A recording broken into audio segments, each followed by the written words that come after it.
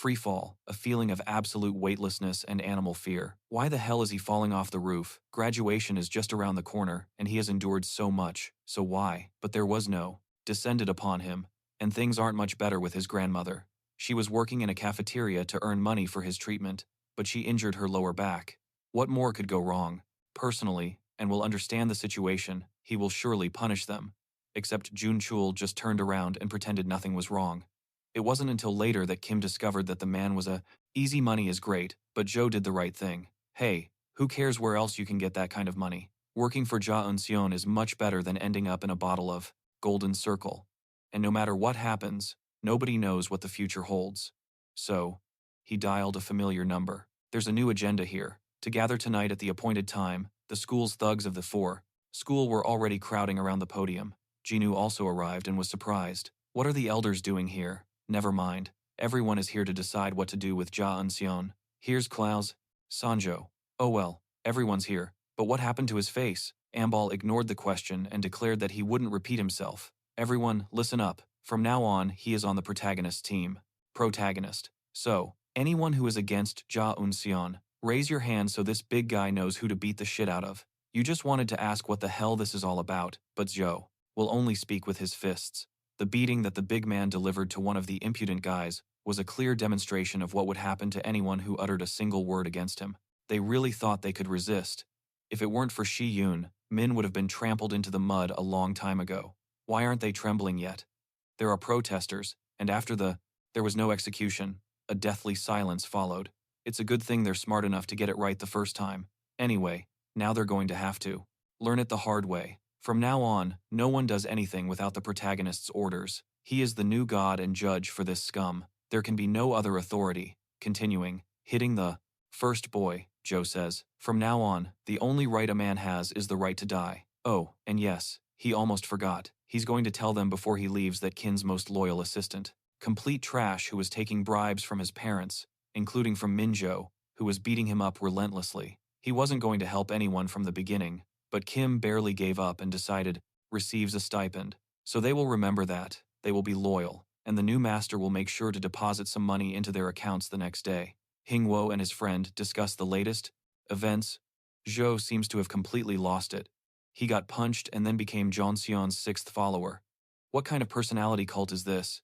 Do they pay you for your loyalty? Yeah. What the hell is that all about?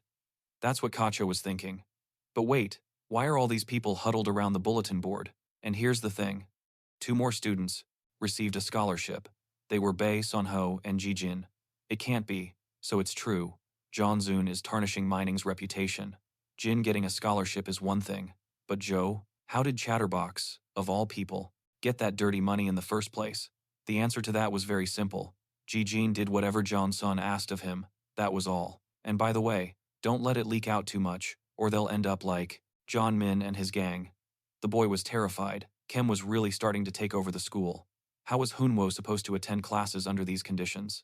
And the situation has changed significantly. No one else at school even considered crossing Ja Eun-seon. That means the protagonist undoubtedly needs to take his retaliation plan to the next level. Days later, Dusan Jun, the new Golden Circle agent, received a call from a client. What's going on? This Yoon Sung has completely turned the school upside down. Why did they even care about the job, or why the client gave a damn? Sorry, I trusted the Golden Circle because I had only heard good things about them. What's the bottom line here? Your son is having a really terrible time at school. If this continues, this client will notify the entire circle's management, and they won't be so polite. To which the broker, Chenu, asks the client to change everything with his own strength. Even though he was alone and knew he couldn't win, he tried. He fought against those scum. He was about to free himself from their oppression. But on that very same day, calm down, he won't fall for this. The situation will be resolved before December, and instead of taking exams, Junon will be writing a request for expulsion. After hanging up the phone, the man sees such a simple, but the noise it makes. Well, how can the guy in the passenger seat handle this task? He responded by telling him not to leave any doubts in the racer's mind, and most importantly, to not. He wouldn't forget his part of the deal. He said it was the so-called Golden Circle killer, Choi Taejeon, a 17-year-old boy. But age is just a number in this case. This guy had already successfully completed a dozen cases for the Golden Circle. Taejeon, on the other hand, had no time to waste and had already begun to act. All the necessary paperwork was in the director's hands. He should be enrolled in the school right now. Normally, Taiwan wouldn't accept a transfer student this late in the year, but his enrollment was required by an authorized member of the Ministry of Education. This guy really has connections. He agreed, which is very suspicious. A bureaucrat abruptly pushing for a transfer student mid-semester is certainly questionable. It's illegal, and if the director reports it to the ministry, someone will be in trouble. The question is, why take the risk unless the boy is a Golden Circle mercenary? And if that's the case, you shouldn't trifle with the young man. His school is the most prestigious in Dosan. If a boy is thinking of breaking the school rules, he shouldn't count on the favor of the teachers or the connections in the ministry. Ted is quite clear on which course the boy should take. It didn't take long for him to introduce himself to his new classmates. Displeased by the lack of success, he introduced himself and added that he had moved here from Seoul and was expecting a warm welcome. But suddenly, he noticed a familiar silhouette in the classroom. It was Jinu. They've known each other for a long time. Half a year ago, when Dajun, the parents of the company's main rich man, that bastard Mino, arrived and began to complain about who the bastard was who had done this to their son. And Mino kept saying the same thing. Junon had just entered the Golden Circle with great ambition. He had made a lot of acquaintances, and, to be honest, he didn't place much importance on each person. Park was also among them, but the MC, the newly arrived guy, thought I was useless. And what a pleasant and unexpected meeting this is. They sure have a lot to talk about while they smoke. The newcomer is very curious to know what the school is like. I thought Hun Wo said he was one of the greats. Well, the bastard is about to throw it all away.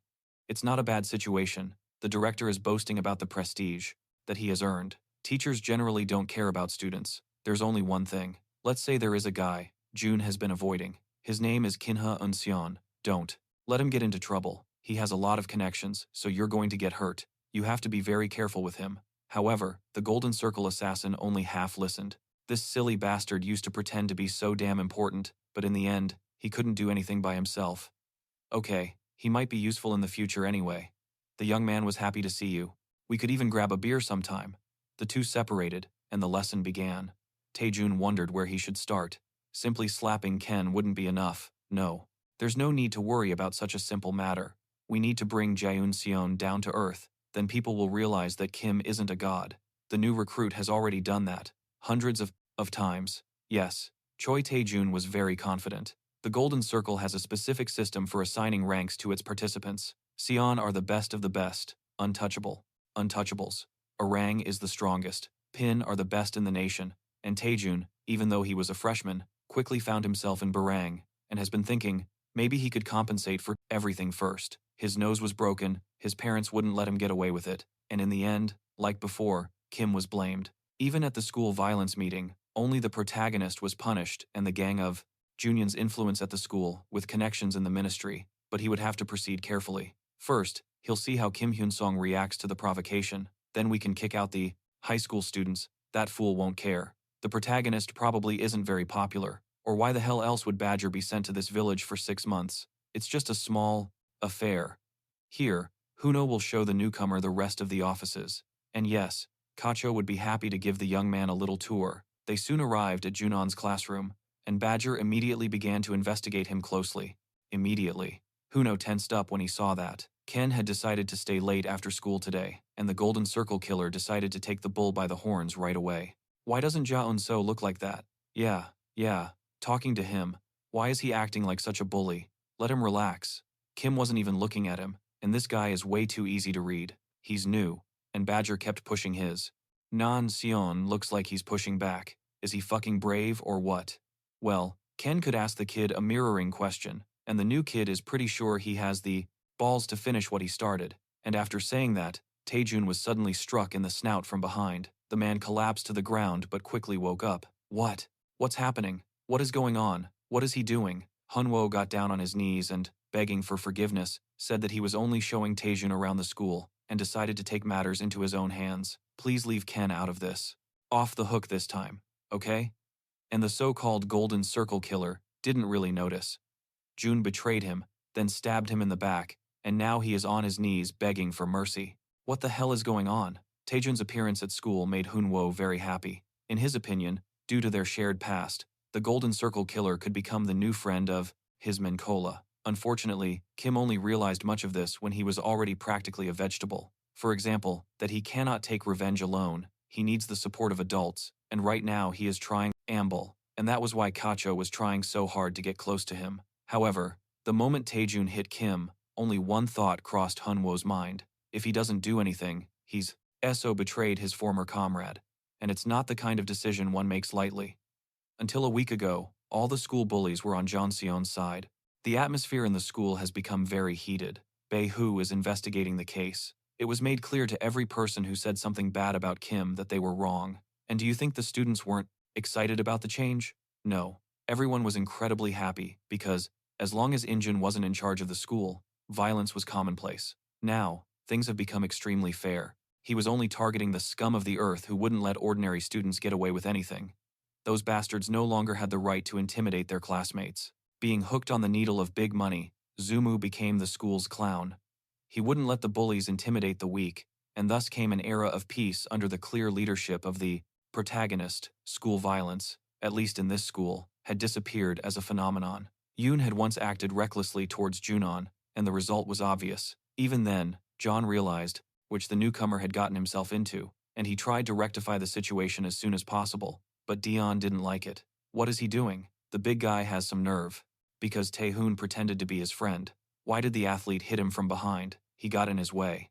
In response, the big man furiously lunged at Daeyoon. He had just been transferred and thinks he can hit whoever he wants. Drop him to the ground quickly. When speaking to Kim, however, the newcomer was undaunted, deftly parrying the big man's blow. Having one of them under his thumb, Junho wanted to say, "What the hell is this guy saying?" But that man better start thinking about how he speaks to Ja-eun. Sunho knows everything.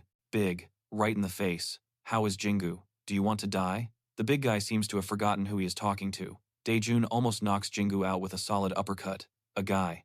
New, on his own, he wrecked a fight club and made it to the Golden Circle at 17. He's a B-rank assassin, for God's sake, and a roundhouse kick from Daejun brought a bold end to this fight.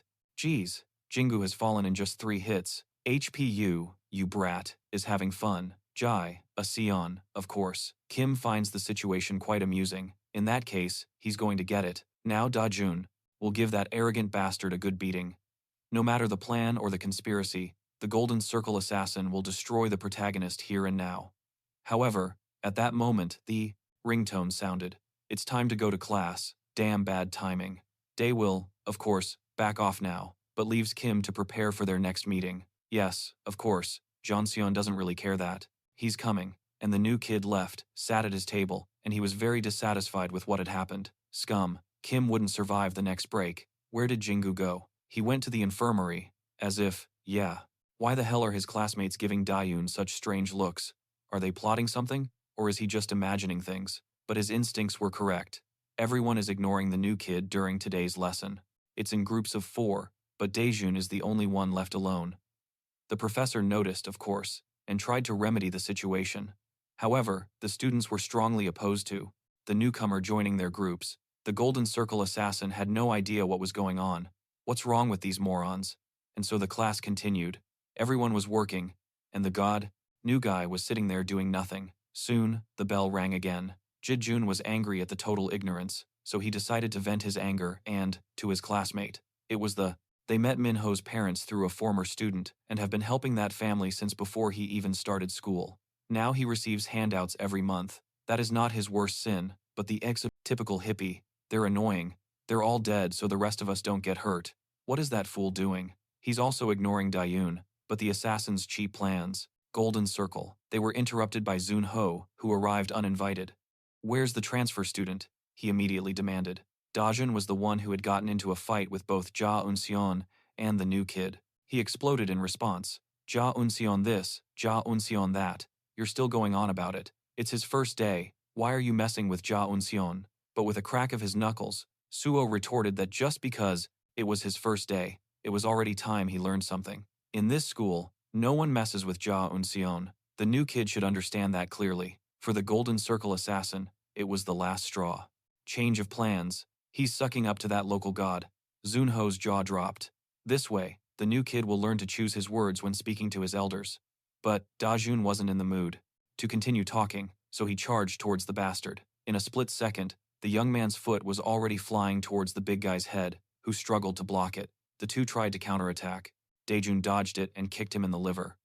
The big guy was thrown back a couple of meters. However, he was definitely not going to give up. He lunged at Daejun with a only intention, to screw him over to the point of almost killing him, but illusions are illusions. Reality must be accepted. With a powerful uppercut, Daejun demonstrated that this cattle was no match for him.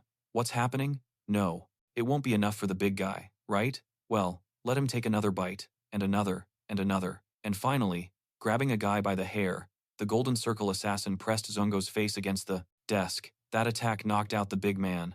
Okay, don't let him get up again. Daejun was in a bad mood today. However, the Golden Circle assassin had forgotten about that. Zungo did not come to him alone. The fact that he's having an affair with an English teacher, who by the way is married and has 3 children, they go to motels with her often. How is Kim? Should he continue, or does he realize his life? The crowd of second-year students had already recovered from their stupor and were ready to kick the newcomer to the curb, except it was to no avail. The assassin of Golden Circle didn't waste more than 2 blows per punch, and even dirty tactics couldn't stop him. Well, they hit him from behind. They have no honor, and should be the first to go down. In the end, neither of them even scratched Daejun, but it seems they're not finished yet. What's the problem? I can't believe they're fed up with them already. Let's attack them. Daejun is really worried that the hospital won't have enough space for them. But what? Wait, Sjo's awake. They weren't done with him yet, and Taehoon was surprised. It's funny for an Ambala to be a first-year's pet dog. I wish he would just lie there and hang his head in shame. The athlete, however, remained unperturbed by a mutt. Whoa, whoa, whoa. Last week, when Suho turned the class upside down, he personally received a message from Ko Chanbong. It was just an extra, but that's how he realized it. Han Sunun, then, has a much stronger connection with the sun. Greater Miyu Hin than I thought. If the Golden Circle killer knew how much the big guy was getting paid for a job like that, he would have shut his mouth immediately. I wonder if Zhou takes down the new guy, how much they will give him, and even if he can't, he'll still have a lot of credit to his name. So let the second years wear out, Kek. Daejeon is more serious than John Min. Maybe they won't take him down right now, but if everyone is in favor of the trial, and they separate, what will Junon think then? Clearly, Zhou was only thinking about money at this moment. After all, the amount of cabbages that the protagonist is not on the path, and it is unforgivable stupidity. Zhou and the second years will kill Dajun with a mob, tearing him to pieces. And the newcomer was wondering how pathetic is hanging by a thread? If all of this is revealed, his career in education will end in an instant, and let it be known that if he continues to behave this way, the protagonist will gladly make his life impossible. They were. Soon after, Dajon was standing in the bathroom, cleaning the bleeding wound on his cheek. Sunjo and the rest of his group had beaten him, throwing the bandage into the trash can. The new guy realized. Mind you, he was getting a little tired of what was happening. What kind of narrow-minded fanatic group had gathered here to throw themselves into a fight they were certain to lose with such dedication? It's not normal at all. If there were more of them, Zhou wouldn't have been able to eliminate them all. It's not getting any easier as time passes. Even if he brings in an agent, there's no way to isolate Zhaon. Seon Kim has turned the school into some kind of freaking Fort Knox. It seems there's only one way to fix this. We have to move as quickly as possible. If the new guy manages to break Ja-eun's arm, Seon will have something to report to the higher-ups in the circle. But as Da-jun was leaving the classroom, he bumped into someone. He tried to be careful, but it was a mistake. The enraged Jun-hool couldn't believe how this little punk was talking to him. Why is he being so quiet? And just 10 minutes earlier, Jun was informing the teacher that the newcomer had decided to bully him. Protagonist. What is that even supposed to mean? Choi Hon intentionally transferred to his school to deal with Jun Seon personally. John Hool realizes that the Golden Circle, Dorado will stop at nothing to achieve their goals. Whoever is behind all this is clearly a sick piece of scum. Alright, the teacher listened to the athlete. What about Jun Seon's answer? Well, I don't know. Ken told him to act at his master's discretion, and John Hool was surprised. At his discretion? That sounds vague. On one hand, the protagonist isn't inciting John Hool to retaliate, but on the other hand, he's hinting to John Hool not to hide and let the situation slide. That only means one thing. It's time for him to show his favor and strengthen his Gevers Hisa. What his brother does isn't enough to compensate for his efforts if he's going to stay like this. Why doesn't times he times die? Grandma wouldn't have so many problems if he had died, or if he could just wake up. Just stop being like that. They will be very happy and finally fire that corrupt bastard. Junho knew all this because, when he moved into his third year of high school, many of this troubled teacher's issues became clear. Relationship with Jun Seon, and there is no way John-hul will miss this opportunity. And right now, he's already dragging this misbehaving transfer student into his office. And as for, they arrived, and the teacher gave that bastard a good kick. Dae-hung didn't understand what the teacher was doing. The boy's indignation knew no bounds.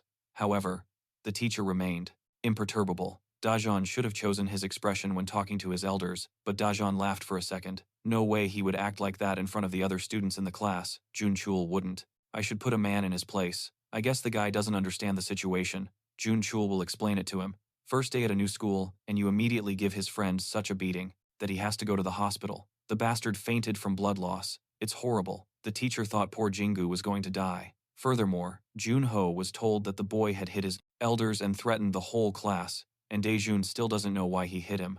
Little bastard. He's been bothering him since day one. Daejeon isn't ashamed to make threats. Huh? What? It's awful. Well, he should try complaining.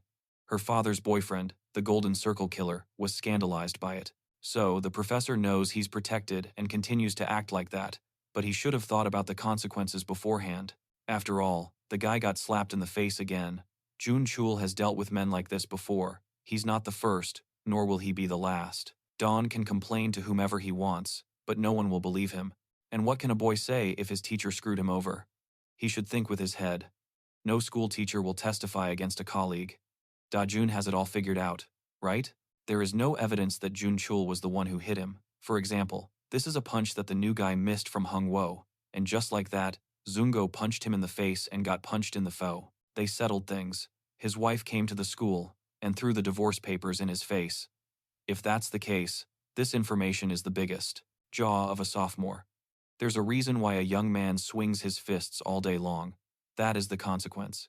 Sometime later, after having survived this act of humiliation, the Golden Circle Killer would inform people of the facts by telephone. How is a guy supposed to handle all of this alone? He's not going to be able to manage it. The teachers and the students are completely inadequate, and Junsu agrees. It's really like that, but at the same time he realizes that if he screws up a job in the field, his future career in the circle will be screwed. The agent can't afford to mess things up now that he's in Seoul, so Dajun doesn't have to worry. Junsu will take care of it. Sometime later, the agent arrives at the home of a man and begins a conversation with him. Junsu humbly apologizes, but he needs help. One man's name wasn't enough. Apparently, the director doesn't realize who he's dealing with. Could the person Junsu is speaking with in the hallway put some pressure on the school administration? The man, who only laughed in response, was a big deal. He was none other than the Seoul Commissioner of Education, the one who gave the Golden Circle Assassin, along with a letter of recommendation. How little tact people in the countryside possess. Of course, he will deal with them. There is a group of people in the Golden Circle, called the Golden Line, and intertwined with it are what are referred to as nodes. People recruited into the Golden Line became part of a powerful network of connections in which everyone was interconnected. They helped each other, and Muncha greatly benefited from the Golden Line, a man who had once risen to great prominence through large-scale fraud, aided by Yoon Chan-soo in these dirty actions. Right now, the man is going to make a call, and on the other end of the line, Mr. Don Hin has picked up the phone and is wondering what Commissioner Oh could want. The fear of his life, so it should definitely work. Before bowing his head, Junchul quietly asked, "What is required of him?" In reality, it was nothing much, just letting him live. It's not a big deal, just a rumor that bad things are happening at a certain school in Dosan. Rumors of professors accepting bribes and showing favoritism. And the commissioner, there are serious concerns that this type of misconduct will negatively affect the education sector in the Donhin district. He believes he can resolve this issue. However, the man's interlocutor had now one question remained. Why doesn't Chan interfere in the affairs of his Dosan? After all, he is the head of the Seoul district. Chan slowly began to boil with anger. There are no borders in their fiefdom. Everyone works. In the interest of the country's education, he believes that a man has no right to point out the deficiencies of education in his own district, but it was undoubtedly true, and his interlocutor added that this was called abuse of power. Chuno had already lost his patience. How dare Don Hin speak to him in such a manner? This could become a scandal. Or does his interlocutor think that Chanoi doesn't know who he's dealing with, sleeping with? This isn't just about one school. If things continue like this, the commissioner will have to seek assistance, to which his interlocutor interrupted him, asking, assistance with what? Golden Circle. Yes, Don Jin knows about that organization, and the man was surprised. How did he find out? His interlocutor continued by asking how the commissioner was doing, implying there would surely be a fight. Dirty. The thing is, his interlocutor would never fall alone. Those bastards from the capital think that only the idiots who couldn't reach the top are stuck out in the sticks. However, Don Jin himself simply likes living here. Neither of them has a plan B. If he loses his position, he will have to live without any power. He should realize that it's useful to bite first if in the end, they all sink together. These words are the only help that Mr. Don Jin can give the commissioner, and it turned out that Ote-wan had been sitting in the man's office the entire time. He told him, just like before, the teacher didn't understand. What do you mean? I mean, let's just let him continue being trash, forgetting about the students' problems, and hiding certain things, that Mu Chen would not act openly. But Don Jin cannot be responsible for what happens behind the scenes. But the director is still grateful to him. However, is Ote-wan sure that he can handle it? After all, the Golden Circle is a dangerous opponent. God forbid someone investigates the school and discovers the corruption at Dosan. They won't get away with just a scare. But the director remained calm. Ote-wan wasn't born yesterday, and he understands everything. Don Jin shouldn't worry so much. After all, whoever is behind this whole scheme is very clever. Then, Taejun was contacted by a broker. They had a slight setback. The boy should ignore the teachers and the principal for now. If they try to hit him, just let him run away. That way, at least there won't be too much of an uproar. And the schoolboy asked, what if they expel him? But Cheno doesn't think that will happen. And even if it does, the man will simply bring Taejun back to Seoul. But the guy realized it was all an excuse. The broker swore he would fix it, and, in the end, the young man was between a rock and a hard place. If he left his job early, he could say goodbye to Chenu and Fusta, his lifestyle. But the situation was too complicated to follow the plan. The guy was supposed to get in Junon's way, to make the protagonist's average fall below the required point. But now he can't get close to him at all, because of his crowd of overgrown suck-ups. However, if this goes well, Chenu will owe his life to Dajun, the assassin of the Golden Circle. Heard the runner, but Chenu must not forget that his future is in the young man's hands. After that day, Chenu, who had disturbed the peace of the school for the first time in a long time, felt like an outcast, as if he had become an invisible and inaudible ghost. The guy got really pissed off and promised himself that he would make sure to get the job done by any means necessary. Even if it's wrong, it only requires a single correction. Now all these privileges have been extended to Johnson. Don't let any information about the incidents leak out. I don't care what means or methods you use. Not only Junon, but all the idiots in the school would regret their behavior towards him. He decided to play it safe. He would call his friends in Seoul first. He can't take on everyone alone. You bastards with a ratchet can't make Kem an outcast either, but with the brothers' help, the boy will have a chance. This Mucus Rans won't defeat him. A couple of days later, June was eating lunch in the school cafeteria as usual, but all the food tasted like. He wondered if it was because he was eating alone, or because the food here was and. Finally, the message. Of the brothers, they were ready to leave. Dajan would finally end it all and get out of this hole, but Jeon was going to catch him. However, his joy was interrupted by a voice. Who asked him, "Is it good?" Daehan didn't understand, and standing in front of him was Kem himself, who chuckled and asked, "It seems that the guy's food matches his personality." Huh, the same. Daehan immediately thought about screwing Junseon over right then and there. However, he held back. The new guy had to stay calm. His boys would be arriving soon, so he just had to buy time. But Jeonseon continued to follow. Why does the new guy's face look so sour? Something isn't adding up. Kim heard that the commissioner made a real scene the other day. However, Dawn remained imperturbable. Junsoon seemed to have lost his perspective after acting like a king. If she had run into the tattoo guy outside of school, Kim would have been in trouble. However, the young man didn't have time to say anything at all. Someone came up behind him, grabbed him by the hair, and shoved his face right into the stinking food. Dajun doesn't seem to understand. He said that Kim was the king of the school. So, because the new guy thought he could survive here without acting like a trembling creature. With the help of his loyal dogs, the protagonist led the Golden Circle assassin. Use them, then so be it. No one will know about Kim's terrible secrets until she graduates. You've got it great, but Jun Chul's teaching alone won't be enough. We have to move on to the roof of the school. Daejun was restrained by his arms, but he still put up a strong resistance. "Fuck you, you bastards," he yelled. But the newcomer did not fully understand the The newcomer didn't fully grasp the situation he was in, and then he couldn't take it anymore. Jeonseon is a fearful bitch who, he was tired of hiding behind everyone else. Kim's ass needs to step up and face this like a man, one by one, and the protagonist agrees. Jeonseon agreed with every word Dajan said. He's seen what the guy can do, which is why Kim completely agrees with him. Taejeon is Baron's killer, which is a bit harsh, right? But if the guy were even slightly less capable, maybe Kim would have given him a chance. But that's not the case. How about we even the playing field? Let everyone come up with ideas here. And the protagonist's loyal henchmen immediately began to carry out the order. The boy tried to get up, but it was no use. They also hit him on the head, and to top it off, Sujeon hit the guy so hard that he lost his balance and ended up lying down to rest after the beating anyway. In a group with a strong hold, not even Taejun stands a chance against that. It could only be desperation for the boy, who was still in high school and just wanted to eat in the cafeteria. But what was happening here? Maybe if he knocked down one of the idiots, he could get out. But the newcomer was distracted from these thoughts by a sharp pain in his arm. It was Junseon, who was curious. If Taejun only has one arm left, what is he thinking? Will Junseon have a chance against him? A cry of pain and despair is what he emitted, instead of an answer, from the guy who, just an hour before, believed he could do anything. He really broke his arm. He is a degenerate. Well, degenerate or not, he should listen, because, from now on, next step quickly. But first, Ken has some unfinished business to take care of. Right now, Myo is going crazy, thinking, how dare that asshole do this to them? The teacher won't let this slide.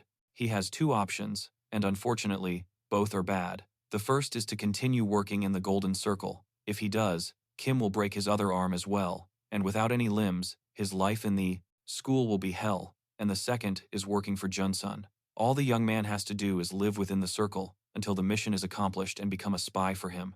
The protagonist, while Kim figures out who hired the guy. Okay, but the young man, of course, refused. Who does he think are some fools in the golden circle? But the protagonist knows it from a long time ago. A couple of days ago, Jun-sun had met with Jun Choli, and after receiving a copy of Dong Kim's file from his teacher, he immediately guessed the rank of the newcomer to the golden circle. We must proceed with extreme caution. Sending an assassin under the guise of a circle commissioner doesn't seem like too much of an encryption problem, or maybe they are. Too sure of their success? However, if Dajun fails, the county leadership will realize the magnitude of the situation, and then they will send the S rank, and everything will be over from their relationship with CBU to the butterfly effect involving mansion construction. The more Junsi faces unpredictable events, the more he realizes that his plans will soon fall apart. His past life experiences will no longer solve the unknown variables, and everything the protagonist wants to achieve will be jeopardized.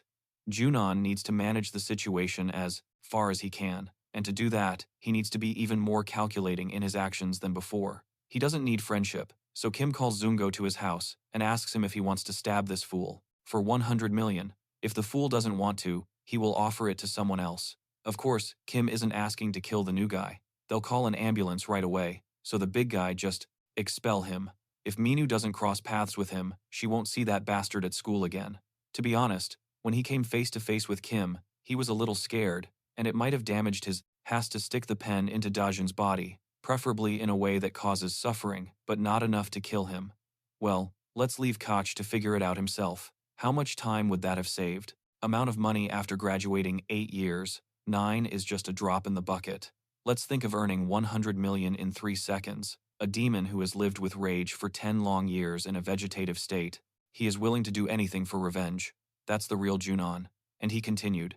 He's not asking to kill anyone, he just wants to bring them down, and the police will say it was an accident. Nobody in Dosan.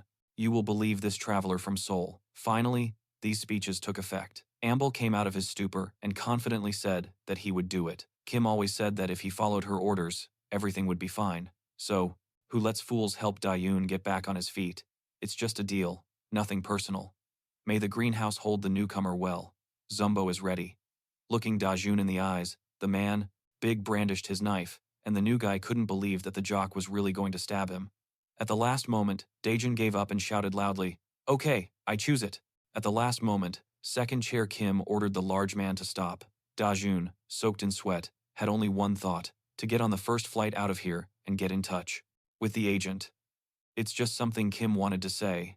He has an address in Seoul, But that's not where the Golden Circle killer lives. His parents and sister live there. He was thinking of going to another place. Don't underestimate the protagonist. He'd better remember that whoever stands in Kim's way will not be able to hide and will live in fear until the last day of their life. And Junsun asked again whether Dajun would stay in the circle or become his faithful lapdog. And the young man hesitated. He entered the Golden Circle with great ambitions, the few cases that he had managed to solve, reputation in class, and he doesn't want that.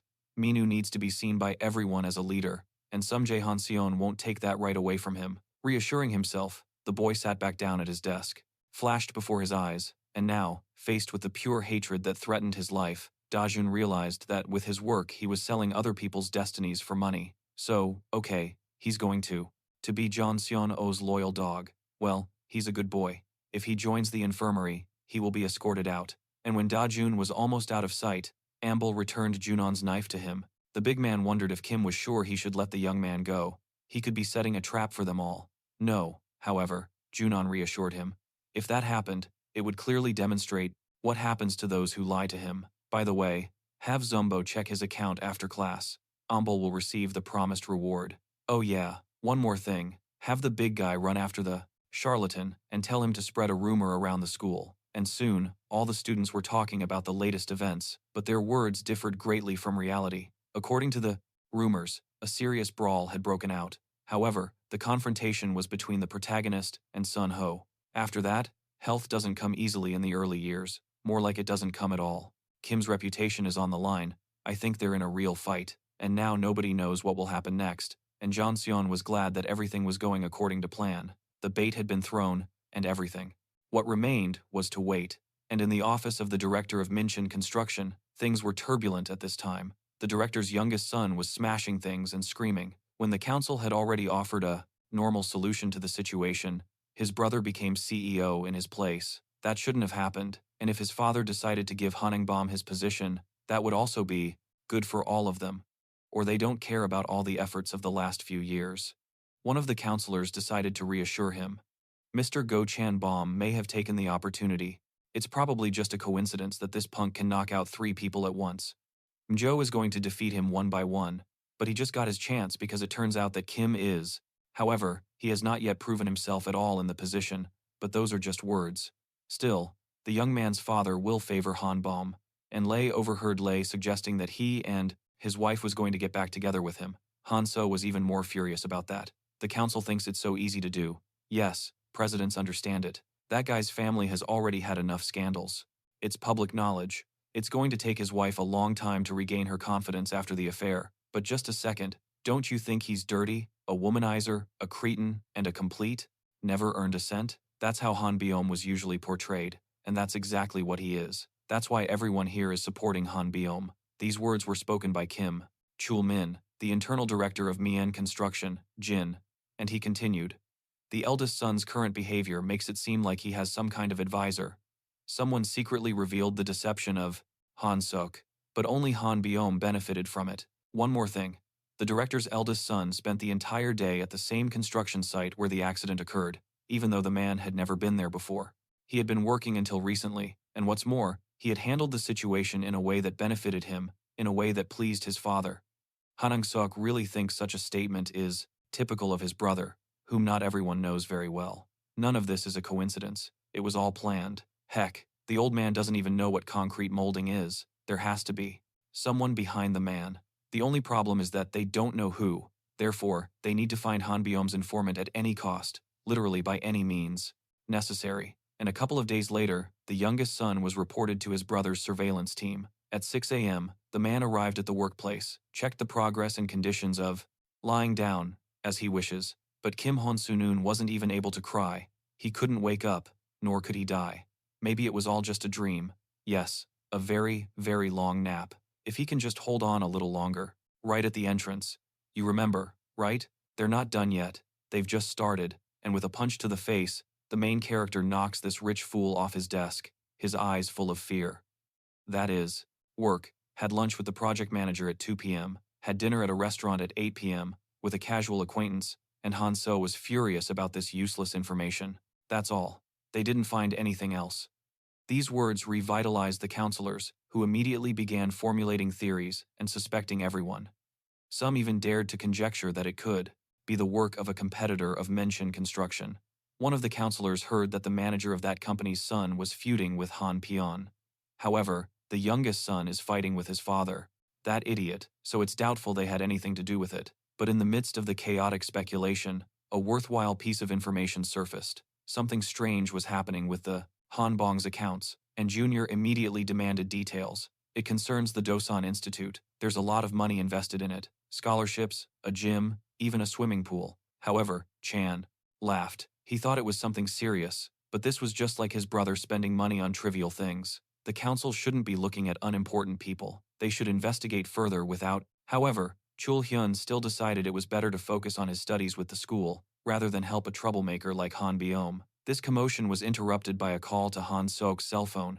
Damn it, who's calling? He has so much to do. He restarted his phone, but immediately received another message from the same number, making Junior tense. Who could it be? The text message was from a certain informant of his older brother. He wants to speak with Han Sok face to face. Shortly before this, the protagonist receives a call from an unknown number from Han Biom, who feels like he is being followed. Some scamming bastards have been after him for a week. Nothing has happened yet, but he wanted to warn Kim. It is very possible that not only Han Biom is in danger, but Hyun-sun himself could be as well. What little self-confidence this schoolboy had left dwindled with each new blow, and he grew smaller and smaller, even begging for mercy. But what mercy is there to be found? Kim was starting to. The young man was likely to be contacted by his brother soon, but the protagonist just laughed. The man is afraid that his brother will offer Kim more favorable terms. However, Han Biom did not. He didn't mean any of that. The man should be able to understand, and Jeonseon is very aware of that, but Han Pion believes him. Right? If that's the case, he should get a phone with a identification left behind. And it was regarding this issue that Han Sung wrote to Han Song. The latter had a legitimate question for the council. What should they do when they discover the field Anna's identity of the informant? But Chul Hin only has two options, considering how Johan Do turned Han Bom, a rare Olgasan, into the CEO. He is a smart man, so he would be wise to win him over and discredit the CEO's eldest son. However, in the event that the informer had to be eliminated, Jock received another call from an unknown number after the meeting concluded. Call from an unknown number. He picked up the phone, and a confused voice asked if the informant had heard that someone was looking for him. But why? And, well, Junior is going to be frank. He wants recruit his interlocutor. Hanok's brother barely managed to finish high school. The youngest finished university and obtained a degree, while Han Bom spent his time sitting in bars. The boy, he was gaining experience working on the company's construction projects. So, who does the informant believe is the most suitable for the role of president? Sooner or later, their father will name the heirs to the company, and the head of Mac and Construction is the type of man who might as well hand over his idea to some incompetent outside manager if they prove their competence. But Han Bom is incompetent, to say the least. No one will give him the president's chair. The informant said that he understands this, which is why it is better for him to support Han Sok. Agreed, and Ono agrees, but only with one. Understand it. But then hope appeared in Minu's eyes. Junchul, that bastard, is being paid by his mother. He should come and fix this. But just like before with the protagonist, the condition. Junior was all ears. He was willing to comply with any request from his interlocutor. And after finishing speaking, Chanok immediately returned to the council office with good news. News had managed to strike a deal with Chan Bom's informant in exchange for a small favor. The unidentified person wants a position as an internal director within the company. Chen doesn't. He didn't like it immediately. This is his territory. Jock doesn't even know the informant's identity. It isn't wise to give them such an important position. It's best to treat this request with caution. However, no one asked him. Junior was furious. What was Chul Chang doing while Chan Bun was taking over the company? Anyway, they have to get to the bottom of this, but the council has its doubts, because it's not that simple. Mensen is a company with a long history. If Chan Bong had been appointed, there wouldn't have been such an uproar. However, it's worth remembering that the CEO position at the company was awarded to people who had dedicated at least 20 years to the company. Junior has had enough of this. This deadline is out of the question. Chul Chen had better. Shut up. It's too old-fashioned. That's why Chun Sok has always disliked him. Who cares about tradition? When Junior takes over the company, things will change. Everyone should be thinking about. Another thing, everyone in this company will get what they deserve if they follow their plan. Isn't that the main thing? Let the presidents rack their brains.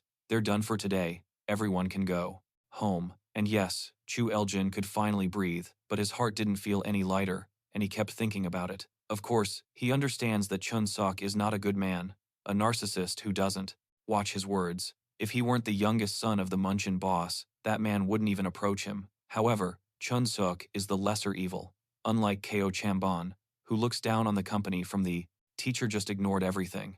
Yes, don't expect anyone to help him, because no one at this school likes him. Until 5 minutes ago, the teacher was considering what he should do.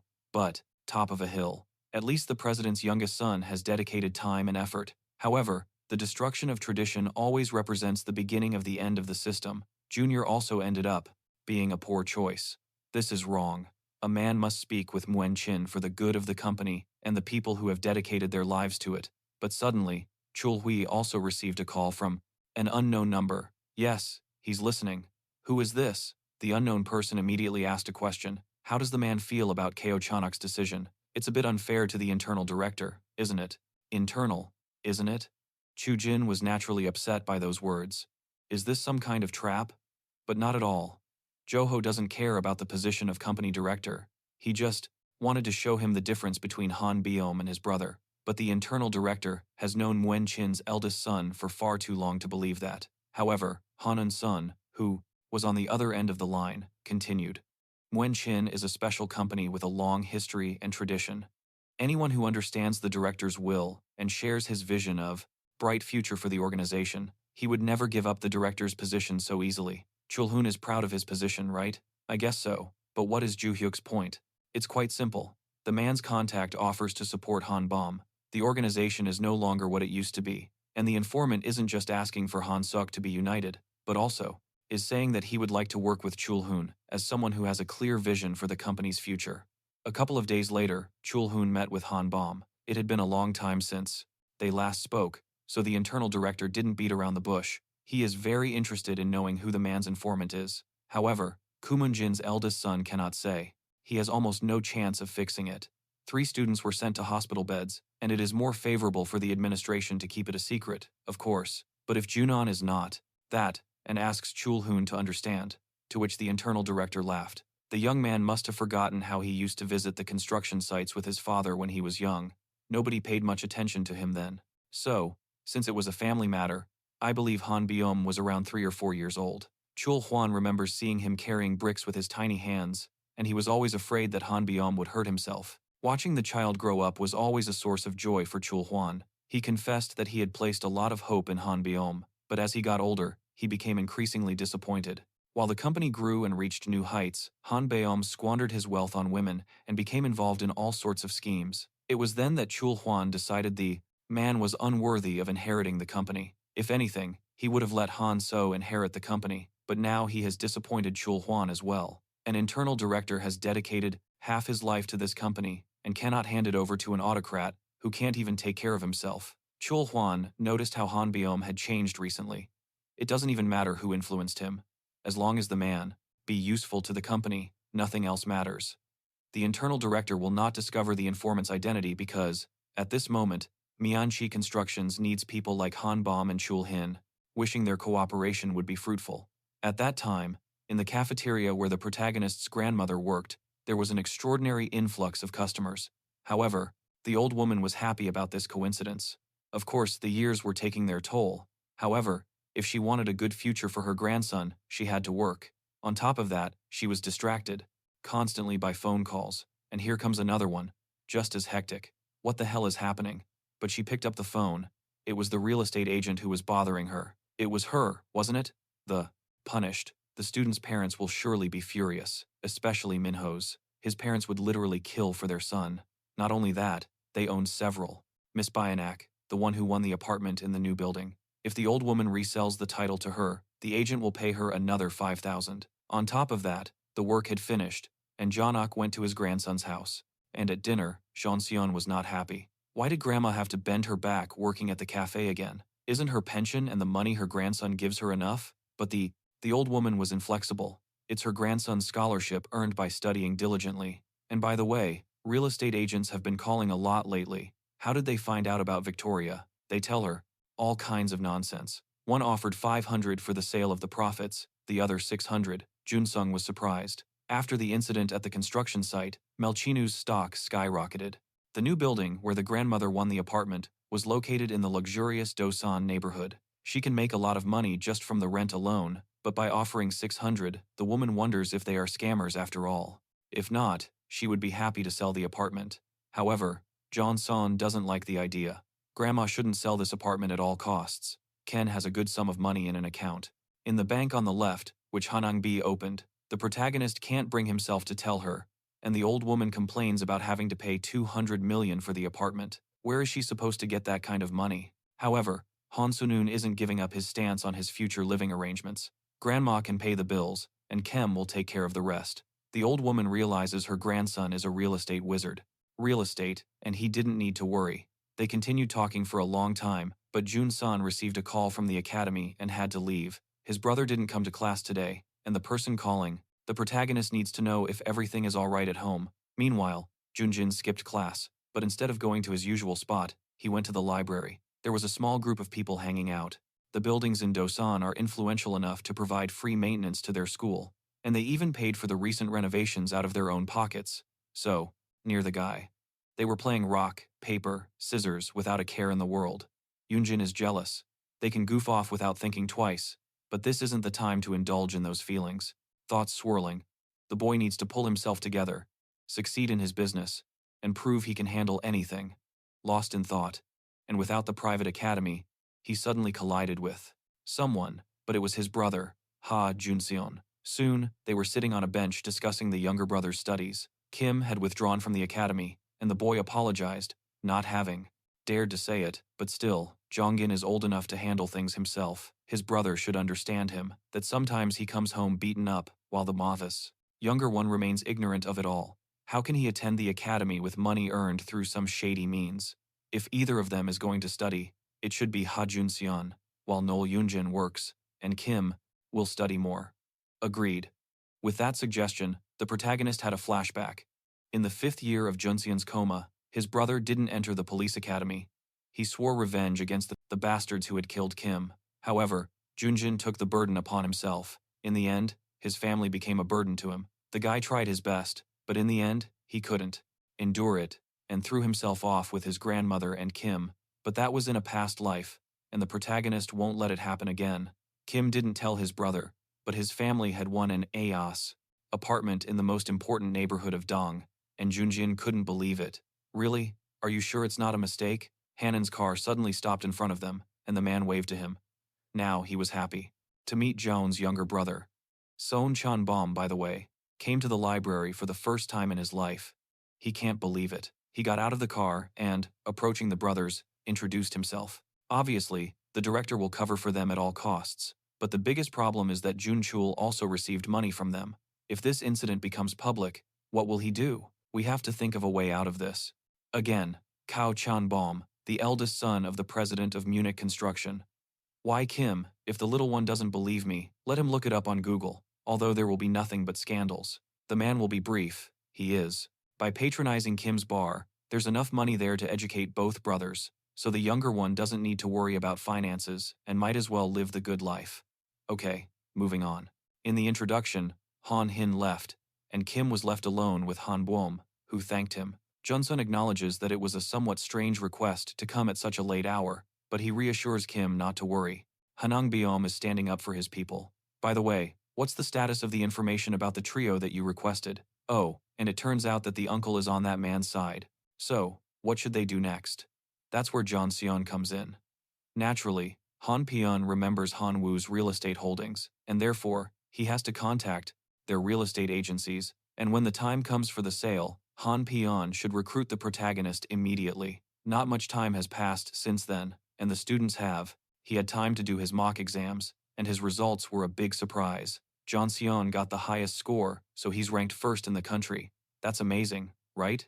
Only school children were thinking about it. When Kim left the building, reporters immediately swarmed him with a barrage of questions. What was the secret to his grades? How many academies, private, had he attended? Apparently, the director got involved and stepped in to handle the journalists. But it's okay, Kim will answer all questions. Junyan confidently said that his teachers were excellent and that he simply attended class diligently. He didn't go to private tutoring or private academies.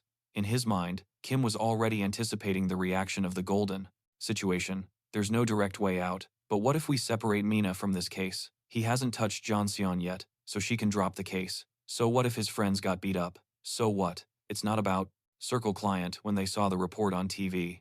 The Golden Circle runner was not happy at all. He stopped Dion in the alley and demanded an explanation. The young man was nervous, but he still reiterated what he had reported before. Jeonseon and Sungo had broken up. Dajun had managed to create a feud between them and would soon corner Kim. It's only been a month, and the guy needs longer, and the agent understands that, but he's being too vague.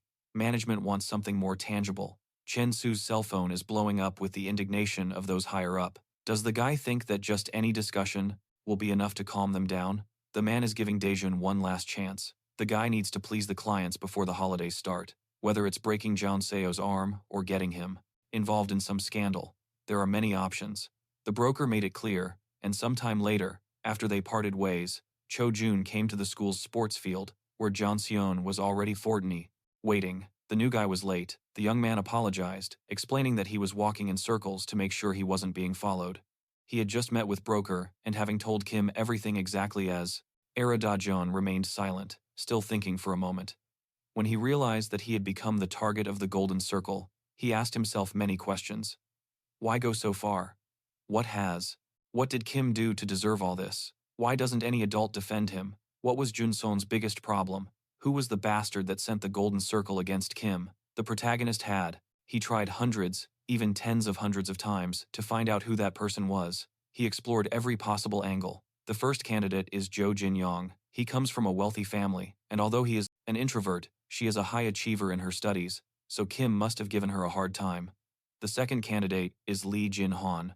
The protagonist had a fight with him at the doctor. His son. Damn, I have to tell Kin not to touch Min-eun before she makes a mess of things. In a hurry, the teacher ran towards the classroom on the right, but it was already beginning of the course, and they haven't spoken since. The guy is a hidden bastard with a Napoleon complex. His father owns tens of thousands of acres of land. And the last candidate, Choi On. The daughter of a high-ranking official was ranked second at the start of the semester, but Kim surpassed her in the exams. This trio is the best fit for the client's criteria. With Daejun's help, Honseon tries to attract someone from the Golden Circle, but after what Kim overhears, only one candidate is left. Honseon tells the boy that if their connection with the Golden Circle ends tomorrow, it will be for good. The next afternoon, during physical education, Jun Chul announced the start of class. The boys would play soccer, and the girls would play dodgeball. The winning team would get a free meal in the cafeteria, courtesy of the teacher, and on the soccer field, Kim single-handedly broke through the entire opposing defense and scored a goal. He single-handedly led his team to a well-deserved victory, a true individualist. The girls who were interested in watching the boys play began talking about him as well. Junon is so cool, isn't he? Yugi asked his friend why Siona doesn't call him to hang out, and the girl pondered about it. Kim is very nice, but Huey was actually just kidding. Perhaps the Han Sunun of the past, who was a charming boy, was worth it, but if the current Sunai got involved with him, he would also be treading on thin ice. However, the girl didn't agree, saying it's not like he would ever start a fight first, and with those words, she walked determinedly towards the protagonist. The girl greeted Kim and offered him a drink, saying, "You must be tired." Kim is grateful, but Sunai doesn't want to go anywhere else. The guy has something to tell him, and 15 minutes later, Hugh got worried. Where were they going? Class would start soon, right? What could they possibly be talking about for so long? And then, it's definitely a little longer than expected, but 3 years later, nothing has changed, and his younger brother, Inin, hasn't been around for a while. And what are the nurses around here discussing? It's hard to hear, but late. The guy was pretty out of it, and no matter how hard he tried, he kept falling short. Okay, I don't give a shit about that fool's parents. After all, if the Doring Tangers of IT9, a shiver ran down the girl's spine. Hughie received a message from a friend and needs help. Shortly before, Junun and his girlfriend found a secluded spot in the sports equipment warehouse, and Seon. Nae wonders why Kim decided to choose this place. Junon is a good guy, sure, but the protagonist quickly interrupts her train of thought. She needs to let the girl close the door, and Sunai freezes in shock. But what is Kim doing? He had made it clear that she just had to close the door. The guy already has enough problems these days. It's okay, Sunai. She can guess why. and the girl realizes it's because of the high school students and their countless fights. Yes, she's right. However, there's something that people don't know. Someone hired these thugs to do this. There's a man behind all the attacks, which is why Jeonseon set a trap. He's the one who spread the information to the three people that Kim suspects. Word is that the protagonist is having a bad time and is going to transfer to another school. If he were an instigator, he would undoubtedly be happy about this outcome. Second person was told that Kim and Seon-ho didn't really fight. If that person was guilty, they should have gotten angry and taken immediate and drastic action. Oh, the girl's knees. They are bending over. What's the point? Ha, a Seon. But the boy continued on and told the chatterbox girl that, despite all the difficulties, Ken would continue going to school. To this, the abuser would try to find a new approach to the boy, and this is what Junon discovered. The spy he sent among the students found a clear reaction to one of the messages. Chuisune is like, nothing to say to the protagonist. And, within seconds, Hug-gae burst into the warehouse. What's wrong with him? How is his friend feeling? Where is Ja Eun-seon? He was standing by the door and said that Sune could. Jun-chul's adventure will lead to him losing all his assets, which is exactly what Kim was counting on, and he wouldn't give up his efforts. Some spineless creeps laughed at him, and over the past 3 years, they've told him countless times, leave, and the girl obeyed apathetically. The protagonist, for her part, abruptly closed the door behind her. This was where he and Yuji had a topic of conversation, all the circumstances. They suggested Sunai was a client, but that's trivially impossible for one reason. What is this guy even talking about? What clients? The girl was clearly terrified. What's the problem? Han, son, is frightening her. Kin had requested a background check on the 3 suspects a long time ago, in order to uncover the truth, and thanks to that, he discovered a truth about Sunai that no one else knew. Hook Hikak knows why his girlfriend moved away from Seoul. It's because Sunai's brother was bullied so cruelly at school that he couldn't take it anymore and took a desperate measure. He is no longer alive, and to save Sunai from their own daughter, Sunai's parents decided to leave everything behind and move to the countryside. What kind of family would do something like that just to improve their precious daughter's grades? Absolutely not. Who knows? The girl told Ja Eun-seon that whoever was behind hiring the school bullies, Sunai despises that person with all her heart, and remembering the tragic fate of her brother, she has always supported Kim, and after this revelation, Gae continued while tightly hugging Yuj. He only had one option left. Sunai shared what Chatterbox had told him with someone, and that man was that of Hyu. The girl broke free from Kim's grip and screamed, "What the are you talking about? Kim, she had nothing to do with this." Hug-gae hysterically pulled, hysterically gripping the doorknob in a vain attempt to escape the warehouse. Why won't it open?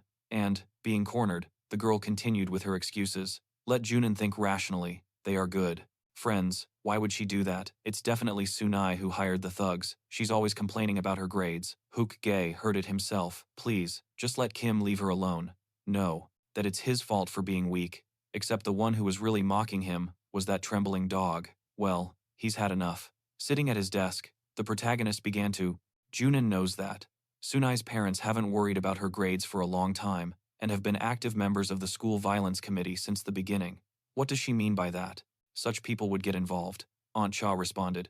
Well, you never know. Sune's father is a high-ranking police officer, and among the people involved with the ring, Golden. Oh, why did Yug just say the Golden Circle? Ken never mentioned the Golden Circle in front of her. A torrent of tears rolled down the girl's cheeks and disappeared in an instant. Instantly, it was as if a tap had been turned off. It's all Ja Eun-seon's fault. If he wasn't so ruthless, none of this would have happened. A few months ago, a girl saw Kim. He's so handsome, tall, friendly, good-natured, studious, and even athletic. Well, from all points of view. And I liked Yuji as the protagonist because of her qualities. But the problem was that she wasn't the only one who wanted a boyfriend.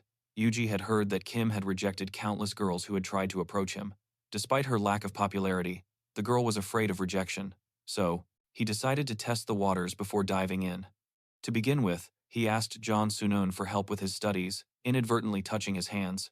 Hoog interpreted the behavior of the protagonist as a sign that he was allowed to proceed to the next stage. She asked her friend to ask John Zoom about his idea of the perfect girl, and to be honest, Kim never had thought about it, probably someone like Hugh. And after hearing Kim's words, the girl was certain. She prepared a gift and wrote a letter, and on the day she met him, she suggested to John Zoom that they start dating. Hook-gae experienced rejection for the first time in his life. Coming from a wealthy family, never hearing no from his parents, living like Christ behind their backs, the first reflect on what had happened. If he hadn't touched Minho now, dealing with the rest of the gang would have been easy to avoid, but Hyun-soo is the only one who isn't going to hold back or cover for anyone. Rejection plunged Yug into despair and anger. Resentment began to fester in his heart, and when the girl told Junsun everything, he shook with a series of nervous laughs. So there was. He hired a gold spoon to get revenge, which made Yuji immediately yell. The guy said the girl fit his ideal type and gestured towards her, even though he knew nothing about her. After that, her life went to hell while Kim had as much fun as possible. He became more popular and got better grades, and she felt like the girl certainly didn't want things to go so badly. She only did it to make Jeonseon feel as desperate as she did. That's it, she won't do it again. Will Ken forgive her this time? And Kim's giggles had already become a kind of nervous tick. Face to face with the manifestation of pure evil, Jeonseon suddenly lost all emotion. The girl should have known that Ken didn't reject her, because she wasn't his type. You should have told him that back then. Hansen couldn't afford to date Huki. The girl constantly had lunch in cafes, and changed her phone as often as she changed gloves. The guy couldn't stand it, so he had no choice but to reject her, and the girl seemed happy about it. Even while holding his hand, the girl said with a smile, "You should have been honest from the beginning. If Kim had just said it directly, things wouldn't have gone this far. They could have started over, but no, it was already too late." Grabbing Huji by the hair, Ken whispered in a low voice, "I will destroy that girl so much, like his entire family, down to the smallest reason for their joy." At that moment, he broke into a powerful tantrum. That bitch will never understand why she went so far. 10 years of hell in a vegetative state, and countless misfortunes for the protagonist's family. And now, Han Sunun is doing everything he can to prevent it. How dare Eggy consider himself a human being when he led? Otherwise, he wouldn't have hit Park Minli right after returning. He could have avoided them and lived a quiet life if he had wanted to. Except that, after 3 years in that, Kim to the abyss of despair, and humbly watched all this happen over a simple rejection? People like her never change. When they're done with him, Hook Gay should find a good plastic surgeon. It's a shame that all that money will be spent fixing a broken face. It's a shame for her, indeed. Not long after, Junchul burst into the warehouse, and he was surprised, to say the least, truly shocked. Kim is already hitting the girls, and it's so brutal. She has bruises all over her body and is bleeding, but it doesn't matter. It's all for her. She was the one who hired the Golden Circle, so she deserved it. Deserved it. Junchul intervened, but is Unseon there? He was sure of it, the professor thought frantically. Is this the silent client of the Golden Circle? Still, Kim was exaggerating, but on the other hand, he hired the school bullies. You can't let something like that go unpunished. Well, he'll fix it somehow, but the girl's parents won't let her off that easily. Her father has a lot of influence in Dasan. This is a whole new level. But okay, it's fine. Junchul won't have to clean up the mess himself. Just have a man send Huji home. That's all that's needed. Has to do. And when the girl arrived home, she was greeted by her father. "Oh Chun Saman, what is this? What kind of bastard did this to his girl? Do they have a death wish?" The mother of Yug immediately rushed to her favorite daughter's side. What were they going to do now?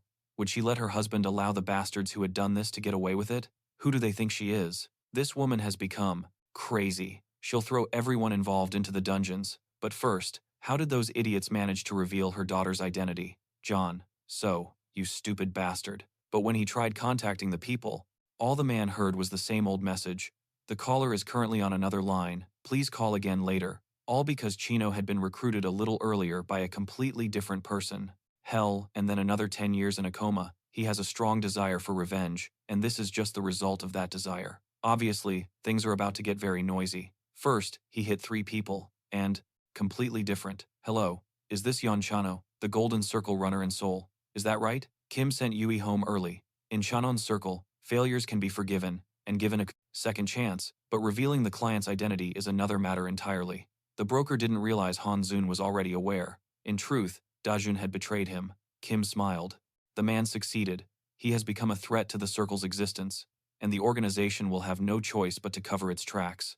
They will eliminate everyone connected to the case. The runner is stressed by what Jeonseon is saying, but God forbid this circus ends. Here's a simple question for Chan Su. Do you want to live? And upon receiving a positive response, Ken said that, in that case, all the agent had to do was inform the circle's management that the man had successfully managed everything. JNS has finished with Junin, and the client is very satisfied. Dunn had also finished the job and was ready to return to Seoul, but the agent didn't understand. It's not that the client was going to. Let's keep quiet about Jansu's failure. However, the man can't dwell on it. He has someone else to worry about right now. They'll talk later. For now, Hui has to leave. Hearing the beep of the disconnected call, the agent nervously smoked. The situation is screwed up. The man is now without options. He's cornered. He has a client on the phone. Okay, I have to talk to him. And then, a series of furious rants erupted from the speaker. Why isn't that bastard answering the phone? Looking at his daughter Hui's battered face, her father would like to know how Chan Su is going to handle the situation. What did that jerk guarantee from the beginning? That his organization had an exceptional reputation, without a single failure. And if Chun Samam decides to tell someone, why does the broker think his superiors will happily speak with the client in person? Hui responds immediately, but the response was totally unexpected. Now he has hit Manon. The principal wanted the school to gain prestige, so he would definitely try to punish the offender to the fullest extent, and there are plenty of witnesses, so there's no way to. Cheng Su didn't give a shit. He's sorry, but his deal is over. It's over. And as Hyuji's father pointed out, the golden circle has never failed, and the broker turns out to have just set a precedent. What does the man think is going to happen to him? Jansu wants to live. Okay, so he gave all the details about his deal to King Han Seon. Oh, Chun Su probably didn't know there were a few papers involved in the deal, but life is unpredictable, and the broker kept a couple of important documents just in case. The man was furious at those words. He thinks the broker is total trash. Chun Su will rat on him in the golden circle. All those bastards will go down, but it seems Hui's father doesn't understand. Chan Wu ratted him out for a reason. It's time he understood that whatever happens, afterward depends on him. And at that moment, the agent hung up. That made the man even angrier because someone was coming to his house. Who could be there at this hour? However, he received no response. It was King Hanseon. He came to visit them. What's he doing here, and why is he sitting on the couch like he owns the place? He needs to get his ass up immediately. Koken is in no mood to mess with a man's ears. And sit next to him, quickly. Honam has 2 chairs, and unfortunately, both are occupied by jerks again. The first is to get revenge on Ja-eun's son, file a police report and try to kick him out of the Golden Circle. In that case, he would publicly burn everything broker had told him. The circle won't disappear after that, but the same can't be said for Yui and Hano's parents. The man will go to jail, and the daughter will go to the detention center. It's as clear as water. The funny thing is that Hon will be in jail for 3 years, but his daughter will be out in a couple of months. The man has no cover it up. They can't stop the rumors now. But if Ken can't even handle a little bit of school life, what revenge are we even talking about? No, this is only the beginning for idea what will happen to her without her influential father. Who will keep Eggy away from Jun-sun? The man exploded. Kim isn't threatening. She thinks Johnson will let it go. Well, the uncle. He needs to start choosing his words carefully. After all, Jun Seon has Kao Jongbon, the heir to Munchin Construction, backing him. It wouldn't cost him anything to ask for help, like saying, break a couple of ribs, or something even worse. The options are endless. Oh-chun thinks the guy has no guts, so he'll let the man ask Hu-ji. His pretty face will explain everything. Immediately. But a man can't worry because there's also a second option. Dropping the knife to the ground, Kim continued, how about this loving daddy tames his own tendons? Of your daughter? Then it won't hurt her. John Seo has nothing more to say. Daughter or status, let him choose. Meanwhile, Seda, the man's wife, was trying to calm her daughter. What does he mean? This guy is crazy. The woman asks her husband to call the police as soon as possible. Why isn't he doing anything? Kim is leaving, isn't he? And the man with the trembling hands finally understood. What a bastard he is. The guy is right about everything, down to the last word he says. One mistake, and you'll end up behind bars. Construcciones, Mensch, Kochan, Bomb, they're all out of his league. This is his home, his business. Who else is going to run it? Picking up the knife, the man lamented. He told me not to spoil the children so much. He made his choice, and unfortunately for his daughter, it wasn't in her favor. Meanwhile, Hyun-sun finally, he met with the broker in real life, and they had already had the opportunity to discuss the recent event. He asks, even if Junin decides to go with the second option, Ken won't stop there. True. And yes, of course the agent is right. He will make the man step towards the edge of the cliff, one way or another. At first, little by little, Kim exposes all the fraudulent schemes in which him, and sometime later, at a teacher's council attended by the protagonist, a director named Ot Wan, did nothing but tear up and moralize. This is unacceptable. Han Suum not only different, Honam was somehow involved, and will later reveal everything the broker gave to the young man. Sounds great. right?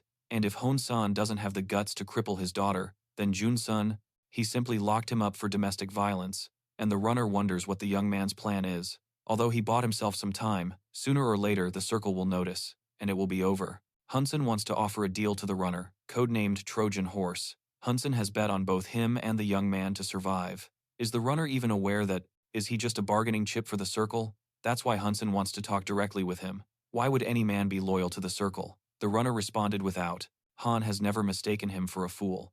Being a double agent is an even more dangerous game. He admits that he joined the circle to earn a ton of cash, and the organization is more than capable of providing it. The runner only leaked the information because he is too afraid of the circle. So, what's the deal with this Trojan horse? Hunson wants a man to risk his neck for a young man. And Mian Chin's money? That's a lie. Qin only said one word to those celestials, and the corridor became tense. What? How does he know? And Junsun continued. In 2 years, Chunsu should be a runner. For the best of the best, isn't that right? The vertical axis of the golden circle, the golden line, like any structure, has its classes, senior politicians, high-ranking business people, and officials in the environment. Of the circle are called the big leagues. These people have their own runners, and the higher the rank, the larger and better the circle that supports them. Furthermore, the ideal runners are 1CT, accepted into the league itself. Chenu was surprised by the guy's words. And those at the top don't even know everyone in the circle? How does Johnson know all this? It's insane. And if, sent them to the hospital, he did it with all the cruelty he could muster. Even after speaking with the professor, he did not show a single bit of remorse, and repeated his misdeed by attacking Mina again. It really works, of course. If the circle discovers Chenu's betrayal, there will be a price to pay, but otherwise, the man will be gone in a couple of years, and no one will catch him. What if Junior is taking down the golden circle, killing 2 birds with 1 stone? After thinking it over, the broker asked Kim how to become a member of the league, so Kim told him. He asked him not to rush things, at least for the next month. But then Chen Su would get what he wanted and finish his business. Ayn went to someone to further solidify his position. The protagonist reflected, John, so probably doesn't understand how he found out about everything, but in Junon's past life, after only a couple of years, society learned of the existence of the circle, which became a national scandal after the involvement of politicians and big businessmen was revealed. But the Golden Circle case was closed without a single name of a finder so, league member being made public. It is impossible to legally destroy the circle. The big shots and those in power will never allow it. So it was time for Kim to move on to the next phase of the plan, and the next target was Prosperity Party Senator Kim Pano. The protagonist wondered if Pano was the one who had sent him the note.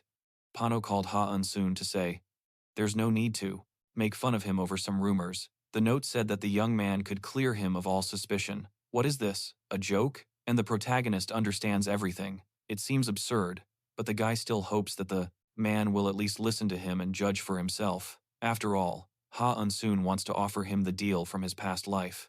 Kim recalled that during his time as a professor, Pano had developed many useful connections that he used to promote the sons of influential officials, and with the help of these officials, the man had risen to the rank of senator. But in a moment, his grandmother fainted. No, the overwork caused her to beg, but the female hospital staff didn't have an ounce of sympathy. That whiner would finally stop coming. Now they would have to. The victims' faces looked like something out of a gangster movie. This is a school. We have to punish him severely, and everyone agreed, including the school teacher. Pano's carefully constructed world imploded, all because Senator Chano uncovered a corruption scheme. Ha Un-soon had been waiting for the opportune moment when the man would need him. In the not-so-distant past, the young man had discreetly left a note with his number and an offer of help on Pano's office door, and currently, Will has just filed charges against the man, and it's all very strange because there's no personal animosity between them, nor any obvious advantage for Will in this case. However, Hoon believes that this person was asked to dig dirt on Pano. It could be, for example, Senator Yang Minggu, leader of the Prosperity Party, but Hoon doesn't hesitate, even though it's quite a dangerous statement, and Hoon's son knows it, but he trusts. In his words, Young Mi needs to take down a young rival who is rapidly gaining power. However, directly spying on a member of your own party is very, very difficult, which is why he forced Senator Will to do it. After all, partisan infighting is common, plus Will has no prior record, so it is not easy to get revenge on him. The man carefully coerced himself. The guy is quite perceptive, but it's not enough. Assuming the young man is correct, then what's the problem? It's as clear as day. There's only one solution. If you can't discuss the message, shoot the messenger. Influential parents always have children with absurdly high grades. No matter how they achieve them, rumors will start, and soon a story will come to light. A story about foreign students who use drugs. But the identity of one of them will remain hidden. And what a fortunate coincidence that Senator Will's son happens to be studying abroad in the Tumea, foreign country right now. Han Soon's words made the man laugh, as he didn't understand what he was getting at. But Kim remained persistent. This news is about to break in the media. If Pano, English Lee Minjo, was about to suggest expelling that student from school, but Jun Cheo interrupted her with a subtle nudge. Of course, he couldn't say anything openly, but he didn't. Plays his cards right. He can avoid the scandal. The man, however, knows that it's extremely difficult to restore one's reputation in politics, especially after it has been completely destroyed. One mistake and, as the saying goes, you'd be wrong to think Pano will close this gestalt. At least his future won't be set in stone, and beyond that, Junsen has plans to smooth things over. In that sense, Ken has to act.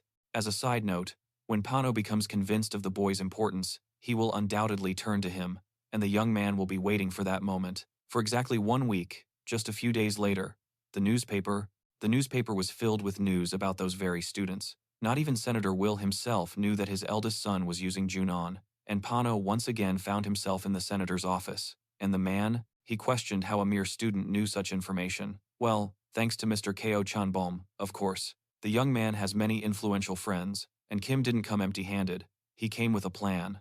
Empty, he came with a plan.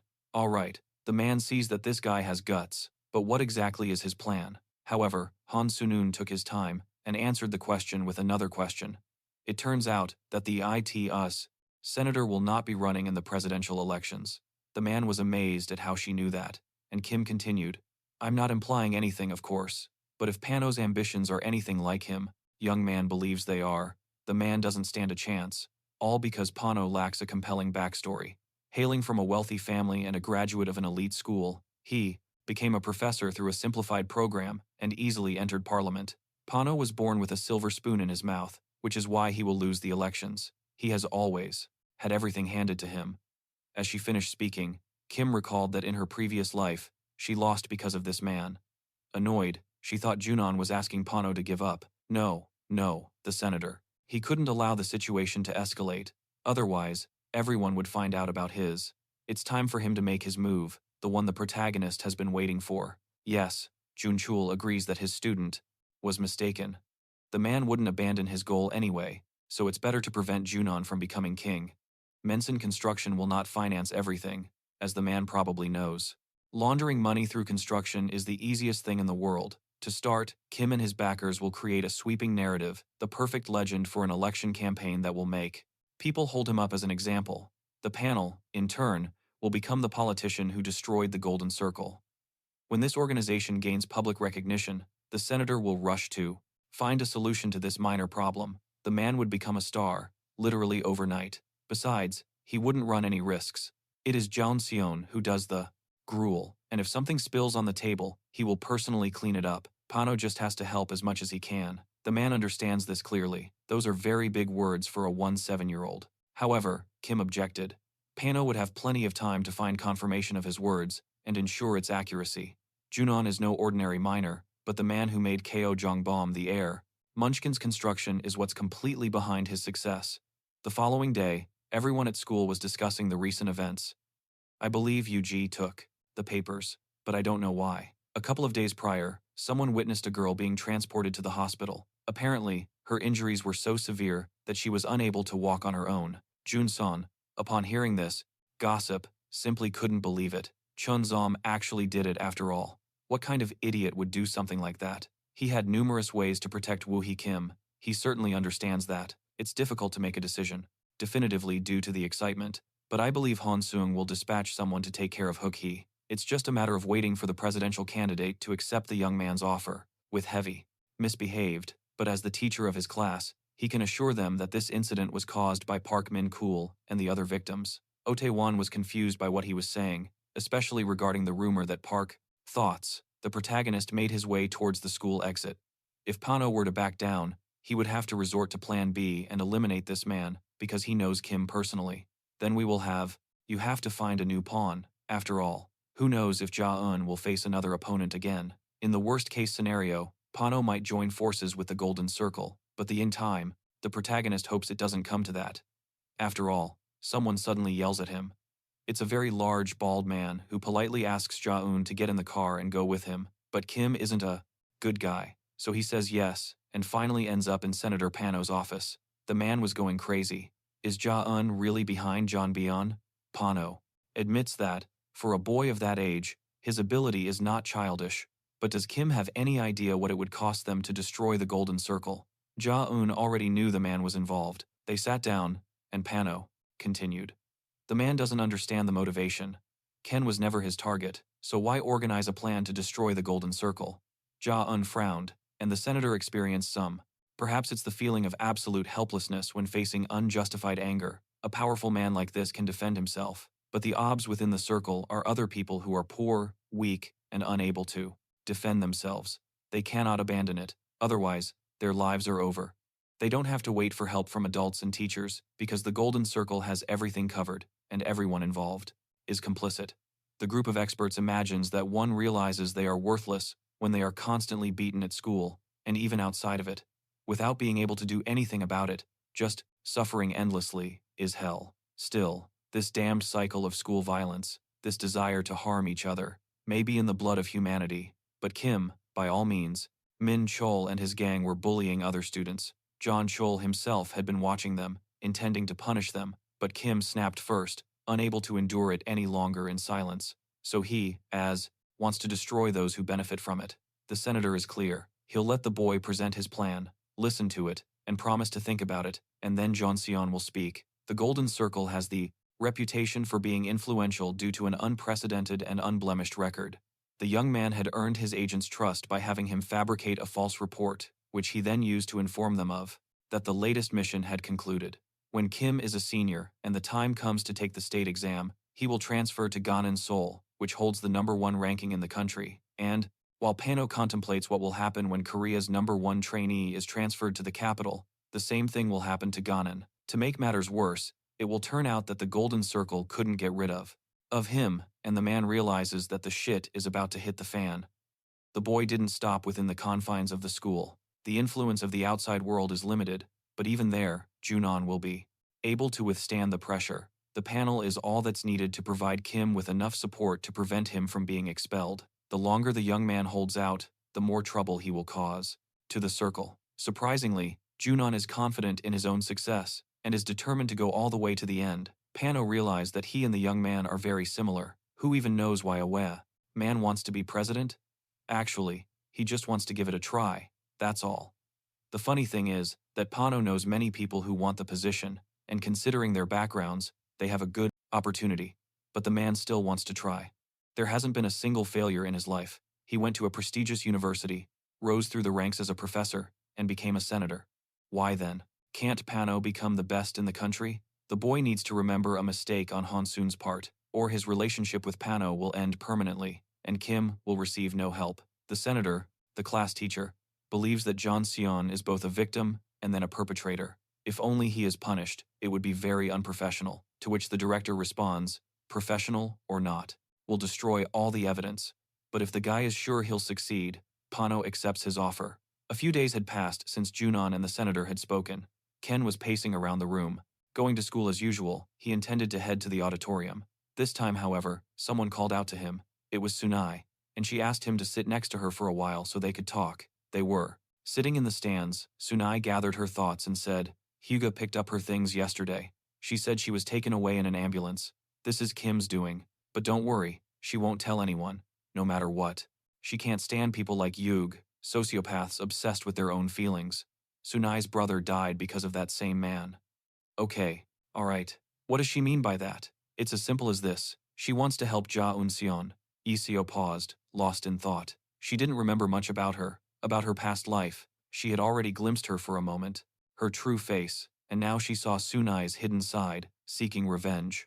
Her parents were high-ranking officials and presided over a committee against school violence. There's no doubt that she is a useful figure. But what is Sunai willing to do for this? He says something along those lines, but then he'll gouge out the guy's eyes, not the bastard who killed his brother with that knife in Junon's hand, when Kim breaks his bones. He hopes that if he breaks someone's bones, they will do the same to him. When you ruin someone's life, you have to be ready for your own life to be a roller coaster. Will Sunai have the courage to work with the young man with the same zeal? Obviously not, so Junon asks the girl not to bother him with this nonsense anymore. Her weakness will only get in his way. On the path that the protagonist follows, there is no place for ordinary people like Sunai. Yes, Jeon Seon did the right thing, and the protagonist was about to leave the school, but Seho jumped towards him. How is Jeon Seon? Did he finish his work? The truth is that it doesn't matter. It still has to be done anyway. And as if Jun Chul didn't care, the school principal refused to overturn his decision because he knew Mino's parents wouldn't allow it. No, Isobo, you're doing it right. Of course I did, I promised. Only if he too. The only time the boys are together is in Dosan, but that's impossible. In Seoul, Jeon Seon will only be. Enough of this mess. The protagonist has to ensure that Sibu can continue living smoothly without his help. But Kim isn't doing so well, is she? We need to concentrate, Sibu. He just realized that there was a man blocking his path. The other private academies gave up after 1 or 2 attempts, and this man decided to clarify the situation. His name is Jock, the director of the Milagro Intensive Academy, and he promises this is the last time. Kim can only give Bok a few minutes. Junon has been receiving a lot of attention from different academies during the last few days. It's all due to the director's obsession with bringing prestige to his school in his pursuit of fame. He made all the media outlets that he could reach report on the protagonist's triumph in the exams, but in the end, the director only attracted the attention of the most prestigious academies of Dosan. Their representatives, they made many tempting offers to Junyon, but they were all rejected. At that point, Sibu decided to move on, leaving Junyon alone with Bemsok, who is looking for a man again.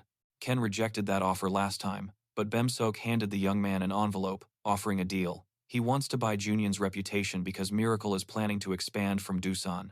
If word gets out that Kim has joined their academy, Miracle Intensive will have a chance to compete with the best schools in Seoul, even if he doesn't actually attend classes, just to confirm the rumor that he was introduced to Miracle.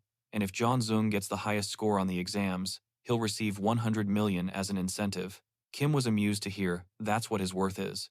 Passing it over was better, dealing with the instigator at once so as not to provoke his anger. They can't afford to lose their connections with such powerful people, especially if Taiwan wants this school to acquire.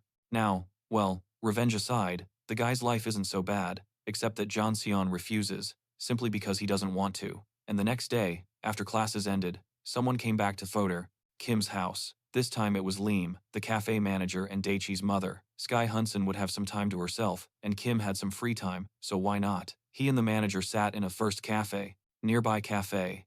Miso immediately began talking about her community, a group where parents from the Daichi neighborhood share information about schools. The story of Ja Un-seon came up the other day. Story of Ja Un-seon. The woman was frank and to the point. She wants to tutor the children of the members of their community, including Miss Lim's own son. Miso, of course, does. Expect instant results. There are enough tutors in Seoul with better grades and results, but Miss Lim Miso is more interested in Yoon's unique approach to studying. So, to be specific about the offer, they need lessons once a week, 4 times a month, and they will pay 2 million won per lesson. Kim can teach in Dasan if Ja Un-seon. It has other conditions, which they will also accept, but the protagonist doesn't find out about the mother's coffee gathering and needs a couple of days to think it over. That's what they agreed on. That night, Ken decided he searches for information about this community on the internet. For the most part, it's a normal forum, but unfortunately, it seems a bit inactive. However, Han Sunun came across a profile with 10 million won in subscriptions. Well, he's going to see if Lameso is worth anything. It must have some paid content. And yes, the protagonist was right. Upon clicking the Celestial Mystery tab, Jeon realized this was like in a previous life, when the information about the Golden Circle was made public. Who do you think caused the biggest uproar? Ordinary people? Politicians? No, it was the same mothers who prestige. So the PTA will meet in a week to decide what Kim's punishment will be. Until then, it's best to keep quiet about the incident. Kim Ha-noon himself will be suspended from frantically worried about their children's futures. And then they were the ones who started shouting that the circle's actions were causing the children to fall behind in their studies. Useful to have that kind of power in your pocket. As soon as Kim realized it, she dialed Miso's number. They would meet tomorrow to agree on cooperating, and later, the privileged youth, the mothers. From the Miso community, they came to Dosan and were perplexed. Why the hell did their parents make them come here? And one of the young men was Miso KH's son, Minggu. This high school kid was indignant, all because of poor Kim, who doesn't even live in Gangnam. He's freaking gifted. Bruce and his friends supported the guy. The teenagers are angry that they have to be taught by just anyone. But can he make all the presentations? Of course. He tried to avoid this trip, but his parents could not be persuaded. Wu, sensing his friend's mood, even managed to skip class, but the others claimed they didn't know anything. If they screw up this time, there will be consequences. However, Minggu stood his ground. Don't let them worry. What will their parents? If everyone doesn't attend, they'll choose another tutor. The company doesn't need to see the nation's top student to realize he's a loser. What is he going to do to them? His colleagues realistically said, screw him, they just want to have fun. Going to this Dosan was torture enough. They needed a break. The teenagers were done, and went out in search of adventure. Meanwhile, Junan was preparing for his first tutoring lesson. However, he was interrupted by a phone call. It was John So who was bothering him. Thanks to Kim, the agent had dinner with Mr. Lim Chul-jun, CEO of Future Investment and Security. Well, this man's son will be entering high school next year, and will definitely need a school until a parent-teacher conference is held. Let him think he's off the hook and return in a week with his guardian. Yes, okay, he understood. With these words, the golden opportunity. So, Junan is sure this is the agent's chance to jump to the big leagues, and when it works out, Johns will regularly leak information to the young man. Remember to never corner a client's target who is going all the way, but without forgetting to give the target an opportunity to breathe, and most importantly, if there is even the slightest calculation error, the runner is. That was the end, and Junan was contemplating when John Su became his spy within the circle, certain that he would learn the names of the victims of your organization. I don't care if the guy turns his back on them for his own revenge, at least the protagonist will be aware of cases that are often whispered about. He needs it because the memories of the past are still too vivid. However, that's all he's willing to do for now. Further involvement is risky. By the way, his students arrive late. The first day involved teenagers meeting at a retro club and singing an old song at karaoke, but their weekend tea was interrupted by Junan. The teenagers quickly explained that the place was taken and that he'd better get out of there while he could still walk. However, Kim ignored their words and turned towards Kim Mingyu. He's not Miso's son. The teenager didn't understand how that disgusting guy knew him or who he was, but instead of an answer, he received a blow from Kim that made Mingyu fall like a rock. If these kids don't get it, the teacher is in the classroom. They would do well to greet him. Music. Turn up the TV and the music. Nowhere, absolutely nowhere in his life, did Kim meet normal people. Only those who threw him off the roof and beat him for months. Protagonist went out into the hallway where his homeroom teacher was hurrying to catch up with him. He did what he could, but he attacked Mino anyway. It's a difficult problem to resolve, so, well, it's better not to attract any more attention. If Kim remains calm, the professor might let it slide somehow. The protagonist was amused by how pathetic he was acting towards him. Apparently, it had been a long time since. He had lost the sense of responsibility a teacher should have. He's not a man, just trash. Although it didn't do much good this time, it will in the future. Kim agrees. The professor did try, except that he knew the truth from the beginning, about Park Mencho and his antics. So why didn't he stop him? He needs to get this through his head. The only way to keep the protagonist quiet until graduation is to do everything for his own good, without looking back. And if he doesn't, not only his life, but also the English teacher's life will be completely ruined. Kim promises, and he always keeps his promises, so this man has no other choice. Although, in fact, the protagonist would like to get rid of him right now. But still, the main objective remains. Far-sighted thinking dictates you can't discard potentially useful people just because you're angry. Yes, he's just a teacher, but if you pin him to the wall, he'll do everything he can to survive, even picking up his backpack in class. Hunson, he was confident that within a week, he would begin executing the plan he had been concocting for years, and then the director of this farce would face problems he never imagined. Back home, Ken, he remembered how long it had been since he'd walked down this alley. He lives in this ramshackle house for 50 million won, which is about 20 pounds. But at least he has that. Because if it weren't for his parents' death insurance, he would have to rent and pay rent every month. When his grandmother told him during one of her visits that she had sold herself to pay, and even the teachers who just watched in silence, doing nothing. If a miracle happens, and Ja Eun-seon gets started, he will destroy everyone. I don't care if it's jail, prison, or whatever time it takes. The hospital bills. It was as if Junon's entire world had shattered. After all, he used to really dislike the house and thought it was a piece of junk, but now it's very glad to have a place to return to. He opened the door and immediately called out for his grandmother, but for some reason, no one was home. It's true, Kim remembered it was during the hours his grandmother was at work. Oh well, there's no time to be sentimental. He was incredibly lucky to have somehow returned, and therefore it's necessary to not only take revenge, but also to prepare a place where his grandmother and brother can live normally. They are 1 week away from the apocalypse, and so, opening his diary, it's time to rewrite the plan that the protagonist has developed over the past 2 years. He will surely achieve it, but to do so, he needs 3 things. The first is his personal strength. After all, he has to be strong enough to deal with the school gangsters. Of course, becoming as strong as some champion isn't going to work, but he knows someone with that kind of strength. And if Kim could bring him to his side, which would be much easier. Because of this, the second point arises. His adversaries will gather in packs, and to deal with that, Junon will also have to gather a group with common interests. But he is the problem here, as he is still just an ordinary high school student. A perfect plan can be useless if you don't have the strength to execute it, so he will have to try to get the right people together. And third, but most importantly, a problem that Kim can solve thanks to her memories. He needs influence to make everything.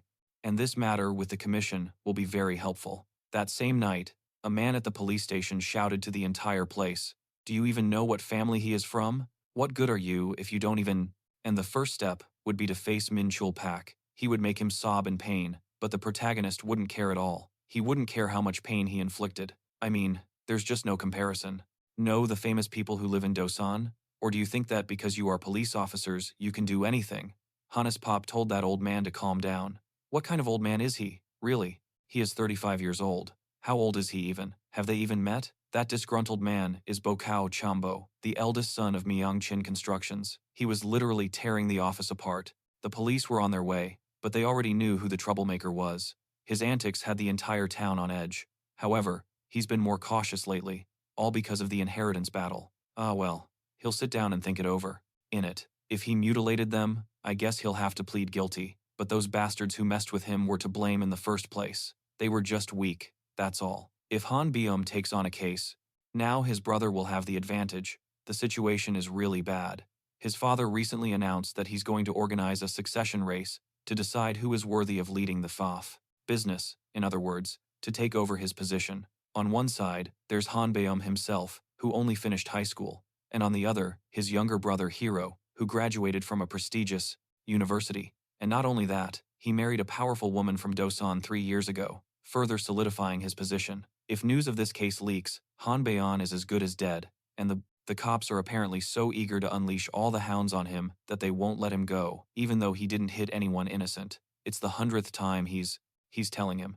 Those assholes hit him first. Yes, the policeman has heard it all before. There's no evidence or security footage, and so far, the victim's testimony can't be disproven. Yes. And no. You can argue with that. He sounds like he's really, but what's this schoolboy doing here? And this schoolboy claims he's here to vouch for this man. Who can he even discuss it with? With the way that scum turned him into a vegetable. Even now, he wouldn't even come close to feeling the suffering his grandmother had endured because of that brat. And so, the evidence presented by the protagonist, who suddenly appears, was quite compelling. There's a video that clearly shows it's just as Han Baeon said. He was the one who was hit first.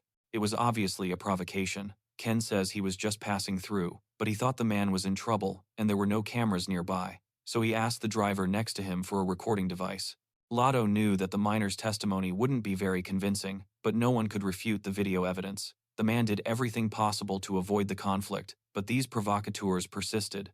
They attacked him first. He had no choice but to defend himself. It's not his fault that he's strong enough to knock out bears with one punch, so it's a kind of self-defense, and Han Byum was very happy. He is telling the truth. He is a lucky guy. He has a good face and a silver tongue. Yes, it's like his father told him. Only hit those who deserve it, and now he has proof, so no one is going to judge him. Yes, that's what the police officer concluded. That is the end of the investigation for now. When the attackers wake up and testify again, he will call Han Byum in again, and, honestly, the police officer apologizes. admitting he should have listened more carefully to what Han Byum told him. The officer admits to jumping to conclusions because the attackers were dead, but the heir of a large corporation is unconcerned.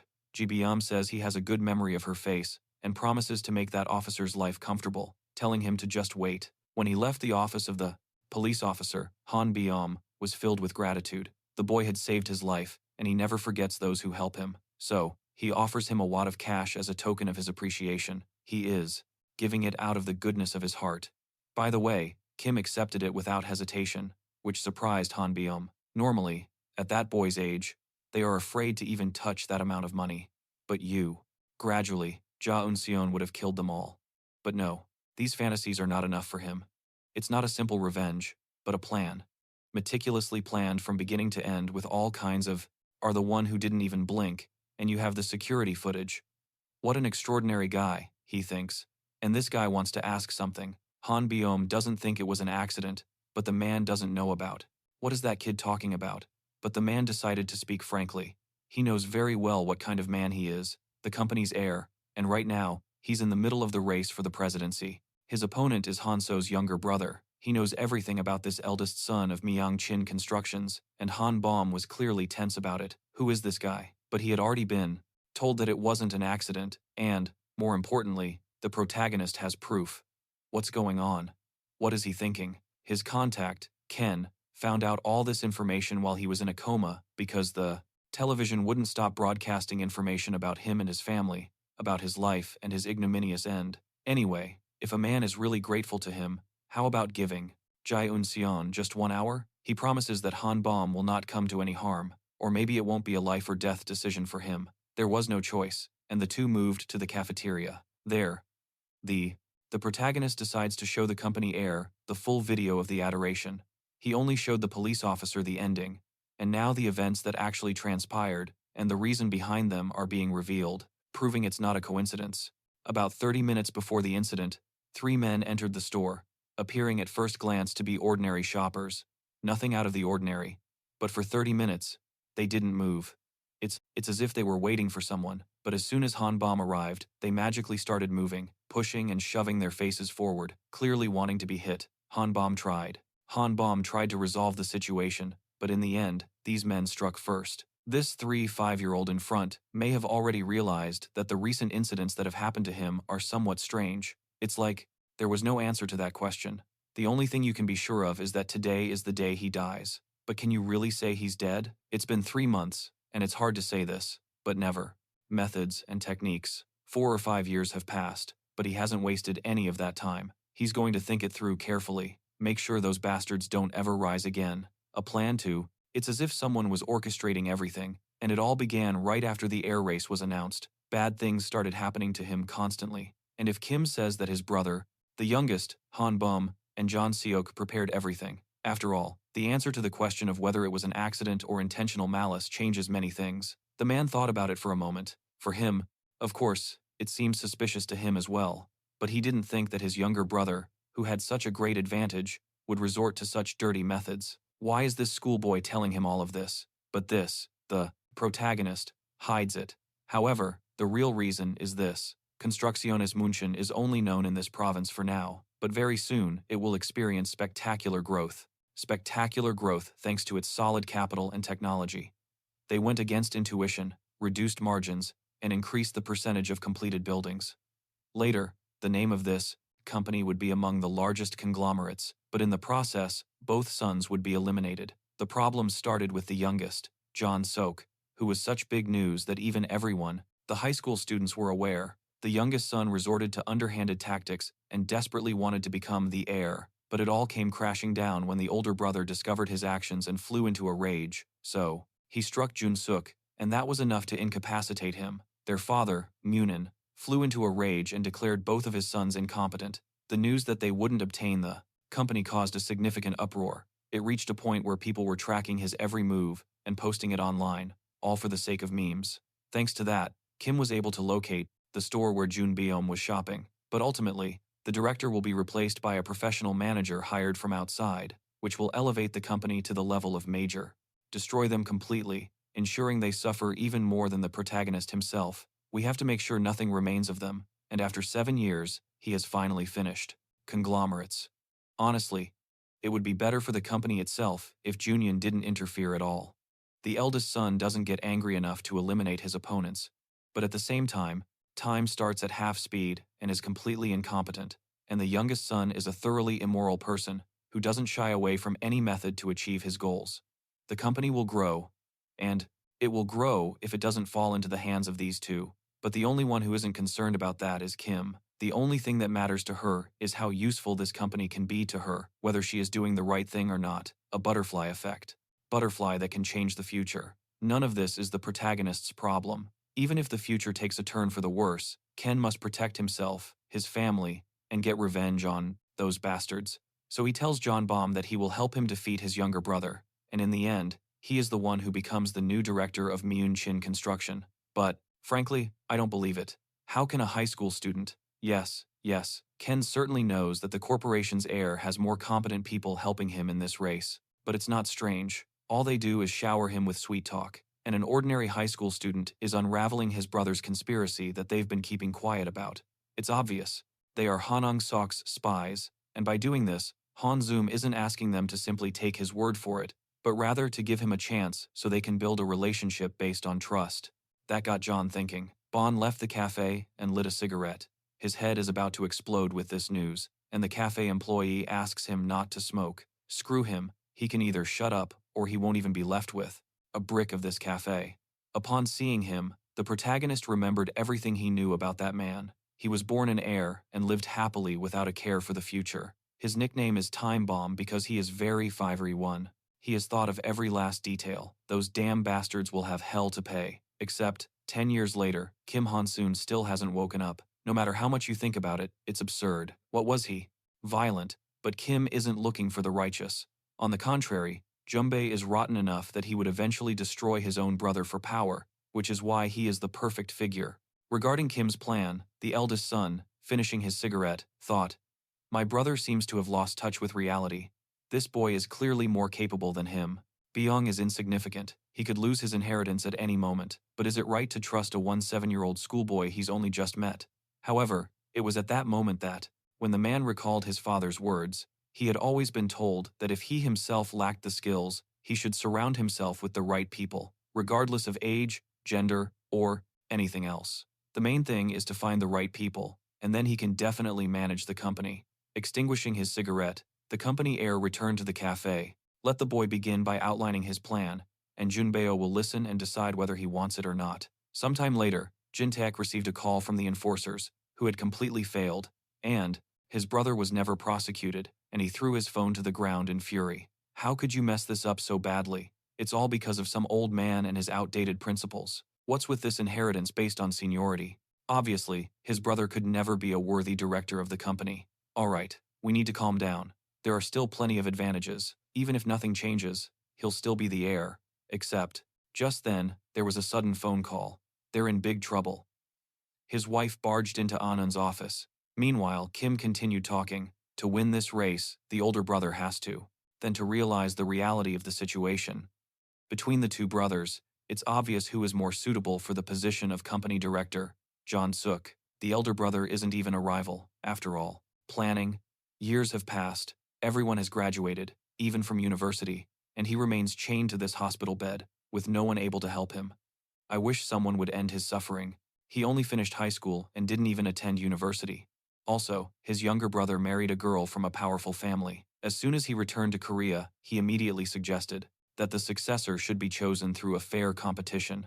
This marked the beginning of the race. From the start, there were no coincidences. John Zio aimed for a significant achievement by taking on the director's position of their favorite. But what about Han Baum himself? He only has seniority, that's all. There's no objective advantage, only disadvantages, numerous problems, and many conflicts. Who would volunteer to support such an older son? And it's really taking a toll on the man. He'll say something, well, yes, naturally, because even in this situation, Ken believes there's a chance to win.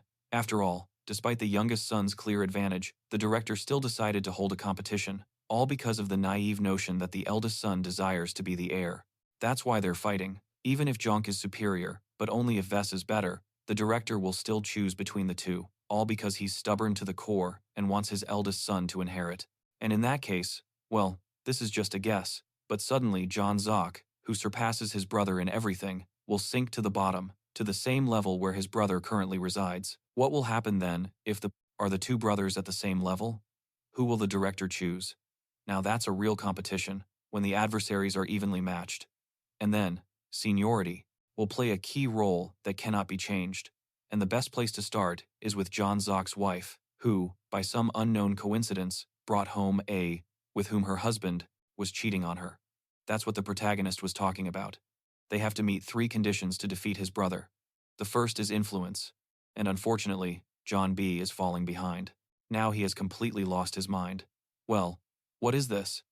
The strangest dream of all, again, but it doesn't matter. Although it seems to be morning, there's only the usual TV noise and a school council.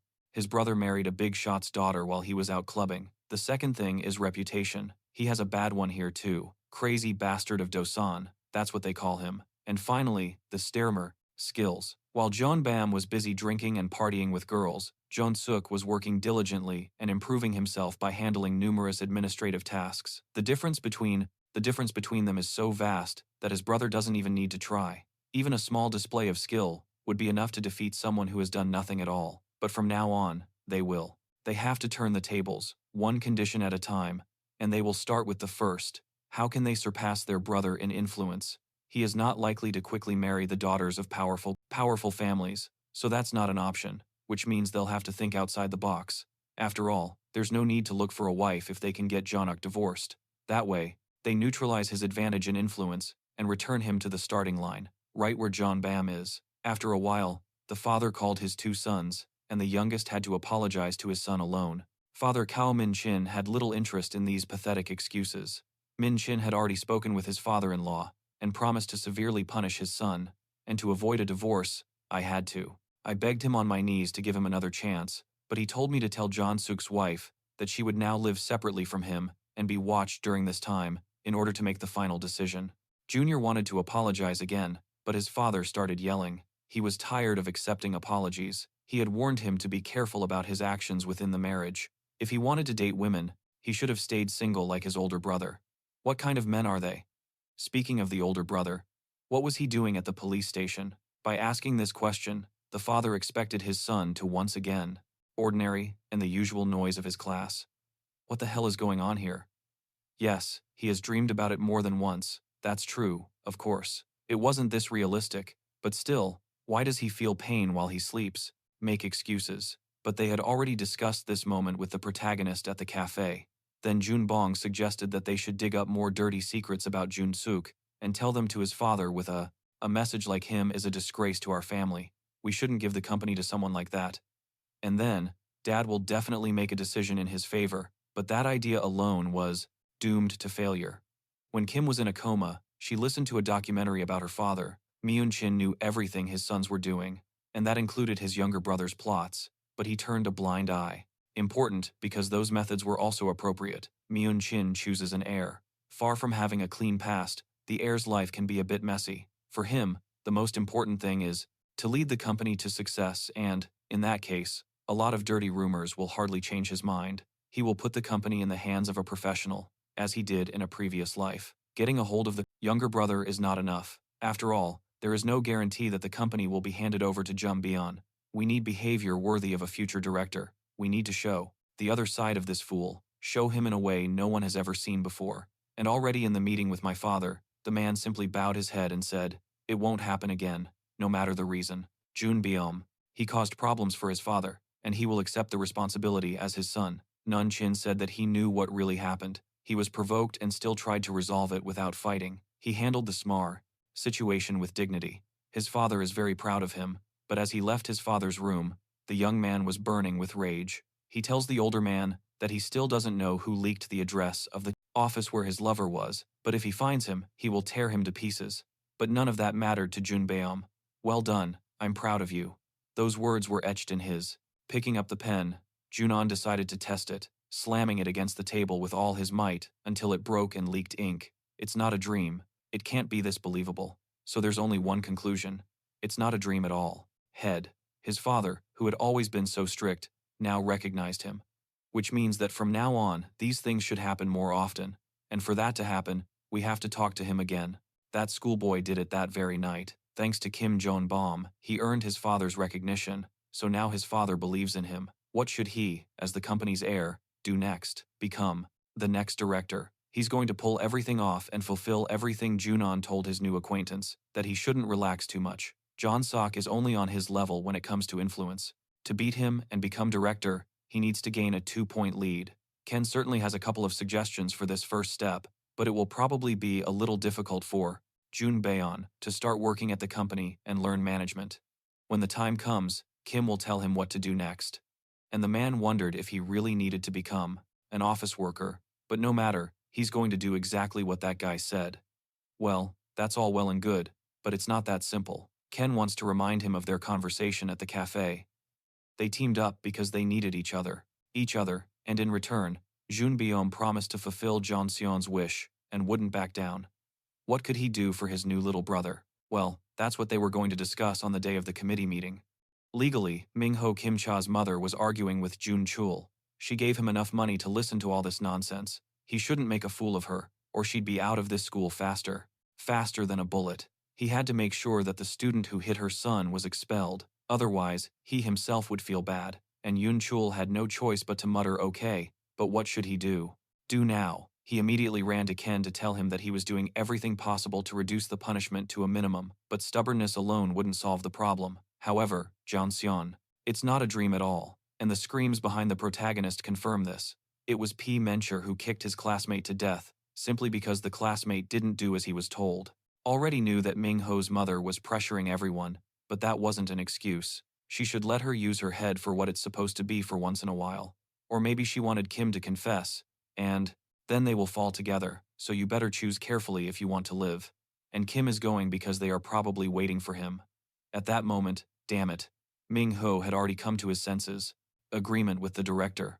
Realizing this, Jun Chul was desperate. He would lose his job either way. You're just a traitor, or someone who takes bribes. The savings he has now barely are enough for him to live on. But what is that? Isn't that his grandmother sitting next to Ja Eun-seon? And the director started the meeting. The accused's class teacher will be the first to explain everything. And jumping up from his seat, the teacher blurted out, "It's obvious. The incident was the fault of Min-ho and his henchmen. They bullied other students, and the victim is falsely accused of the crime." He said that because he recognized Han Bon, the eldest son of Myeon-hin Construction, and yet, when he looked at the list of those present, he initially thought they just had similar names. This guy is more powerful than Min-ho's parents. So, obviously it's time to switch sides, but the director didn't understand what he was talking about. Let me explain, and Jun Chul will gladly elaborate. He had received numerous reports about a group of 4 students who called themselves the Park Min Chul Gang. They had been bullying other students since the beginning of the semester. Of course, he asked them to stop causing trouble, but the situation only continued to worsen, and just before the incident, Park Min Chul was bullying Lee Jon Min and Kim. He simply couldn't stand by and watch. He said, "Don't do that, we're all disciples here."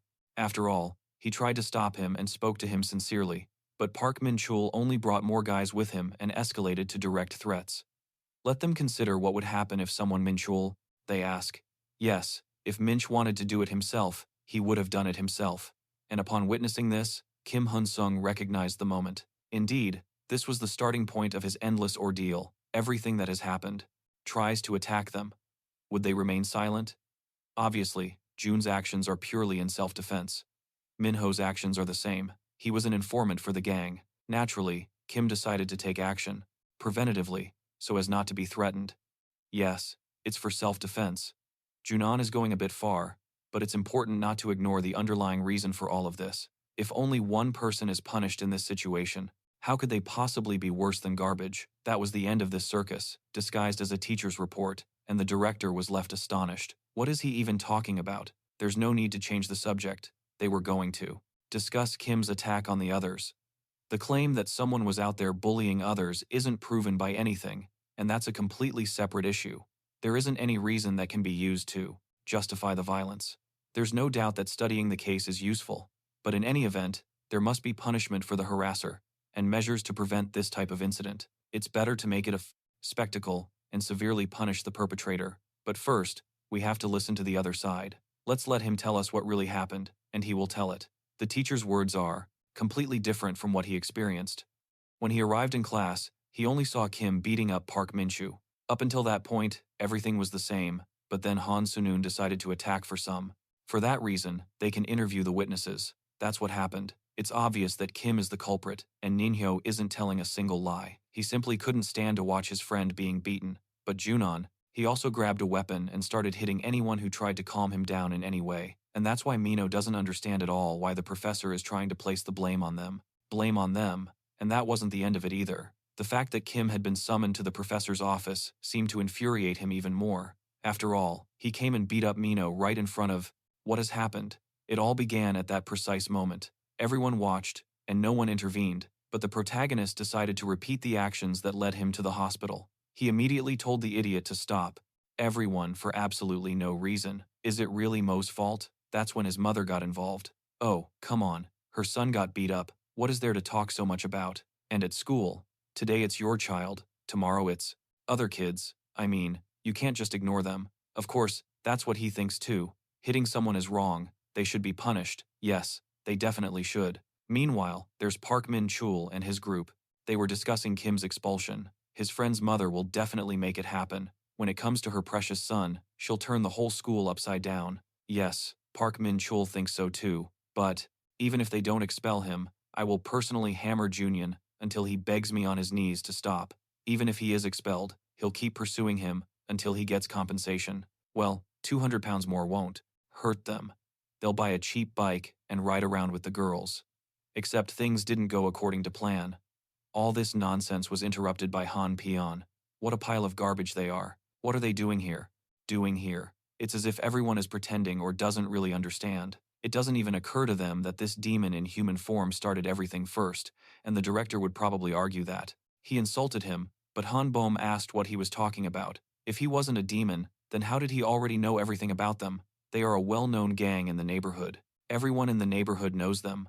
But for some reason, now the school is trying to cover things up for them. They are simply unaware of it, or perhaps there's money involved. Those were besieged once, but the ambulance arrived, and Ja Eun-song, he was trying to protect himself first. That's what the class teacher said. So maybe it's best to face the situation head on. It's better to be honest. If a bully had harassed someone during his school days, they would have remained silent. That's when Minhan's mother couldn't take it anymore. Who the hell does this guy think he is? Ken doesn't even have parents. What kind of scum is this? But no one has ever seen a patient wake up after being diagnosed with a vegetative state. It sounds like a nurse is speaking, and the boy in the hospital bed vaguely hears her, and at his side is his. Immediately, and Ninch-hul was surprised. Didn't you hear what happened in there, Kim Hun-sung? You better not get involved, or do you think you're different? Don't fool yourself. Someone like you. Yes, someone like you will be visited at home. With a smile, Chanbom remembered the conversation in the car. Ken had then asked him to be his godfather, and he didn't understand why. He could have simply asked him for money instead. The protagonist, you need money, but it's not an end in itself. To defeat strong opponents, you have to be strong yourself. To be honest, Jeonseon is planning to cause a lot more trouble at his school, and it won't. They will be easy fistfights. Some things could get him in trouble with the law, and it's at times like these that Han Sun would want to rely on his new acquaintance. After all, with such a powerful man behind him, no one will say a word to Kim. So, if Han Bom defends him and shows the results, who will vouch for him? This man will be the next director. The protagonist will do anything for it. And then it's no big deal. If he hits someone or something, the man will fix it. So, when asked who Han Byung is, he can proudly answer the question. Jeon Seon's guardian, and the future heir of Myeon-hin Construction. The people sitting here don't seem to know who they're talking to. Jeon Seon is her precious little brother. He's not one of the that cause problems for others. Han Peon discovers that a committee was even formed because of him. He had to quit his job and come here. The school was about to gain prestige, and he hoped that he would graduate without too many problems as the company's heir. He even thought about sponsoring him, but now there seems to be a change of plans. Who would have thought that the mother was so corrupt? By Minjo. She wanted to ask what kind of threats those were, but Hanum interrupted her. He is only speaking the language of facts. What is the duty of a teacher? Aren't we supposed to instill fair and upright values in students? Why should Kim, who stood up to the bullies and saved his classmates, be punished? Are you going to ignore years of bullying and punish someone who, of that day, and wouldn't even listen. After all, he had returned for his first year of high school, the exact moment he desperately needed. Yes, that was the day the protagonist remembers. To this day, down to, defends himself for the first time? Where was your PTA when these bastards were beating others up? It was as if they were blind at that moment. Although Han Peon knows this, it doesn't matter. It's from a poor family, they must have thought. We receive money from their parents, so we'll turn a blind eye. But if that's the reason, Hanum won't let it slide. A prestigious school of, there's no way he'll crush it, and in fact, he'll make sure that everyone who was on Mu's side won't even be able to live in this city. You could consider him a threat, because that is the true threat, and a cold sweat ran down the parents' faces. Even Juan's own director couldn't believe it. Is he really the eldest son of Minchon Construction? But how? Isn't Junon an orphan who lives with his grandmother? If the director helps Minu, he will not only lose the opportunity to gain connections with a big company, but he will also be expelled from the city. So wouldn't it be better to cut all ties with Minjo's parents? It's a golden opportunity. If Mingun Construction becomes a sponsor, it's only a matter of time before the school becomes a prestige. Yes, they will call him a traitor now, but if you think about the future, the choice is clear. So, actually, Tawan overheard it as well. They have a group of students who bully others. Really, Han Baeon is implying that Mu was the instigator. Minjo's mother wanted to intercede, but unfortunately, it wasn't her turn to speak. The director doesn't want to blame anyone. He wants facts, not. It's for the APA to come together to do the right thing, based on all the data available. And here's the data. So far, Han Seon is one of the best in terms of non-academic achievements. He must have had a reason to do so. In short, how about we hear his own perspective on the matter? The protagonist was exultant. They were finally asking for his opinion. After all, in the Bosto, smallest detail. At first, it was a very normal morning. The same for Pu Manchi, who, as usual, barely listened to the teacher. For him, it was just another day of bullying his classmates. He passed. They didn't even listen to him. That's what a powerful man can do. But if it weren't for those bastards, Qin wouldn't be in a vegetative state. So it's time for him to tell his story. He had already spoken with. Many teachers were questioned about Park Min-chul's group, but they all told him the same thing. Park Min-chul isn't the type of person who would do something like that. Maybe it's just a joke, and at the end of the day, just be a man, and figure it out for yourself. And sometimes the teachers said they would help, but they still didn't delve into the heart of the matter. They only scolded them a couple of times, and that gave the bullies even more confidence that nothing serious would happen. Yes, he hit Min No, and sent 3 other people to the hospital. But here's a question for them. Why is the protagonist sitting in the seat of the guilty? If he only hit someone once, is it because he overreacted? No, it's because the school thought John Seon was helpless. Even if they had pushed him off the roof, nothing would have changed. No one would be punished. The laws are different for rich and poor, and if that is the immutable truth, the protagonist will make the most of it. He says that this group still exists and will continue, ruining everyone's lives. So, they should be punished to the fullest extent of the law. And if that doesn't happen, the word will spread outside the school and everyone will know what kind of place this is. It will be a shame on Dosan, and the only way to keep Kim quiet is through a fair punishment. Minu's mother immediately stood up and shouted that she wouldn't allow anyone to accuse her son. No one. Now she's going to call her husband. They're going to dance a little more. So she picked up the phone, remembering that Minjo's parents' association meeting was supposed to be held today, and these people are saying it's all her son's fault. The teacher, the principal, they all say the same thing, and it's only because the eldest son of Minchun Construction is here. Those bastards are ignoring all the help they've received. How can this be? Where is he now? Sat down and played a popular mobile game, Online Legend.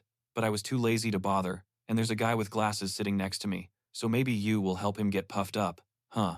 But Minch can achieve it. It's better to show them what their family can do. But she only heard surprise on the other end of the line. Chan Bom is the culprit's guardian. Does this woman even know who she's talking to?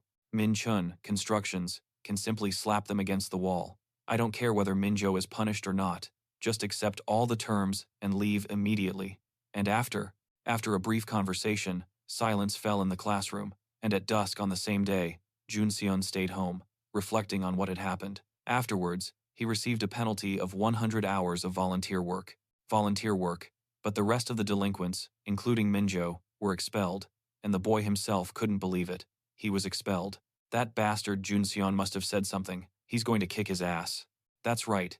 He's stopped by his own mother, who immediately tells her son to fall to his knees and beg for mercy. The boy didn't understand, but Kim repeated, "On your knees, right now." No. Why would he do that? He's already been expelled.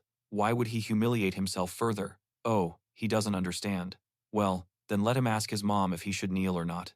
Come on, let him try. And who knows, maybe then Kim would only have to expel him from school, and his mother kept telling him, "Kneel down now." The guy had no choice. He had to apologize in a humiliating pose, just like in the past. The protagonist's grandmother apologized to the bastard's parents. Now he's going through the same thing, but what should he do? Something. Something doesn't relieve Jun Seon at all. So, let her wait patiently. Patience. Minjo's life is going to be a nightmare. That's how the story of the PTA and Jun Seon ended. He receives a message on his phone at that moment. It was the expelled Park Min Cheol, who wanted to meet. Well, now Kim is one step closer to avenging the gang that led to his death, and that same night, the protagonist fulfilled his request, stuttering due to uncertainty. Park. Pooh can't hear the joy in his voice. This smart guy has to answer, "I obey," and not otherwise. That unlucky boy was Lee Chunmin. He used to be one of the best students, but his Min Chol said he was glad to see him, but Jun Seon replied that the pleasantries could be skipped. "What do you want?" And Min Chol started to apologize. Bullying the other kids was wrong. Due to his immaturity, he didn't realize how difficult he was making things for those he bullied, and after spending a week in the hospital, he completely agrees with the disciplinary committee's decision. So, he promises that he won't be a bother to anyone in the future. So, maybe Kim will let this whole situation slide. His teacher told him that he won't be expelled only if the protagonist gives his permission. He wasn't personally present at the meeting, so he can't be excused, but the three of them still have a chance. Maybe Kim can help them out. Being expelled from school now is literally the end of their future. Please, just let them off the hook. All of them. Min Cheol will do anything, any errand, or help with schoolwork. Just say the word, and it'll be done. Jun Seon understood. It seems that bastard didn't expect to be ostracized. No wonder Park Min Cheol can act like an alpha, except he's just a high school student whose future can be shattered with the snap of a finger. After such a high-profile expulsion, none of those schools will accept them, and a violence record in their history in this country marks the end of their life. Park Min Cheol said something else, but I really don't know. He's not allowed to talk about it, but someone ordered him to bully other students. Kim responded that he already knew that. That won't surprise his classmate. He already knows exactly who is behind all this. After all, a couple of years later, while in a coma, Junon overheard a report about a dead student who had left a suicide note. It contained very interesting information. Interesting. It was an organization that called itself the Golden Circle. It originated from the prestigious Gangnam schools, and the members of the circle were never. Grades began to drop gradually. It was all thanks to Park Mencho, because he realized that since his grades were good, his parents must have given him a lot of pocket money. That's how. Identified, even after 10 years. The founder of the organization saw how children suffered from school violence, and then realized that you could actually make money from it. He recruited bullies among the students with suitable physical attributes. He would then find out which students had wealthy parents, and offer protection to their children while they were at school. There was even an entire system in place where a student received the best grades within the group he defended. But if something went wrong and someone's ranking dropped, the local bullies would quickly explain to those with better grades where they truly belonged. And in this simple way, a commercial intimidation system was created. Later on, only the lowest-ranking members of the Golden Circle hierarchy were identified, and even with them, the matter was quickly silenced. Their identities weren't revealed until the very end. Therefore, in order to take complete revenge on those who Capsulify made his life a living hell, Junon must destroy the cause, not just the effect. He will uncover the Golden Circle and destroy all of its members. That's what he tells Minchel. But there is a discrepancy. The Golden Circle is based in Seoul, and Quinadine Ming, John Seon, heard about it. As a third-year student, he literally runs everything at his school, but he's news that he's a member of the Golden Circle. He's unlikely to know much about the higher-ups anyway, but he must have some information. But how do we get it out of him? Yanmen is a big guy. Great, who could debut as an MMA athlete in the future. Kim is no match for him, but he will find a way later. Now Minchu wants his forgiveness. Go, go, go. Grabbing the bastard by the throat. The protagonist remembered so many layers of emotion accumulated in him during those 10 years. Forgiveness, regret. There is no such thing. Now he's going to teach this creep what will happen every time they. Park Minch used his pocket money to make this herbivore buy things for him, but this day was different. Take care of your own problems. was the bespectacled boy's response to the bully. Are found. And with those words, he slammed his fist into the scum's face again. In the protagonist's past life, Park Min-chul grew up, and when he had a daughter, he dedicated all his time to her, and that's how they lived. Everyone else achieved happiness and success, which the protagonist refused to believe. Where is the justice in this world? But now, it's as if karma itself is controlling his hands. Those gnats won't forget their wounds for the rest of the day. The next day, Ja Eun-seon returned to school, and everyone was talking about him. To think about what happened to him, how fiercely he fought. No, you shouldn't mess with him. He used to be a good kid, but now, there's a reason they say there are demons in a still pond. Quiet people build up anger and then can't stop themselves. However, when Kim himself entered the classroom, all the gossip died down. He entered silently and sat at his desk, but suddenly, a silhouette appeared behind the protagonist and thanked him. Thank you. It was Lee Chun-min, the same one who was beaten to a pulp. He had already learned that Park Min-chul and his entire gang had been expelled, all thanks to the protagonist, and he felt free to ask if he needs help after hearing all this. Ken asked why the brat, who hadn't even dared to help him at the committee meeting, was now coming to thank him. His testimony could have helped a lot, but he wasted it, and now he thanks me. Ken has seen him, and his gallantry consigned to the grave. Let him go, and don't let Jeon-seon see him again. Meanwhile, on the roof is high school student, Sinong-min. Park Min-chul was talking to his lackey about what they are going to do now. The plan is dead in the water. It's a circus. Some stupid kids ran over the child and didn't realize he had a backer. After this, it is obvious to everyone that Kim Ha-yoon-seon is tactless in Dasan. No one will risk competing with the classroom. She simply couldn't take it anymore, and that's when Kim witnessed the brutal violence firsthand. Of course, Hun-sun didn't want any trouble either, but he had. Yoon-chin Construction Company. The boy asked, "What now? Are they going to catch him?" It's not a bloodbath. Sin says it's a bloody situation, but it's possible that his partner is an idiot. It has not yet been. Realizing this is a great opportunity to make more money, he can extract tens of thousands from this little rascal. You can be pleased with this outcome. What's going on? Who's in charge of the students? First year of high school right now? Tell him to go up to the roof right now. Meanwhile, Kim Ho-neung, who was sitting in class, understood that, in order to surpass the golden circle, they excel in their studies. After all, it's the diligent students who become their targets. If you consistently get top marks, the golden circle will take the initiative. Already. They had bullied him before. After all, Kim had done well in high school. Apparently, that was one of the reasons why Min-chul and the others made his life miserable. 100%. Sinong-min. He gave them that order, but they were happy to try, especially since they had a personal motive. So there's someone in the class who doesn't like Jeon-seon and will definitely want to. He wants to eliminate him so he can get first place in the class rankings. But of course, he has a couple of suspects. But Junsun needs to be absolutely sure before acting. Meanwhile, it's time to prepare for what the future holds and proceed to the next step. That's what the protagonist did. He remembered that there was a man named Yoon Young Choi, the first fighter, Korean MMA fighter, who won a world title, but now he's nothing more than a forgotten echo of the past. He now runs a martial arts section in Dosan, which, incidentally, is where the protagonist ended up. He really wants to become a good fighter, after all. Kung Choi is the next piece of the puzzle in his plan.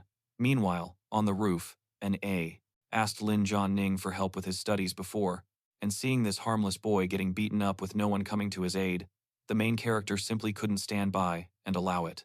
Ambulance arrived for Seong-min, and his stocking stuffer, referring to someone who sucks up, is in charge of the rookies. His name is Jin Woo, and unfortunately, he can't raise their level alone. Anyway, Sano has heard. This guy accepts any job, so here's his assignment. Kim Han, a shy first-year student so timid he can barely speak, who is also the future star athlete. He was currently at Yoon Chul's gym, where he had been given a thorough explanation of everything.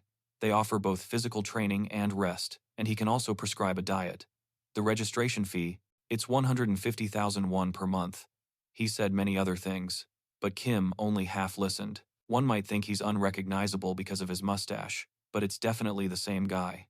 Yoon Chul is a former champion of the UFL, and he asks what motivated this kid to start training. Kim replies that he just wants to learn how to fight well so he can take down all the idiots who bully others, but Yoon wasn't satisfied with that answer. They don't teach you how to fight here. If Han-sun came to this gym just to punch someone in the face, then he came to the wrong place. Maybe he needs a little exercise, and the bad guys will go away, or maybe they just need a little exercise. But of course, Kim didn't like him, and he had heard a lot of things about Yoon Chul. There's a reason why such a famous man has come to this. Just owning a gym, that is. Specifically, due to prohibited substances. Following his third title defense, Kung Chul underwent a doping test, and anabolic steroids were found in his blood. Kim Chul admitted his guilt and didn't even offer excuses. However, despite that, his career was still over. But that's beside the point. Hunson himself sought him out because of another characteristic of his. After all, another Korean athlete, two-time UFL champion Kim Mo, a man who has reached unprecedented heights, has revealed the secret to his success. It's not a gene, and he doesn't have, but when Kim tried to intervene, one of his classmates stopped him. Yes, it's wrong, of course, but still, Park Minch. If Kim interferes, she'll get into trouble. Talent. The reason for his success is his teacher Jang Chul's special training method. Yes, this man has even trained a third-rate fighter to the level of a champion. Kim gains his trust, and he will build a great foundation for his body. The protagonist finds it strange that Kyun Chu is lecturing him about morality, considering he has been doing whatever it takes to achieve his goals for a long time. It's the same approach for the protagonist, so what's the problem? Kyung Chu responded that it was just a mistake for which he paid a heavy price. If he could go back in time, he would never make the same mistake. The consequences of those years still haunt him, and if the schoolboy hasn't realized it yet, he'll tell him straight. He won't get away with it, just like June didn't get away with it. Anyway, let him leave. No one here is going to train him. Going to the gym just to kick some ass is a surefire way to end up in jail, to which Kim only replied with one sentence, 100 million won. He knows very well that the man needs money right now, so if he agrees to teach him, Han Sun will send him 100 million won the next day, even if Kim ends up leaving. Kyung Chul still has the money, so there's literally no risk for the man. Yes, the side effects of doping, the social stigma, and disqualifications from all competitions are some of the problems Kyung Chul is currently facing, and he knew all those consequences, but he decided to do it anyway.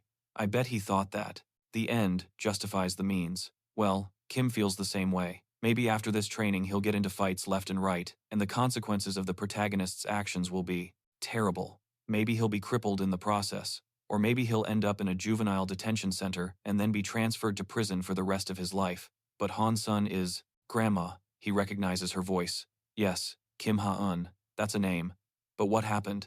He didn't crash. He went into a vegetative state, but he hears and feels everything. Why is Grandma crying? Don't let her worry. Egon understood what his classmate was implying, but even so, the protagonist himself was always at the top of the class in gym, and his grades were higher than. Prepared for all of that. That's why he came, just like Yoon Chu once did. Now Kim is desperate and needs help, and looking into those dark blue eyes, after hesitating, the coach replied, I won't let him. The boy touched on that about doping. Yes, Jun Young Chul himself used substances, but he wouldn't let a young man get tainted by that. So, from Chun Chul, the protagonist, he will only receive training, and he agreed, but that's not all. He gets into the ring, and if he can last at least one round against him, the former champion, then Jun Young Chul will recognize the boy's drive and strength. The boy's will, and accepts him as a student. That night, Jeon Seon arrived home. His grandmother, however, was shocked. What had happened to him? I mean, there's nothing left of him. Who did this to him? This to her grandson? What son of a hit him like that? Let her talk, she'll teach them a lesson. To which Kim replied, okay, what's the point of that? He saw himself, it's horrible. Meanwhile, Jung Chul was in the gym, scolding him. Throughout his life, he met different people while participating in sports. There were bullies, and many students were often beaten. But no matter what the Ja Eun-seon's motives, goals, and desires are just words, and once you cross the ring line, none of that matters anymore. Jung Chu saw those who were confident in their strength begging for mercy on their knees after just a couple of punches to the jaw. Anyway, here are the rules. 1 round, 3 minutes, no kicks allowed. Let's see if he can survive this time. If he demonstrates his unbreakable will, then so be it. Chun Chuli, make him the best of the best. How's everything going? Are you ready? Well, let him defend himself. And the former champion himself assessed the boy with a scrutinizing look. His posture is flimsy, but there isn't even a hint of fear in his eyes. But it's too early to draw conclusions. Let's see how that changes after the first hit. But, surprisingly, the fronts of eyes, those of the majority. So, he decided to intervene after all. Park Min-chul didn't scare him, especially since the teacher returned quickly and resolved the situation. But from that day on, that Min-chul for Maltus, protagonist blocked the attack. At least, that's what he thought. but the UFL champion's kick easily penetrated his block. He was strong enough to send a guy flying straight into the octagon. But why? He's lying down. Let him get up. It's only been about 10 seconds, and Kim got up, but only to get more views. He knew that if he missed even one, he would faint instantly. What is it? Why did his opponent stop punching? It's all because Jun Yun Chul kicked him right in the knee with his foot. Of course, Junon couldn't stay standing and fell. The coach offered it to him. Right away, if he wants to, he can finish it right now while the guy is still conscious. But to finish, 3 minutes have already passed, Junon asked, standing up in the first minute. Meanwhile, was coming to an end. The main character took all the new, and even more blows, but realized that he would soon run out of strength. He should at least go on the offensive once, so almost blindly, he tried to hit, but it was a mistake. He left himself open. Now, dodging, Chun Chu was able to land a powerful uppercut on Kim. It made a guy's eyes bulge, and he literally collapsed. Well, it's ready. I wonder if even a minute has passed. Although I have to admit, this high school student was a pretty tough nut to crack. On the other hand, it's not like the man. He was trying too hard. It was more like he was giving in so as not to hurt the boy. But who is he trying to fool? It's just an excuse. Jun Chul himself wanted that schoolboy to get up, so he would have a reason to take the money without hesitation. Still, it's good that he noticed it in the end. You can't sell yourself to a gamer who can't even take a punch, or so the ex-combatant thought. But behind him, a voice was heard. Where had he really gone? They aren't finished yet. The main character hasn't given up. Jun Chul, turning around at these words, Bastard turned his attention to Ja Un-seon, with daily bullying and harassment. Every time a few of those jerks caught him, they beat him relentlessly, not giving him a moment's rest. And after being harassed, saw the same anguished, dark blue eyes. He's the stubborn type, tough even now. I guess we'll have to punish him forever. Jun says that from now on, there will be no indulgence, will fight with all his might, not waiting for a response. Jun Chul reacts and throws numerous punches, but suddenly there is another pause.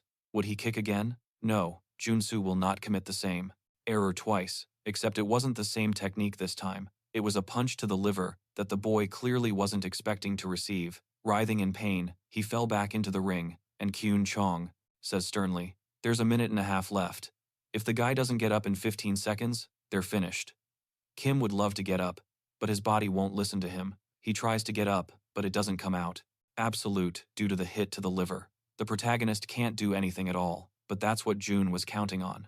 A high school student can't withstand this, so he should give up and go home. But what's this? You don't have to get up alone. Get up, come on. You've been waiting for this moment for 10 years, in a coma, praying to God to turn back time, and now you can't hold on? One hit, you have to get up or it will happen again. Get up now. Until you get your revenge. I don't care what happens to him or his body, so as long as Kim can't get rid of the bastard's responsible for everything, he has no right to give up. And the coach was surprised by this. Not everyone can get up after a blow like that. It's just physiology, after all. How horrible is the life of this guy, who is so desperate to get his way. If a man with such terrifying willpower learns to fight, his life could be ruined. Jun appreciated the tenacity of the guy, but he wouldn't let him live a life full of regrets, and he will personally stop Kim here and now. He will deliver his hardest and most powerful punch. No high school block. Every day at school, he couldn't even sleep at night. It was hell. There's no other way to describe it. But now, with his own hands, Kim has decided to walk down. Can save him from that. But still, Junon kept repeating to himself, You have to be patient to stay standing. I don't give a damn if his nose gets broken. I don't give a damn if they break his nose. They knock out a couple of teeth. He has to resist against all odds. There are 12 seconds left. My legs are shaking. I can't breathe. And Jun delivers the final blow, right to the solar plexus. The guy was thrown against the cages, but the trainer immediately wanted to finish him off with a punch to the head, except the timer finally showed 0 seconds. This fight is over, and Jun wasn't happy. Where did he get so much resistance? Get out of the octagon. He says the hospitals are closed, but the boy should go straight to the doctor tomorrow. Now, have him follow him. He will give Kim Soo his account number. Although Kung Cho didn't want to accept the money, he really needed it. 2 days ago, the agent of a new fighting company wrote to him. They wanted Jun to dope again and perform one last time. They would compensate him. If it weren't for that 100 million, he would have agreed. But now that he has that money, he can reject the offer. Junson himself. He apologized to his grandmother, saying it was just a misunderstanding with his classmates, no big deal, and it would be resolved soon. By the way, Are you subscribed to the weekly magazine? Grandma says yes, she probably has. She's paid over 100,000 for it in the last 10 years. Well, that's great. Her grandson is here to give her some good advice. There will be a Munchin construction quiz this month. Make sure. Grandma fills it out because who knows if she'll be the lucky one. But the grandmother didn't see the point of it. Even if they are chosen, they don't have the money to move. But her grandson immediately corrected her. There's no problem taking out a loan now, and they will cover it with the sale of their current apartment, and in the worst case scenario, they could put the land title up for sale. The grandmother, that path again. The local scum's face was marked by the punch, and he had no intention of forgiving that. But who was going to ask him anyway? Grabbing that tanned bastard. Was asking since when her grandson has been a construction expert. He's not an expert, he's only read a couple of articles. In fact, John Bon will personally put his grandmother on the list of winners. Supposedly, the protagonist wants to give her 100 million like Akun Chul. But she'll start asking where the money is coming from, and if you do it that way, Grandma will get suspicious, and you won't win her over. The next day, Sin praised Jin Woo, saying, "Good job, well done. You can't even look at that guy's face without crying." Jin Woo didn't understand what he meant by Junon running around with a broken mouth. He's the big guy who's doing well. Well, he's handsome, the guy limps, otherwise he could have done even better, so from now on he can say they're brothers, they can even walk together after school. Jin Woo didn't know what he was talking about, but since the older man was so nice to him, he would pretend that it was true. Well, he always has the big guy at his service, but after a while, Jin Woo himself saw the boy. Someone really messed him up. But who built up the dark circles after the beating? Sin seems to think that Jin Woo did it himself, but to be honest, he thought so too. I could have done something like that myself. This guy seems to be from some high-class background, so now the big guy is going to pretend he was the one who did it, so that no snitch will open their mouth. Anyway, he'll let his lackey tell everyone. If anyone greets Junon Yang Wo, he'll break their knees, but Han Suong himself still hadn't noticed the trouble brewing in his direction, and went off to another training session. John told him that the most important thing was to train the body, because if your breath isn't enough for even a couple of blows, there's no point in getting into a fight. If he said he had nothing to lose, then he had to grit his teeth and fight. That's when June will see if the boy has the endurance for a fight. Then they will begin the full training regimen. He will be plowing daily. Jun Seon slammed his face into the desk. That made the blonde's nose bleed, but who cared? On the contrary, it was time to hit him again. After all, Kim had imagined this situation for 2 hours a day, and the protagonist had no choice but to keep up the pace. After all, Jun Min is a long-time athlete. If he wants to beat someone at this level, he will have to endure this training, as if it were a walk in the park. And remember, this is only the beginning. To bring the Golden Circle to justice, you'll have to face enemies far more formidable than Sim, more powerful than Sim. The coach, for his part, was astonished. The schoolboy is still standing after a grueling 2-hour training session, and his stamina is incredible. It's not just a warm-up, it's really 2 hours of hellish torture that drains every ounce of energy from you. The boy has a lot of potential. Perhaps we should enroll him in a special training program. Anyway, he tells Kim that when Yuna was kicked out of the league, he began searching for ways to reach the top without using performance-enhancing drugs. His own career was beyond saving, but he wants his students to shine in the ring. So, from now on, he's going to incorporate something special into the protagonist's training regimen. If he keeps this up, he will definitely gain unprecedented strength and surpass. A whole week passed like that, and when Junon returned to school, a student approached him. He said it seemed unfair that Ken hadn't done anything wrong. That man was Sibu, a first-year student. He says that Hon Sung is a little different from what the boy had imagined, so he was a bit afraid to meet him. Still, Sibu is unhappy that the protagonist is being ignored for such a ridiculous reason. So maybe they could have been friends, but Junon was surprised. Are you being ignored? What do you mean? He hadn't realized it. Everyone avoids him, but this is the first time the protagonist has heard something like this. Maybe Sibu will tell him more about it, because he really didn't know that Jingu was threatening everyone to prevent them from talking to him. Many times, before falling into a coma, he knew that Minchu was a fighter who only relied on physical strength and wasn't used to being in the lead, so he was immediately confused, and that's why Junho. That's what Jingu used to say. Anyone keeping company with Kim will end up with a couple of broken ribs, so that's why Sibu came to talk to him, but Sibu doesn't understand why Kim is doing this. He's so rude, he doesn't remember that he and Kim were high school friends, so, even if Sibu gets beaten up, he still won't endure his friend's pain. John remembers this guy in his past life, he defended the protagonist when he learned about an issue with his classmates. And then, at least for a brief period, Ken was able to experience freedom from the bullying. School. But one day, Park Mi-chul and his gang turned against Cebu himself, beating him so badly that they broke his leg. And since then, Han-seon hasn't heard a word from the guy. But later, when the protagonist was in a coma, Blondie went to visit him. He was truly sorry for not having defended the protagonist until the end, and that's why something irreparable occurred. It was because the fracture scared him. Siu couldn't live with the idea of being beaten every recess. He thought he really could be a hero, but it turned out he was just another fool. And if they had given another chance, he definitely would have never abandoned Kema. He called it his luck in a previous life, but in this one, Kim firmly tells him not to. You don't have to be his friend. You have to be strong and big. Jeon can handle all his problems by himself. No, Cebu is against it. It seems that his partner doesn't even realize the magnitude of the problem, but he is. Aware of everything. Let it go. The bell has rung. Okay. The guy is going to leave. But let Ken know that he will continue doing what he wants, and that he is not going to leave anyone behind. So we stayed. After class. Obviously, Kim didn't want to be rude to him, but he has a lot to do and a lot to live through, a lot of damage and pain. Nothing good will come of Cebu's interference. He will only get hurt.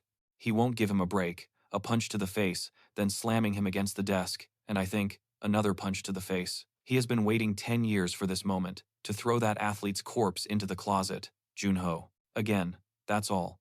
In fact, he will have to cut all ties except family ties. Family is something that must be endured, but the protagonist doesn't want to drag other people into this revenge phase, and he certainly doesn't want his friends from the past to get hurt. That's why we have to make Siva back down somehow. And he's been left a little behind, actually, he said. That he would meet me after school, but he's nowhere to be found. He gave up. It's for the best. Suddenly, Kim Hae, overhearing a conversation between classmates, they say that Jingu dragged Zwa to somewhere. I tell the teacher, but what does it matter? It's not his business. They'd rather go to the canteen, but the protagonist managed to find them. Zwa was being attacked. She was his friend, and it was true. Amble warned me. It is forbidden to talk to Kim Ha-eun. Is Sion alone? Or maybe he hasn't felt fear in a while. Blondie asked reasonably. Who the hell is this guy to tell him what to do? He doesn't know what Junsoon's problem is, but he's his friend, so he should stop fooling around and do what he wants. And the big guy was about to say something, but he was immediately kicked in the face. That girl's mouth flew back against the wall, which infuriated him. What's with all this nonsense that's hatching? Let them amass this carrion together. They'll be delighted. Except, Cebu easily returns them. And not only that, my hands also spring into action. The truth is that Rubio himself is preoccupied with something else.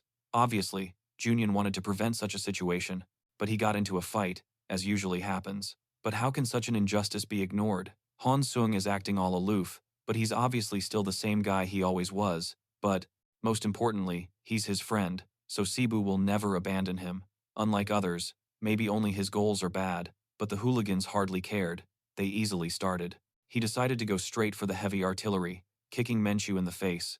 He really doesn't care if the bastard dies now or later. He lifts his face and receives a punch in, to crush the boy with their numbers, and Jan asked why he was swinging his legs. He's learning taekwondo. After slapping him, the ambulance man sneered. A little thing like that blonde kid. He learns a few moves and thinks he's worth something. Only that's just not true, and now Jinwoo is going to prove it in practice, drilling it into his head that his life is over from that day forward. She and her boyfriend, Han Zun, will be inseparable in their torment. Their lives are going to be hell. During first period, recess, lunch, and even after school, Jinwoo will be calling them, at any time. And God forbid they don't come, then he will act. But the guy didn't have time to say anything, because the protagonist opened the door to his office, and the only question he had was, is whether this big guy is crazy, and Groma was surprised. What is this nonsense he's saying? But the protagonist might want to. First, though, he needs to think. Obviously the genius is in a higher category. You can't win without a plan. To gain an advantage, you have to piss off the madman. Anyway, Kim heard that Jinwoo had kids, complaining that Jinwoo was hitting them. Funny, a huge fat guy who can't even land a hit, bullying little girls. I mean, what else is he going to do? He just lost a one-on-one match with Cebu. The only thing that saved Jinu was his entourage. Oh, Junseon is wrong about something, and the plan worked. The Overgrot shouted for everyone to stay put. He's going to fight alone. He's going to take on that jerk all by himself. That's exactly what the protagonist was counting on. I'm sure that dumbass is going to jump on him right now. He's only a leader because of his size, and yes, he's big, but he's painfully predictable. Ken takes a easy right hook to the jaw. What's up, big guy? Still standing? That makes Jinu even angrier. He's really going to send him to the afterlife. But John-sun understood the bully's plan. He wants to. The face. He'll block with his hand. Great. Ken will break his arm. But suddenly this beating was interrupted by a chair flying out of nowhere. Park Min-chul's lackeys burst in and demanded that he take him into a clinch and believes he can withstand attacks while moving forward. However, that is not the case. Jin has already landed a good blow. Therefore, Jinu is clearly not going to be happy. Another punch to the jaw, and then one to the solar plexus.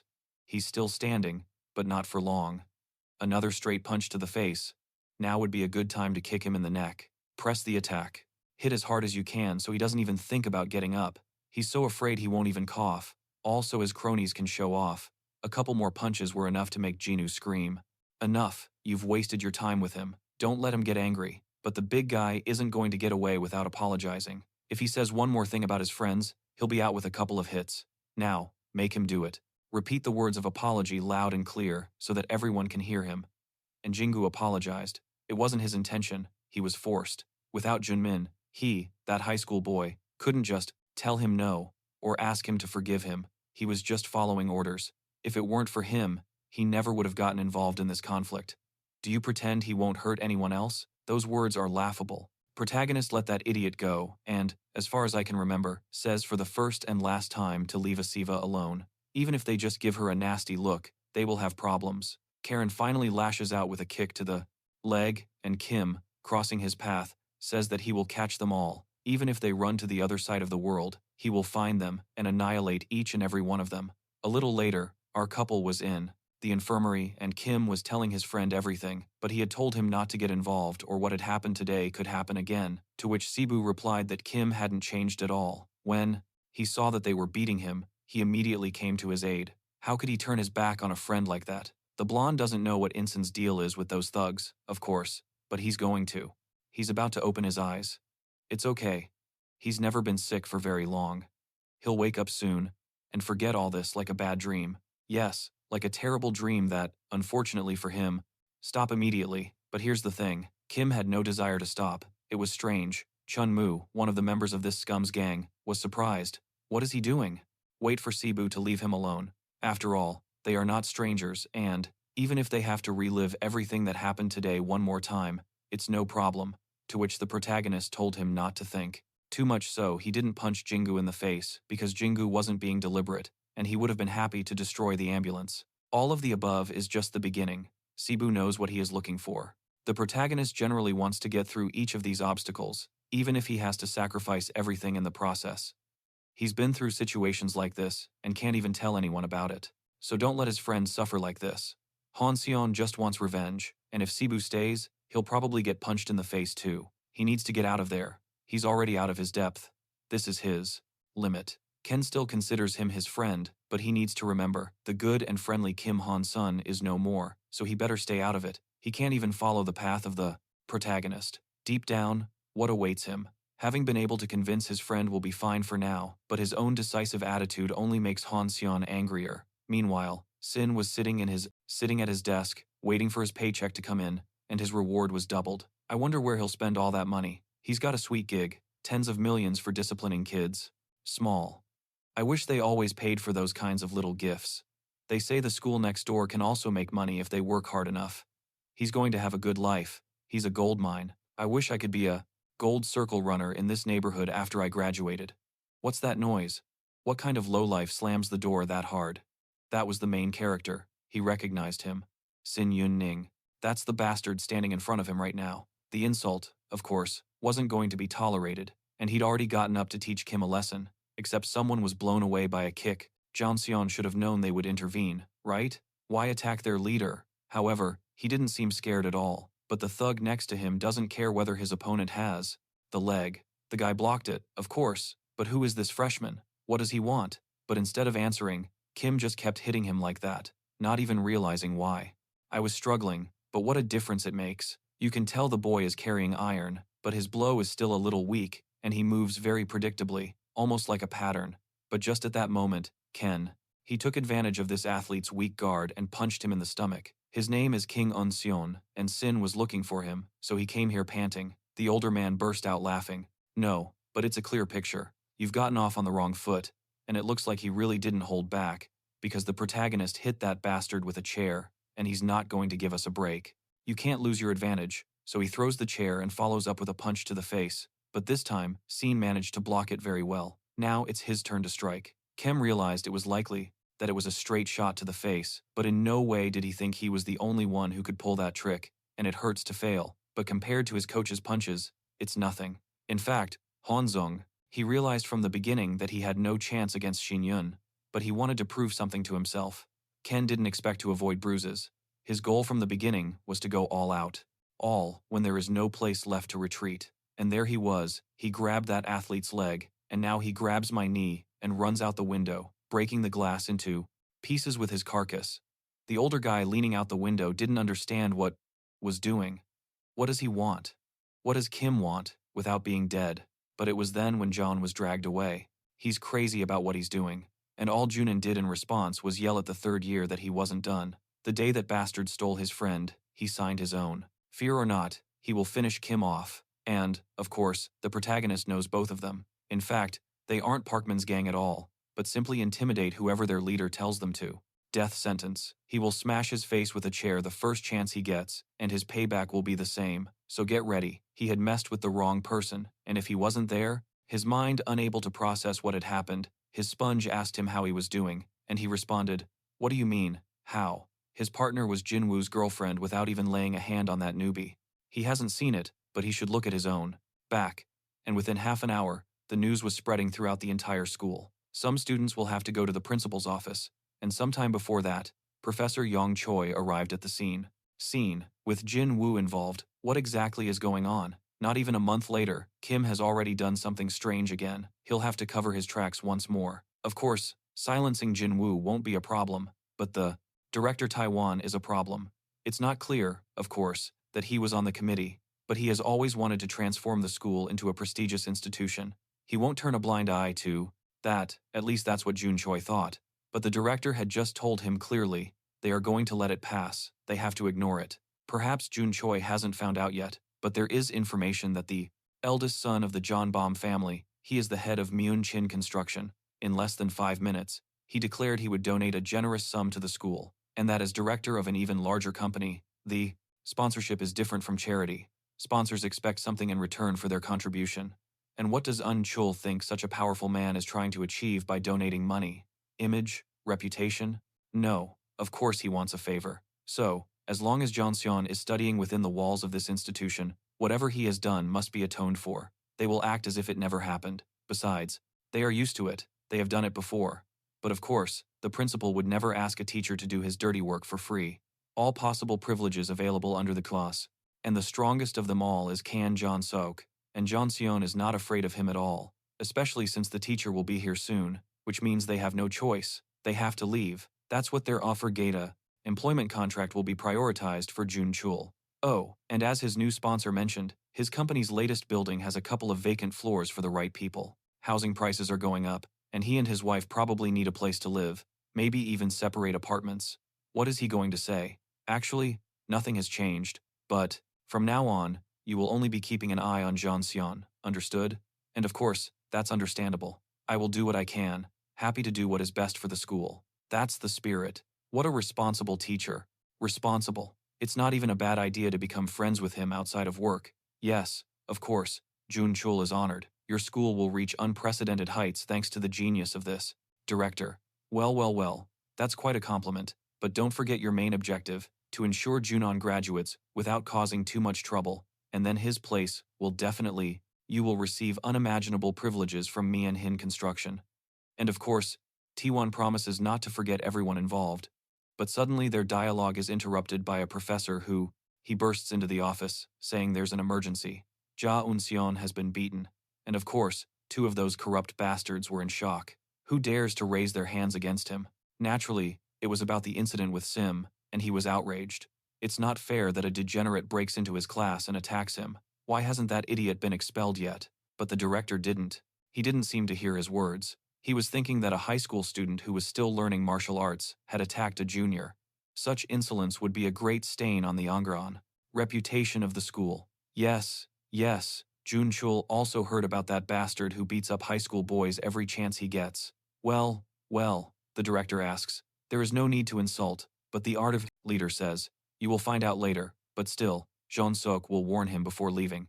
The protagonist is dead meat. Either way, they will meet after school, and he shouldn't even think about running away. They are. Professor grits his teeth. This student is behind most of the fights in his school. The boy didn't know what was happening. That little guy almost fell down the ventana. Because of him, there were so many witnesses. Yes, Junchul knows that every case has witnesses, but the question is whether or not to believe them. Let him go and ask any passerby who inspires more. Confidence, an excellent student, or someone like Sin, who will be the chosen one? In response, the schoolboy sent the teacher reeling, mouth agape. That bastard better listen carefully, if he keeps acting. The victim, they will remember all their sins and more, so he asks him one last time. Sin admits that what he did was wrong, and at that moment, the boy felt an extremely ambivalent feeling. The adults at that school were just as corrupt and bastardly as he was. And then he realized, you don't want important guys crossing the road, so it's best to admit that he was mistaken. But when he left the office, he felt consumed by anger. Everyone had turned against him. What is he supposed to do?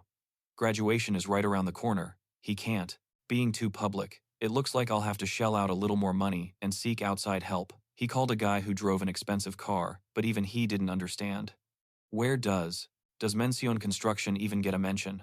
All those who bullied the boy have been humiliated, and the director and his teachers have subdued him. But the problem is that the interpreter's failure falls on the Bakshan superior, that is, on himself, and the Golden Circle does not forgive this. Well, then the Golden Circle broker in charge of the suburbs, named Gent Giyu, would have to personally take matters into his own hands. Personally. So he immediately went to the director's office and introduced himself as Sim's uncle. He told him that Sim had been treated unfairly. What does the director have to say about it? To which he, looking forward to their next meeting, Park Minchu, who had rushed towards his desk, didn't even realize what was happening. He only remembers the first hit and woke up on the floor. How dare he? Responded, unfairness is out of the question in this establishment. Yes, but Gent heard exactly the opposite. Just a couple of days ago, 4 students were beaten and expelled. Why? And all this while, the other party involved in the fight went unpunished. This case shouldn't have been handed over to the police, or perhaps this school simply has a special relationship with King Junon. In that case, don't expect any favor. The director simply laughed in response. What an entertaining story. But in Dosan, there are laws that must be followed. Considering the students' futures, they decided to resort to a police investigation, and generally speaking, this situation has already been resolved. So, if Gantu wants to proceed, let him do what he thinks is right. The man was angry. Unlike others, he does not throw empty words around. Toan already realizes what his guest means. But look, in Dosan, those threats won't work even a little bit. Then Geku went to the police, where they simply patted him on the head and said it was just an act of self-defense. Obviously, it was clear to them even without an investigation. Or is he just trying to ruin someone's life? Local student. That greatly angered the Golden Circle runner. People had lost faith in law enforcement because of corrupt police officers like them. If they don't handle the situation legally, Gantu will make it public. They know how powerful the internet can be. To that, the policeman laughed and said, it's Don, you know? Not Ul, it's Dasan. You can flood Twitter with tears, but no one will care. Will matter at all. They'll forget about it in a couple of weeks, so this guy doesn't stand a chance in his own town. As Gantu left the police station, he noticed that the police chief seemed to have good relations with the director, but what else can you expect from such a small town? Everyone knows each other and covers for one another. The reason why Toan is so calm is that scum will humiliate him and destroy him without a second thought. The rest of them are meeting after school, and that pompous asshole won't be able to handle it, and there's no way Menchu, because the local mafia is covering everything up. Yes, local organized crime groups have always been a problem.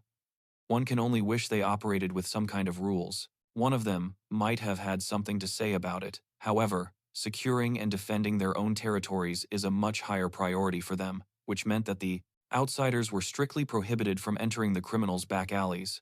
I guess that's why the Capitol Police don't want to work in the sticks. It's a simple case, but nobody wants to do it. Yet Gayu is now in way over his head. What is he supposed to do? The golden circle hasn't even made its presence known yet. This is partly the reason for the organization's current reputation. If things fall apart because of gone crook, he'll probably send a new broker to fix things, but all their work will be for nothing, because those who have wronged the circle don't live very long. He needs to calm down and think things through. He can definitely get out of this situation.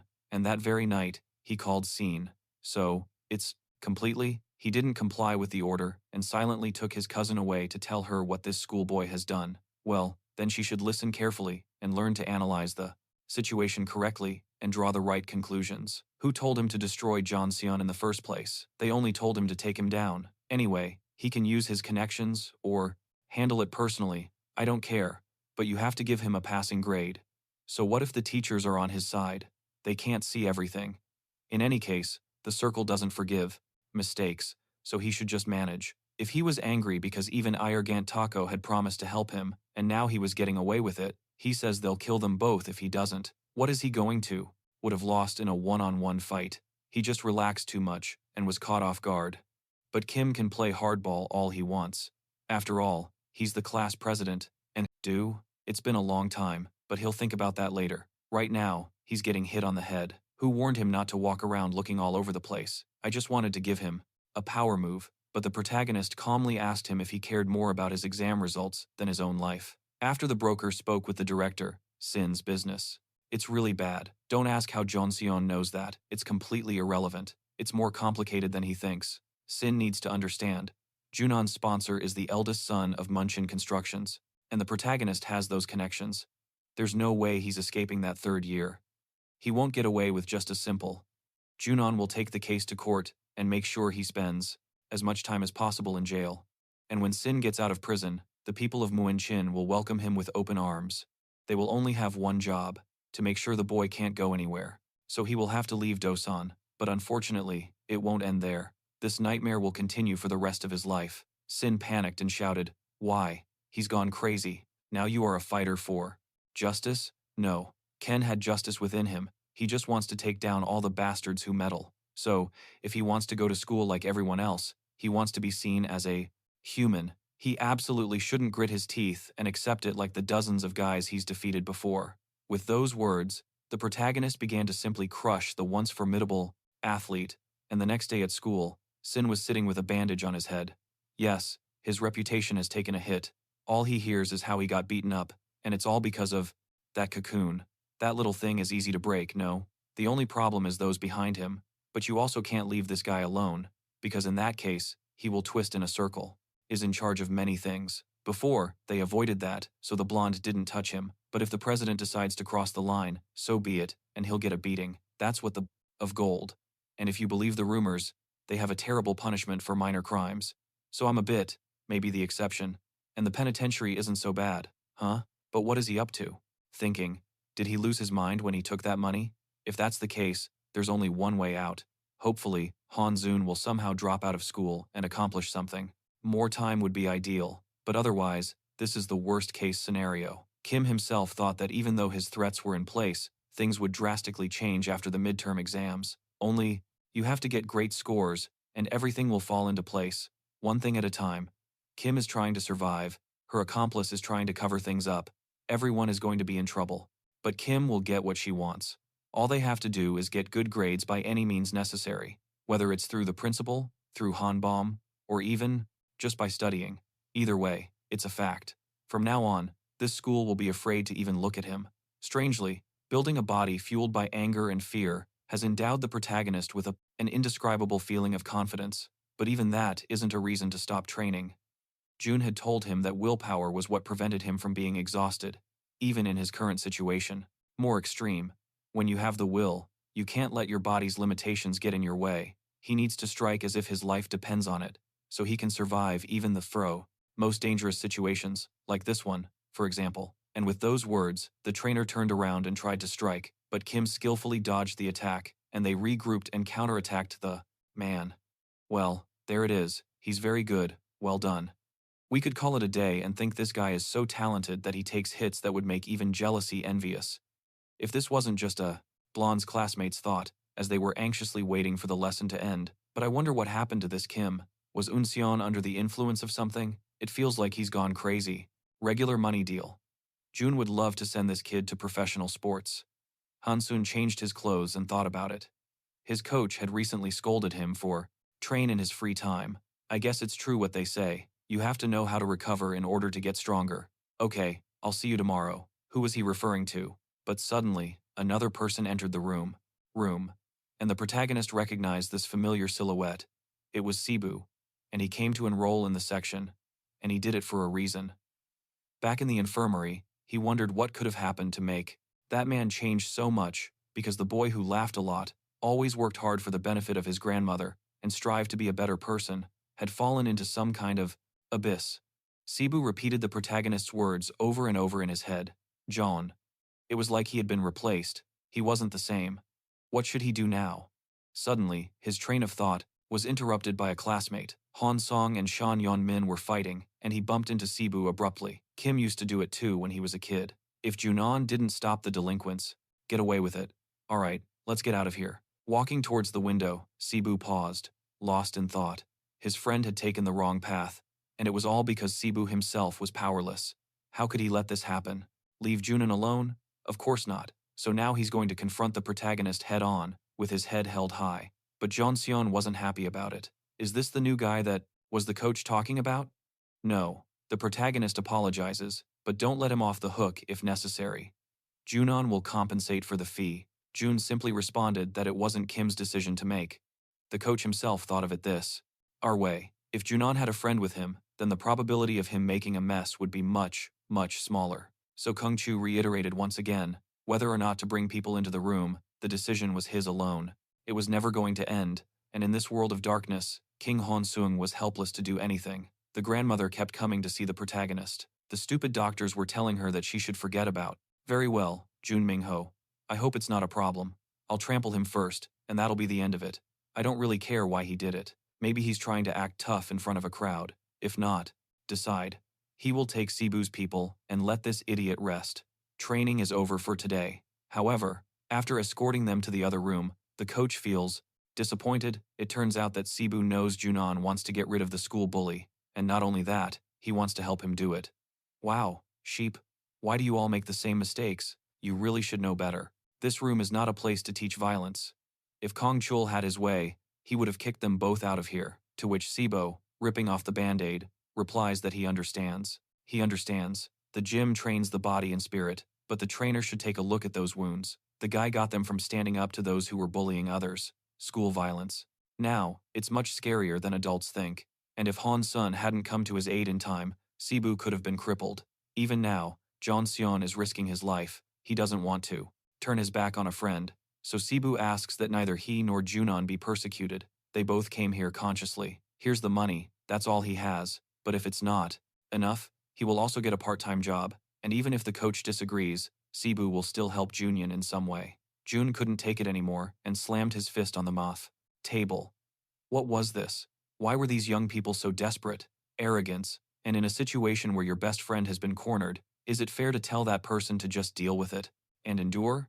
No, obviously not. Then, exhaling, Junchol said, they'll start tomorrow, but if the guy is going to slack off, he'll be expelled immediately. There's nothing wrong with giving him a chance to survive against the violence. That was the deal. Yibu left the office, but at that very second, a glove flew toward him. The protagonist tells him that Henchul seems to be in.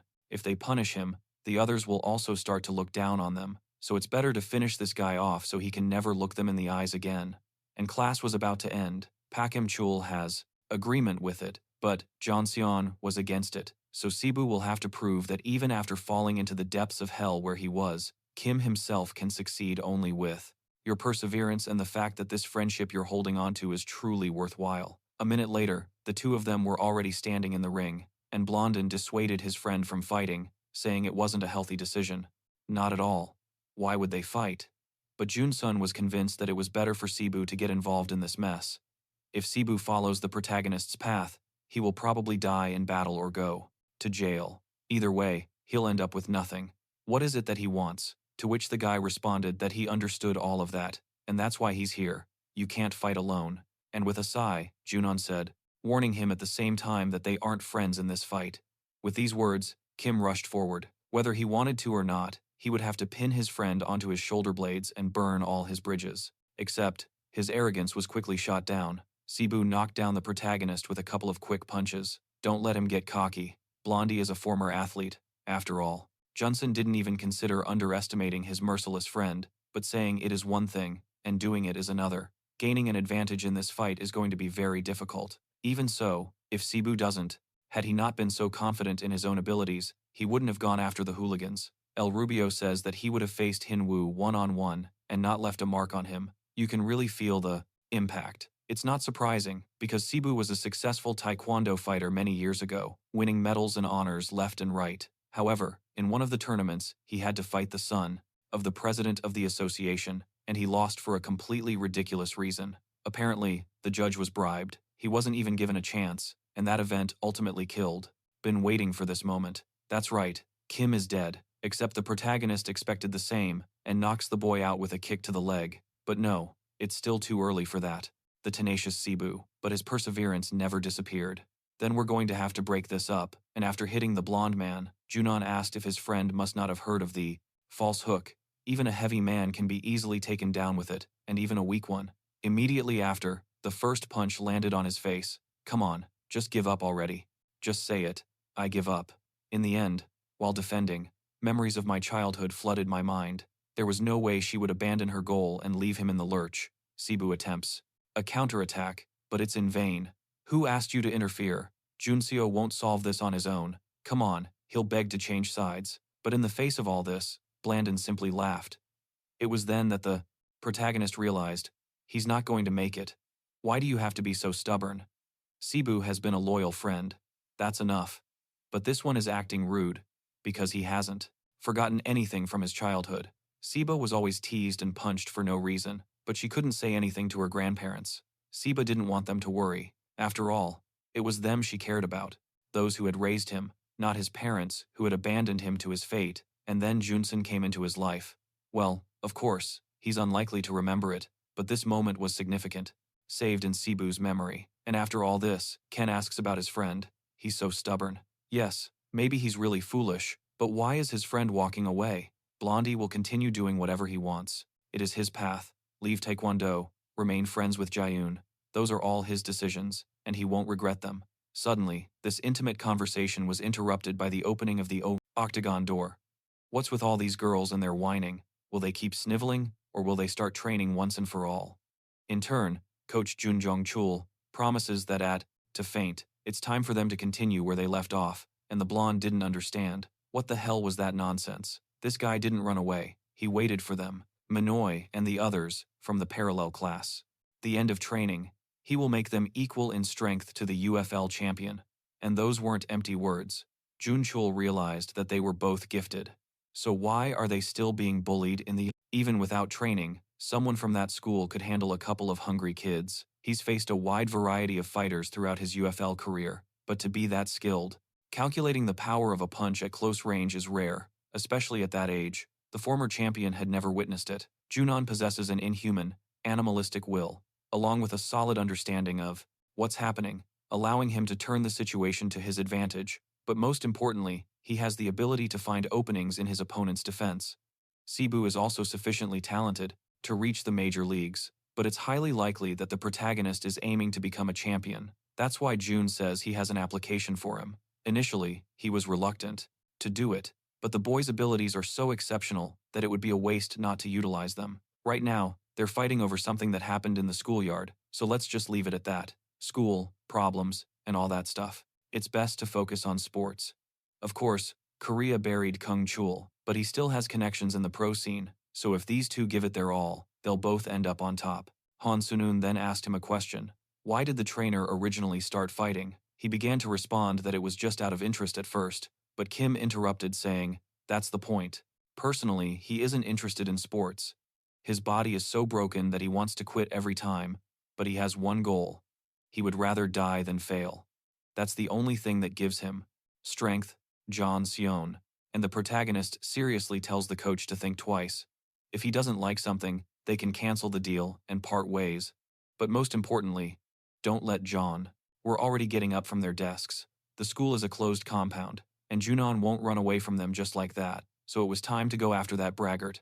But when this group arrived, Sion get in the way. As he left, Kim asked his friend for a carefully considered response. Are you sure he won't regret following this path of revenge? It's not even the path he himself has chosen. But Zebu firmly responded that he was sure. Okay, so Jean Sion won't discourage him anymore. But there are a couple of conditions. First, he must practice every day. If he falls back, he might not even come back anymore. Secondly, he can get involved in fights, but only in fights he can get himself out of. And if he knows he can't handle it, or if it seems like a crime, he better not get involved. That was specific, right? And the protagonist asked if he had misunderstood something. In response, the guy simply remained silent. He certainly didn't expect that. Jean Sion would make a big deal out of it. What kind of crime? Okay, so far it's all just words, that's all. No, there is one more thing. From now on, Construcciones Mensch will pay a stipend to Sid. Just don't let him ask too many questions, and if he doesn't like something, he'll leave immediately. And when they're done and out of this hell, if Sigyu lives long enough, Junon hopes that making his friend's life much more pleasant than his own is what he intends to do. It may not be the best option, but at least Kim can see for himself that his friend will be all right after some time. A while later, Junon was already home, where his little brother, John Jin, was waiting for him. He was watching a cybersports match and already knew the outcome. The team his brother was supporting would win, and Yoon Sinin, although he didn't speak, probably wanted to do more than just watch.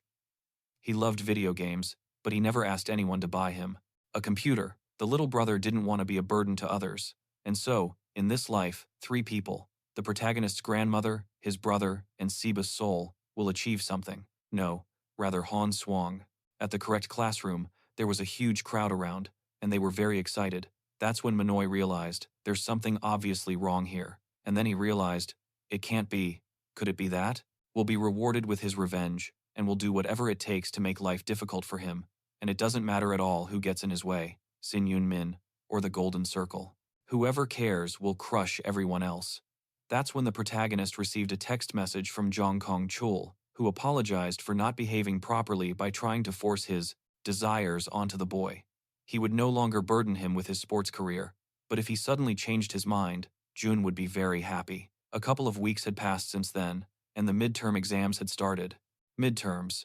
The weather was getting warmer every day, but it was far from a good time for a stroll. The top 10 students would be announced publicly, so this was a period in which one had to speak up loudly. The conditions were certainly the same, monitoring everything closely and immediately punishing anyone who cheated. If Junyun failed the exam, the whole plan would go to hell before it even started. On one hand, he didn't need good grades. He could simply gather the evidence about the Golden Circle and make it available to the public. But on the other hand, it was like, cutting off Hydra's head isn't enough. Bringing these bastards to justice isn't enough, because the ringleaders will simply hide and remain unpunished. If Kim wants to reach the top, he has to become the biggest thorn in their side, testing the patience of the Golden Circle time and time again, and tarnishing their impeccable reputation. The evaluations are just a small but necessary brushstroke in the painting. You could say it's the first step from which everything begins. Yes, today is the day his revenge truly begins, and everything is very reminiscent of a scene from the past. When he was in his final year, there was a drama on television where the protagonist was failing miserably in his studies, but then he went back in time and became, thing is, there's no time to think again, we have to run. And when they entered the classroom, they were met with a truly unpleasant scene. Their leader was covered in blood and appeared to be hanging, the best student in the country, and everyone was discussing the show. Opinions varied at the time, but one opinion was this: if you're stupid, you'll remain stupid even if you go back 10 years. You will not be the best in your studies. Ken remembered that conversation as if it were yesterday. They included a lot of flashbacks in the story to show how the protagonist overcame his past life, and that, in reality, he is much smarter than he seems. What a painfully familiar story this is. In a previous life, Insan had studied hard for these exams, but in the end, all the effort was in vain. He was never able to pass. But now the protagonist remembers everything, each and every one of the correct answers. While everyone else is doubting, he already knows everything in advance. But along with that, Junyun's consciousness came to him as well. He's really stuck back in those high school days. Even as a victim of violence, Kim was constantly learning. He regretted becoming a vegetable because he hadn't even had time to lead a normal life. But now those memories are already burned into his head. Yes, Hans are like this. Stuck in the past, he lives in the past. He only remembers the past and can't move forward. But even realizing all of this, the protagonist will never forget all the agony he went through, happened, which made him who he is today. The exams passed quickly, and the answer keys were already distributed. The students immediately began checking to see if they had written correctly or not. The only one who wasn't staring out the window was Junon himself, but his solitude is interrupted by a classmate named Oyue. She wonders why. He decided not to review his work. The boy responded coldly. However, he remembered that the girl is quite popular, and in a past life, she confessed to him, but he said no because he couldn't. Unconscious, John Zung, the star player, looked at the newcomers and said, "You're late. What's going to happen now? You're going to be crowding the entrance for much longer." Not for long, because Kanhon Sok balanced studying with dating, and now HG is proposing marriage. Maybe he'll take a look at his work. Let me see. First C, second D. Okay, it's going very well, and when we get to the Telegy 90, in the end, it turned out that the Korean student, Kim, had scored a perfect 100, which is quite remarkable. The most popular girl in class is reviewing his test, and naturally, everyone is watching. It's definitely going to generate buzz, especially since Han Sunun also scored 100 points on the story, and on this exam as well, and on this one too. What does that signify? He aced all the exams, perfectly, and the news quickly reached the principal. He immediately received a call. A boy who wasn't even in the top 10 is now the top student in the class. Then Ju said that the test was supposed to be exceptionally difficult, to which the principal replied that Jeon Seon was always intelligent, but no one anticipated this outcome.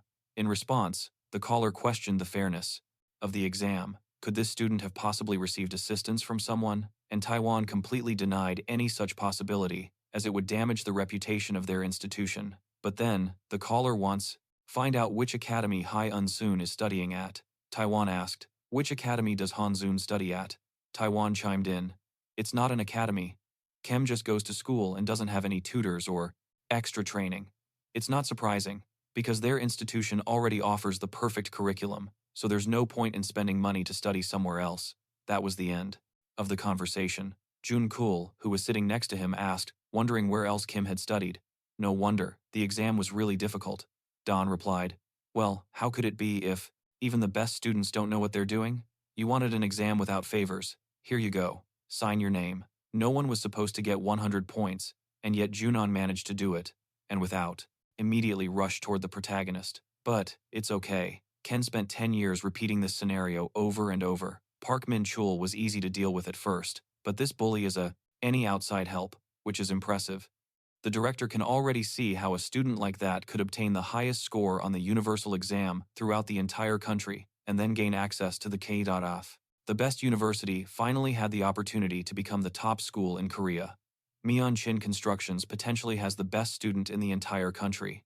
With factors like these, the university's dream of becoming the best in Taiwan could come true, except now Kim Han-sung is more of a troublemaker than a help. What will happen when the school's best student also becomes the most problematic? The institution's reputation could be seriously damaged. Jun Chul recalled his task of taking care of Kim. That's a good thing, because from now on, he'll have to work even harder. After all, this student is now the school's most important asset, and as the school's hopes have risen under Jun Chul's guidance, he will receive a raise starting this month, and that's just the beginning. Don clearly tells the professor not to waste this opportunity. After all, Kim Han-sung is the key to the school's success and many of their privileges. They will stay with him even after Jeonseon graduates. And of course, Jun Chul told him with a smile that he would do his best for him. The next day, Kim went out with her teacher. I was impressed. There he was, his best student. What did he want to talk about? If he would just tell him, Jun Chul would do anything for him. And Youngseon asked, does the teacher know anything about the circle? Golden. No. So, listen carefully. Kim is about to tell us something very important. After finishing his explanation, Kim reminded Jun Chul, if something happens, both of them will fall. But the professor really had no doubt. So what should he do? Stop Shan Yun-min?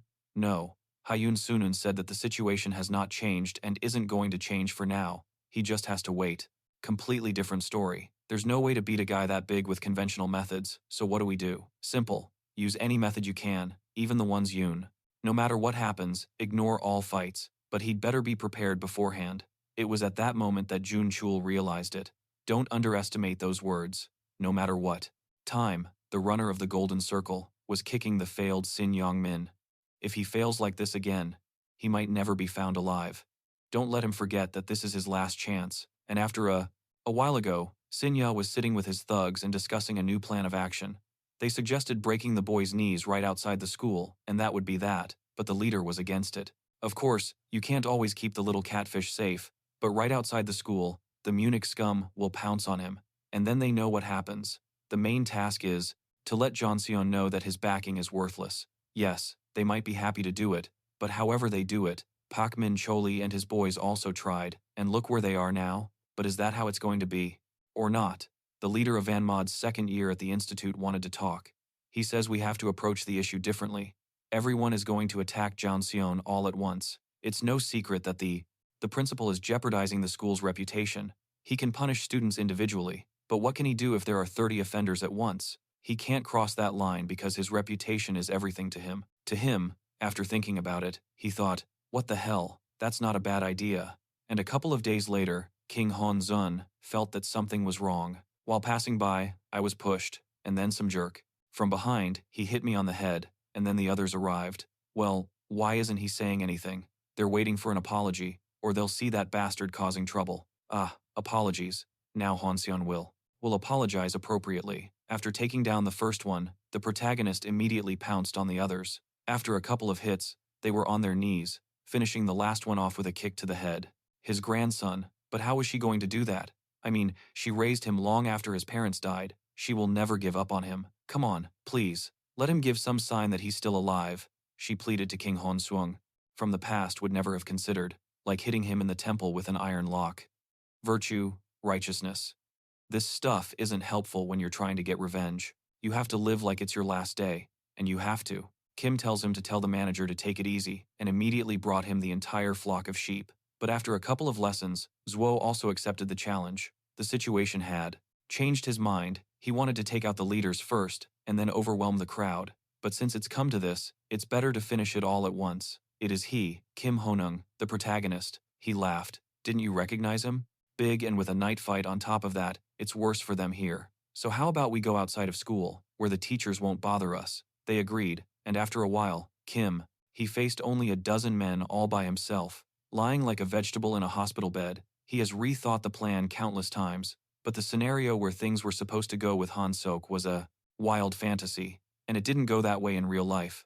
As always, everything is sweeter in my head. You can fantasize about anything and it's always in your favor, except that in reality, things never go according to planned. A lot depends on this fight. If he fails, the price will be high, but still, the protagonist asks if 10 men are all they could gather. He thinks they are idiots. Stop bragging, but it's okay. Suo will personally send him back to Earth. Since he doesn't understand a hint, he'll tell him directly. Kim lashed out at the authority figure, but the guy didn't.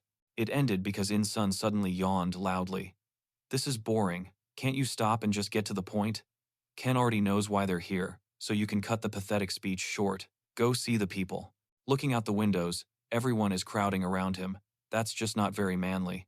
Well, let them come at me one by one. Zio, if he wants, can come out and get punched in the face first, or he can take care of himself like a coward and wait until the end. Or what? Are they going to jump me and come in droves? Pathetic. And this speech was not just empty bravado. Until now, Ju-won had resorted to drastic measures. However, recklessness and cruelty had damaged his reputation. Do whatever it takes. Who cares how much that idiot has inflated his body? If you hit him with the intent to kill, for example, striking a weak point with hard steel, he'll hardly die. Drastic. However, recklessness and cruelty had damaged his reputation.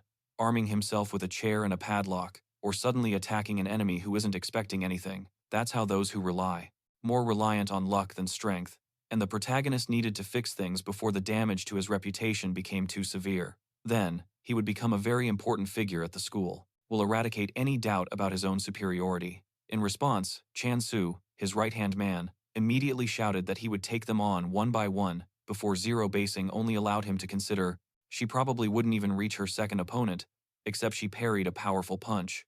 Ken was able to cover himself with his hand in time. Chanjun struck once again, but the protagonist, he dodged and delivered a strong counterattack to the jaw. The boy's eyes nearly popped out of his head. Jinu, who was watching this, was stunned. also knocking down Sonu's right arm with a punch. It seems like it's something complicated. No, screw him, he's not going to mess with him again. I should have stayed away from him from the beginning, except it's too late to blow The hiss aimed at his face was quite a strong blow. It was Sibu. He was back, and it was time for him to tie up another loose end. Sibun didn't decide to attack on his own. It was when he saw John Sion being intimidated again. He approached to ask him what he was going to do, to which he replied that he would take care of it himself. And Simeon Min and his Jean Sunun understands his friend's concerns, but it's not good if he gets involved. The two of them will be overwhelmed by the numbers, and it'll be over. But Kim has a plan, and she's going to handle everything on her own. You don't need Blondie's help here, but you do need help elsewhere. He'd rather let him take revenge on the bald Park Jingu. That's what the guy did. It's going to be a pain for this guy, starting with a kick to the chest. With his foot, Sibu interrupted. Survive. Well, that's that. Good luck to him in the hospital bed. This left the remaining two in utter horror. But now is not the time to relax. After all, it's any of their attempts to attack. The bald man understood it right away. He can be taken down with one punch. No, we can't. We have to pack up. Well, the first hit and the second one missed. Little, but there it is. I've got him.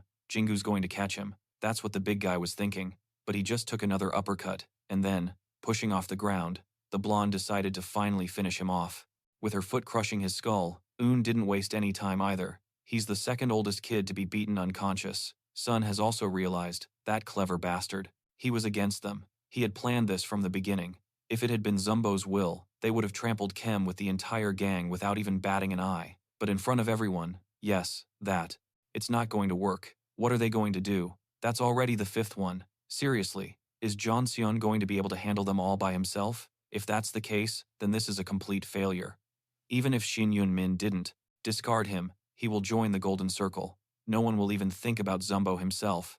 And it's also not a good idea to jump in at the end of the fight. He has to get involved now if he wants to earn his credibility, so he yells for me to come closer, saying it's nothing personal, except he's already seen so many of his men scattered. Sunu won't be left out now, to which the protagonist smiled. So, maybe, he should stop confronting weaklings. Of course, the big guy got angry and immediately punched the insolent man in the face, to which he unexpectedly replied, "And you're hitting me?" I came back to myself. But why? After this exchange of blows, his opponent resists and doesn't even try to dodge. That sick moron is really going to fight him head-on. He doesn't care about the weight difference. Alright, let's see how long this little guy lasts. Ono had barely thought that, when from the very next blow, he was holding his jaw, coughing up blood, and grabbing this guy. Basically their only chance. While accelerating, the protagonist wants to throw Chuek to the ground with all his strength. He's weak, so he can't withstand it. He's already disoriented by the hair. What finished me off with him forever? What have those become? Have Jun Min brought here? The ringleader in question was very sure. Junon was the one to go. After all, a second-year student wouldn't be able to pull it off, except his cheerful spirit was quickly shattered by the entrance of a classmate. Suno has really messed things up badly. In total, Kim took down as many as 9 students. What should they do? But, for some reason, Suno continued to smile. That's enough. Let's let him continue. According to the plan, no matter how connected Han is to the principal, this is still a school. And beating up 9 students is not something that can be easily covered up. Everyone drank, and Suno immediately ran to the living room. Teacher's office. That's where Kim casually surveyed the second years without batting an eyelid. There is blood everywhere, and the boys are unconscious. We have to call the police, and neither should the abused. Even if they could, I wouldn't care even if I didn't finish everything in one day. Let's see how long Ja Un-seon can last. As soon as the police received a call from the director, the issue was brought up a few days ago. An important question was raised at a teachers' meeting. Do any of them know what the Golden Circle is? No. Then, John Chu will enlighten them. It's a group that profits from school violence and they pay to threaten students. When a student is attacked, the local bullies couldn't care less. And if the teachers think that this organization hasn't reached their school, they are mistaken. The recent incident involving the Pakmin Chuli gang is directly related to the Golden Circle. Naturally, everyone became tense upon hearing this statement. The teachers, pain, so he would no longer be able to block the next blows that the protagonist will gladly inflict. Yes, and there are risks involved. Chun Mino could attack him from behind right now, but how? They were literally confused, but Jaeon Chul quickly took matters into his own hands. His colleagues don't seem to know what to do, but it's understandable that they'd be hesitant to get involved in the circle's affairs. It could spell the end of his teaching career. But one thing is certain, everyone is now in the same boat. Park Min-chul, Chu-yeon, Tak, Chun, Ninjo, Suho, and Shang Min. And not just them, but dozens of students are related to the Golden Circle in one way or another. What do his colleagues think will happen if all this information is made public? Heads would roll, and not just those at the top. Their entire school could be shut down. That's why Junchul gathered them all here, to respectfully ask them not to interact with anyone involved in the circle. Let them continue, working normally, and stay out of school disputes. Those higher-ups will take care of it. So he says, again, there is no need to be heroic and do nonsense in pursuit of the title of Righteous Master. One of the other teachers objected, asking what he meant. Well, they have a moral obligation to stop the violence, but Junchul was quick to interrupt him. Does he want to cross the path to the Golden Circle? So, he should prepare to be their next target. Is a teacher really willing to go that far? Well, they should consider it legally. They don't ask. No. I'm not surprised. Well, then let everyone remember this. From now on, everything is calm at their school. Nothing is happening. And that's why the teachers have now ignored all the complaints from the students. Students. Let the panic spread. What are they making up? Don't they have anything else to do? But, surprisingly, not only here, but also at the police station, the students received the same response. False citations are punishable by law, so stop the nonsense, or you will be fined. When Shin learned the result of his plan, he became furious. What a bunch of useless people. They call themselves, can a plan be flawless in a 1-on-4 fight? So I don't care. I'll wait for Mino to remain in his stupor. He has always been very weak-willed. He will kill Hantek first, in order to, gargoyles. And no one has ever laid a finger on one of them. They are idiots, just to keep their hands clean, and the cops are no better. Since when did this country become such a disaster? So, they screwed everyone over, however they did it. He's going to find that Ja Un-seon and tear him apart. Except then, the bully's phone rang, and for good reason, of course, because until recently, the end. Chen Baum, smoking his cigarette in a small microcredit center, asked if his name meant anything to this loan shark. If it did, he had a suggestion.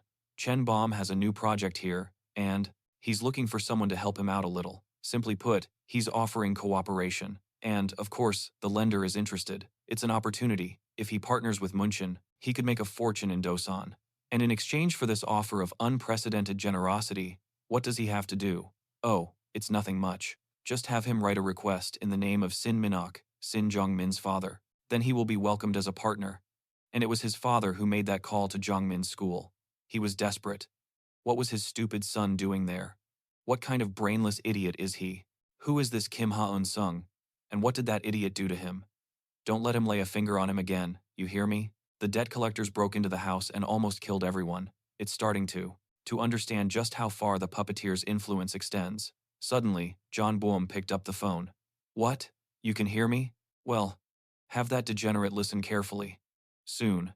His house will be on the market. His father is trying to prevent it. Well, how else are debts collected? Business is business, but that still won't be enough to pay it off. And then that debt will be transferred to Shin himself. If he understands, he'll never be able to afford it. It's time for him to get over it. His life is screwed, but there is a way for it to not be so bad. If he does that, he will be Ja Un-seon's personal punching bag. Evening out the numbers and then going after him is the best option available, even if it means relying on luck a little. He glanced at the disfigured face of another idiot, Kim Hansen, for a while. Just let him be aware of that. It's a secret. No one can guess that Shin is giving in to him. He can do it. The guy just wanted to stutter something out, about whether it was fair, but who cares about honesty anyway? The only thing that matters in a fight is winning, and don't let him forget it. Han Baum never throws empty words around. A minute later, the face of Kim, whom he had been waiting for, finally appeared in the schoolyard. Why is Shin Jong-min so out of it? He's frozen stiff. Well, let Yang come though. Min remembered that he wasn't allowed to lay a finger on the protagonist, but he continued forward and was already lunging to strike. He realized that his opponent wasn't dodging, so he had to pretend that he missed, but Hanseon realized that it seemed like the guy had taken the bait. Well, let him have it. What did they tell him? To be a punching bag? Brilliant. Why was he so stubborn? Now, Kim will give Shin Yun-min a chance. Kneel like a coward, or risk everything for honor. It's up to him to say whether Hanseon expected Shin Yun-min to break down. That's it. Exactly what happened. Without the observers around, he might have accepted the terms, but being a 9-year-old, he couldn't keep his composure. It's all or nothing. This is the end. This scum. Here and now. That's what he was thinking. It's not surprising, since he had participated in several amateur competitions. He was confident, but it wasn't difficult to find his records on the internet, and after analyzing this guy's movements with Coach Han Sung, he learned some punch combinations and weaknesses. For example, a weak face protection, yes, and now, after the missed shot, he's going to try to counterattack, but it will be too late. Jian Xian will land a hit to the face, and realizing that it's going to be difficult, he understood. This was a fight he had imagined many times, except his body could barely keep up with his thoughts, and frankly, he was running out of energy. He overestimated himself. Will try his signature punch. He'll back away a little and then use his whole body, except the protagonist knows all his moves, so he hit him faster, and this thug will never. Defeated, he fell to the pavement, nearly losing consciousness, but a sudden pain jolted him awake. That bastard, what is he doing? Da Xinyun Mining had probably already realized what was about to happen, an unequivocal victory. In this way, Kim Jun-seon demonstrated his superiority to all the students, and the police won't be coming because Oh Taeyeon has arranged everything with them. The protagonist, meanwhile, returned to school and met Cebu. He was doing well too, so everything's going smoothly, but Cebu is wondering what they're going to do now. They will obviously be prosecuted. Junon didn't just fight, he broke a man's arm, to which the protagonist told his friend, "Don't worry."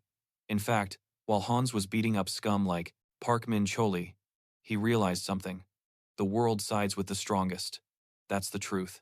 And the teacher who came out was shocked, thinking, Kim went crazy in there, how are we going to clean this up?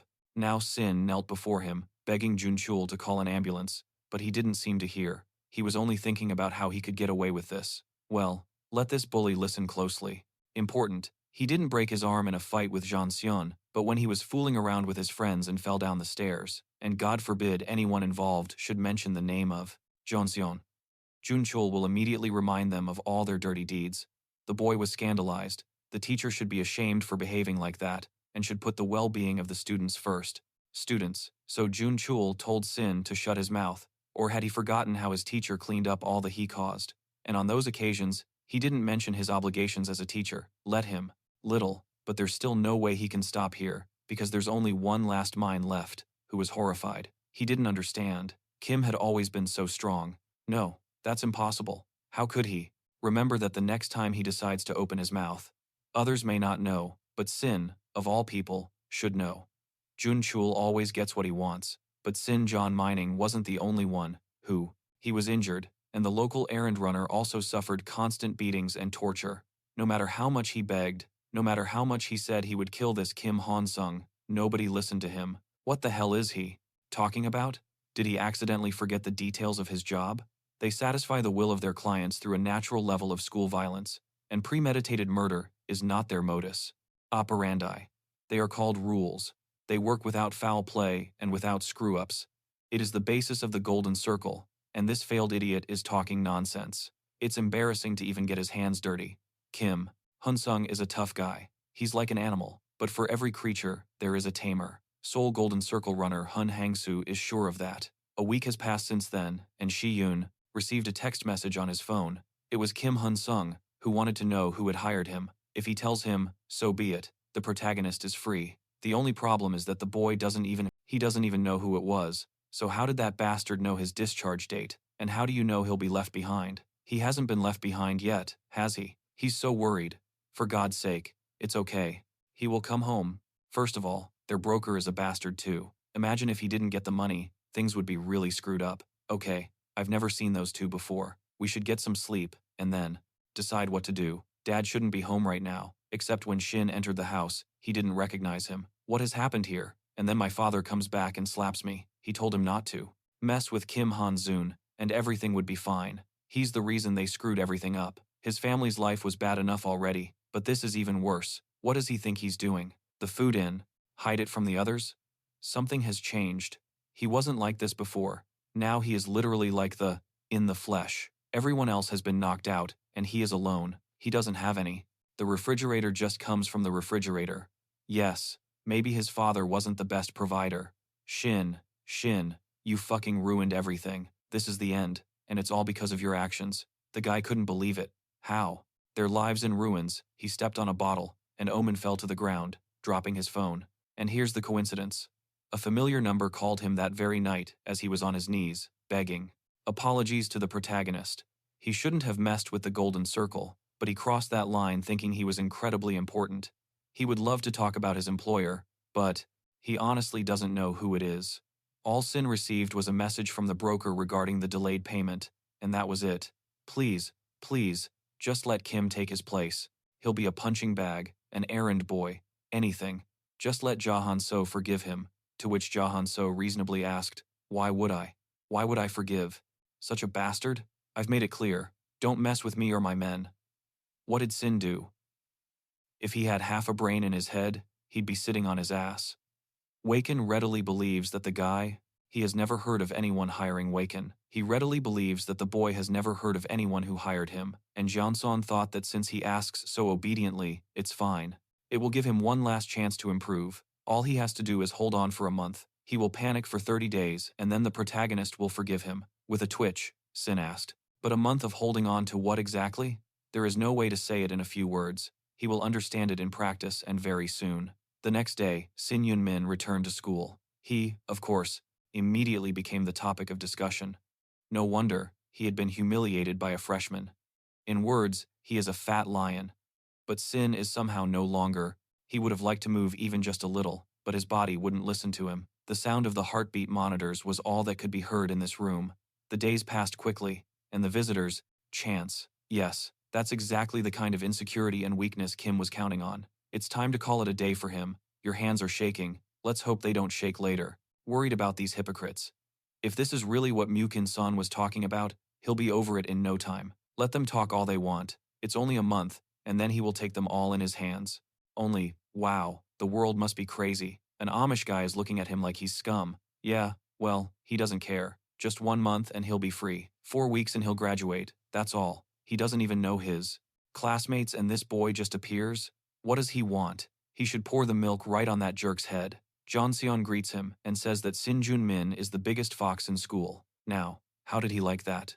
He liked that. Such drastic actions were provoked by Junon's speech at the class assembly. He said that, due to Sim's unjustified craving for violence, his life had become a hell. And if the protagonist didn't know how to fight, he'd probably be in the hospital right now. So he wants to punish Song Ming, not only for himself, but also for everyone who has had their lives ruined by this creep all these years. For the next month, they can do whatever they want to this guy. Spit in his face, slap him. He won't lay a finger on them anyway. On top of that, Junon, of course, doesn't force anyone. Everything is by choice. If they want to, they can forget it. But in that case, Syeon Min will happily live out her last month before graduation, as if none of this ever happened. That's why the protagonist is now addressing those who hold a grudge against that jerk. If they want to do something, now is the time to do it themselves. And, a guy with glasses named An Neon was treated the same way, getting punched every day when they met, like a toy you don't care about if it breaks. And while waiting for graduation, he thought about it a lot. After graduation, she wouldn't even remember him, and would never regret all the bullying. In order for things to be different, and for Mian to get revenge, he had to bullying. A concussion, but Jeonseon didn't throw a punch. It was because of the teacher's screams in the hallway. Oh yeah, that's because he thought he'd get away with it, making a scene in class. The teachers act. Jeonseon wasn't lying. That bastard doesn't defend himself. Well, then he's going to get another slap. How does it feel? It's not nice to be by someone named Amish, but Manon himself is right there, above him. This event quickly spread throughout the dining hall. So Kim was telling the truth, yeah, and the fat guy was getting worked up, spitting in his lunch. He decided to remind him of that, so he too. You liked doing that, right? Finally, he's going to get a taste of payback. Enjoy your food, scum. This situation quickly became public, starting with the usual insults. Usual. And then the taunts at the entrance to the restroom. That's Junmin's favorite joke. Don't be offended. I don't give a shit that his arm is broken. Then they started throwing garbage at him, hanging notes on his back. Yes, before, those cowards were afraid to even say a word to him, but now it's like they've lost their minds because of Jeonseon's words. Shouldn't we? Let him get away with it and kill them all? No. Who's going to catch him? You have to hold on. It only takes a month. Han Suong himself was thinking. He had thought that he would get some proof by defeating Junin, but in the end, nothing is worth it. To admit defeat, the Golden Circle client within his class was never identified. Of course, one can try to structure the current information. The client's ratings should now be comparable to Anzon's own, and this Yando's wealth should be sufficient to pay for the Golden Circle's services. These are, at the very least, some criteria to consider. It helps narrow down the possible list of people, but it's still not enough to say for sure. There's no rush. Sooner or later, the circle will reveal itself. Until then, we have to deal with pressing problems. However, you can still allow yourself to be distracted from time to time. After all, the sight of Scene's suffering remains quite beautiful. The boys beat him for fun, and they'll probably notice.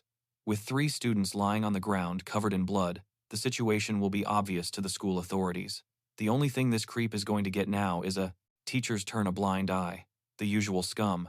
They're all the same, but at least thanks to them, the case isn't completely stalled. And at that moment, Scene receives a message on his phone, but his life, will he confuse that face with anyone else's? And they say John Sion broke his arm, and the thief had the same thing. His right arm was in a cast under his sweatshirt. But why would they? Here's an offer. If you accept it, you will no longer be harassed until graduation. After reading that, the guy quickly replied, anything. And Junyan didn't hesitate for even a second. That same afternoon, Zmin stood in front of a store, doubting whether this was a good idea.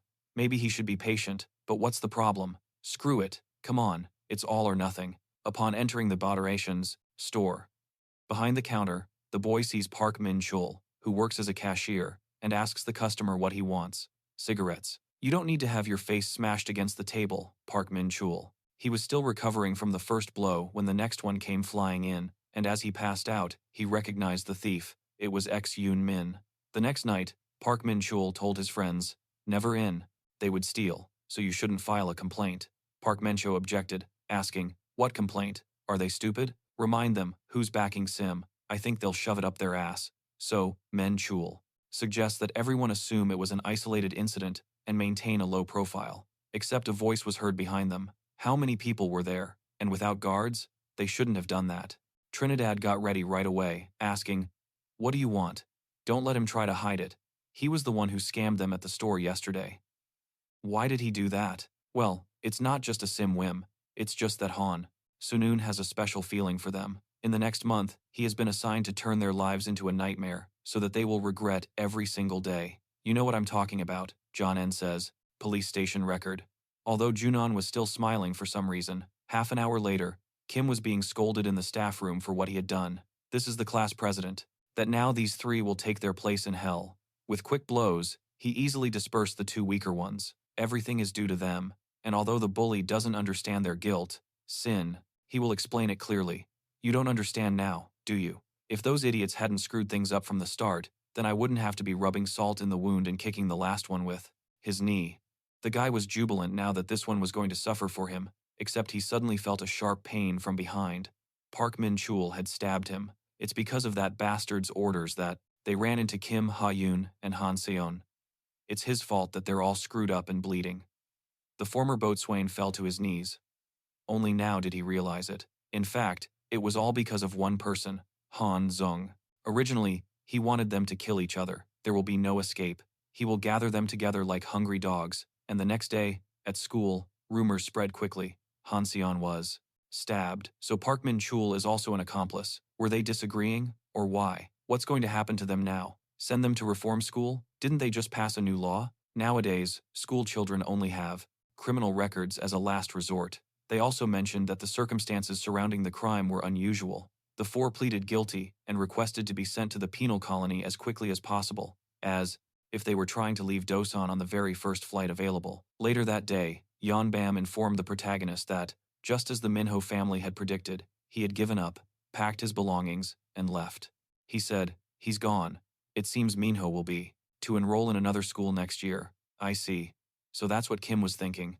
The rich guy always gets his way, though I probably shouldn't say that. If Jeonseon wants, Junbyeon can make a good life for himself. Haida didn't respond either. The protagonist said, screw it, let him rest for a while. Give him time to forget what happened. He'll start a new life in a new school, and a no. 3 of them had been taken to the hospital, and their faces were a mess, but the professor himself was thinking about something else. God forbid this incident is their fault. If he didn't want new city, and then the hopelessness will become even more acute. And the 4, along with Sin Parkham Chul, must go directly to jail after juvenile detention, without even a single day of freedom. Wow, what? Chenbom, you sly guy. I see. Of course, a scary person like you would have a companion. That's all I wanted to ask. He's going to be stuck being a fool among the day laborers for a long time. They had agreed that he would work as a laborer for a month, but Chenbom doesn't have the patience for that and isn't willing to rise up from the bottom like everyone else. Kim told him to be a little more patient. Men sin air. In construction would like to object, but the protagonist assured them, everything will be fine, it will start soon. And Kim wasn't lying. In a couple of days, the real estate industry will become nationalized. All companies, construction companies would gain unprecedented momentum and record super profits. Naturally, under such conditions, new construction projects were in full swing. So, it was like, at one of the construction companies, the workers were doing everything on the catwalk and didn't even bother to check if the metal beams were securely fastened. And it turns out, too bad, during the transfer the materials broke and fell right on top of one of the construction workers. He was crushed and wasn't even moving. He was either unconscious or dead. The workers they were nearby and wanted to call an ambulance immediately, but the team leader told them to put their phones away quickly, saying, "You have to inform management first, and, if that idiot needs help. If this incident slows down construction, who is responsible?" As a result, the injured construction worker was only taken to the hospital that day. Only 2 hours later, and not to the nearest hospital, which was 10 minutes from the construction site, but to a medical center associated with the company an hour away, all so that no one would recognize the incident. To be blamed for something, then he should make Kim take the blame, but he had always been normal, so why do something like that? Okay, there needs to be more intimidation. This is not going to end well. And the management company immediately notified the victim's son, telling him that due to his father's negligence, the company was suffering huge losses, so naturally they would not be collecting compensation. For moral damages, all the blame falls exclusively on the father of this boy. In the end, all the heartbroken son could do was cry in the living room and listen to television programs.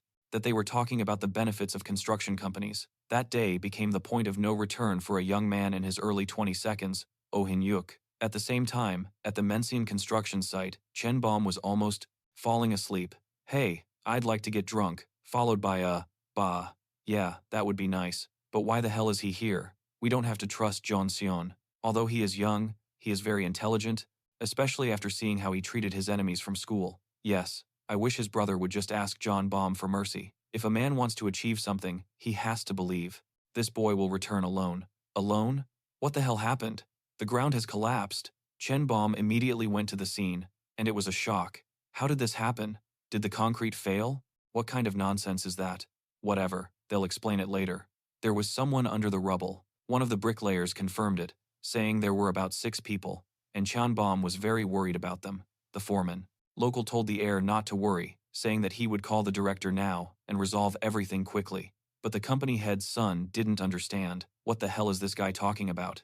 Does it even matter now? Does he even know what he's saying? Yeonbien remembered what the boy had told him when he was at the construction site.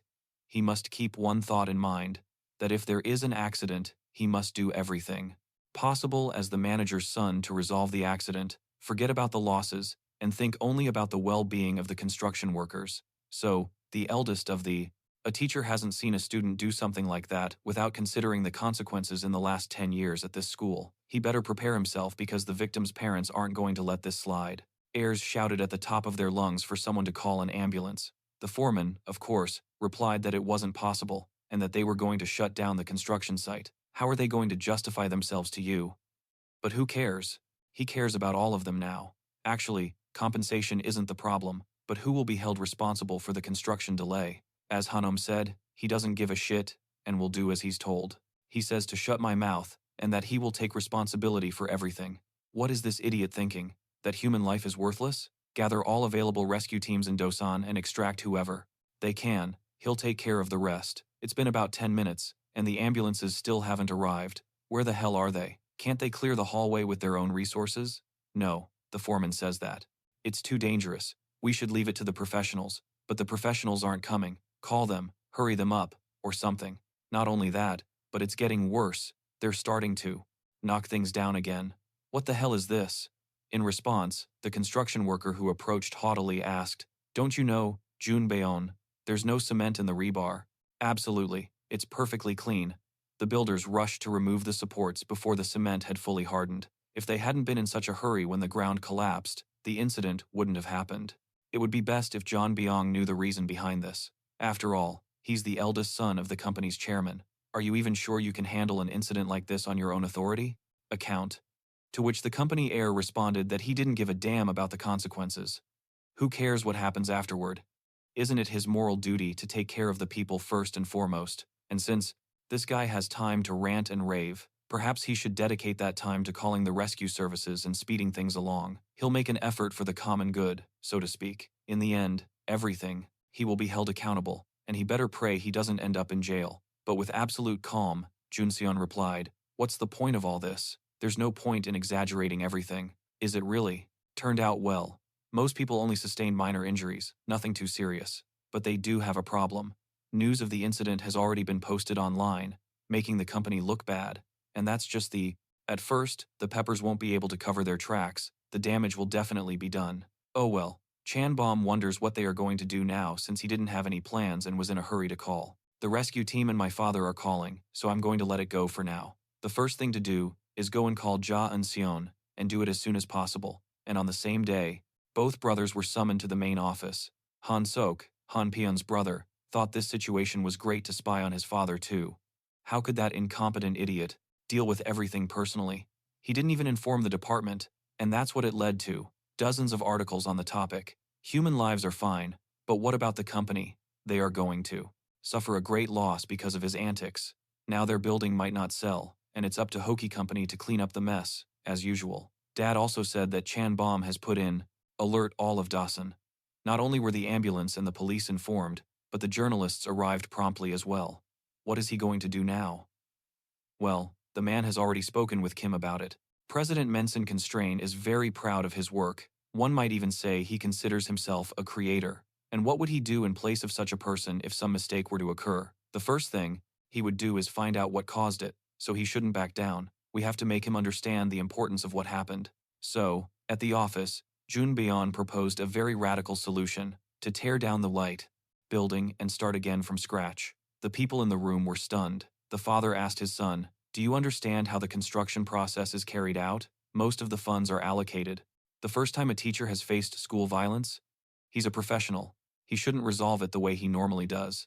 It's not difficult to keep quiet and not cause a by the banks, and their interest is increasing day by day. Add in the demolition costs, back wages, and much more. Is such a spectacle worth it?" But Jung Byeon says, "It's just a stoffe.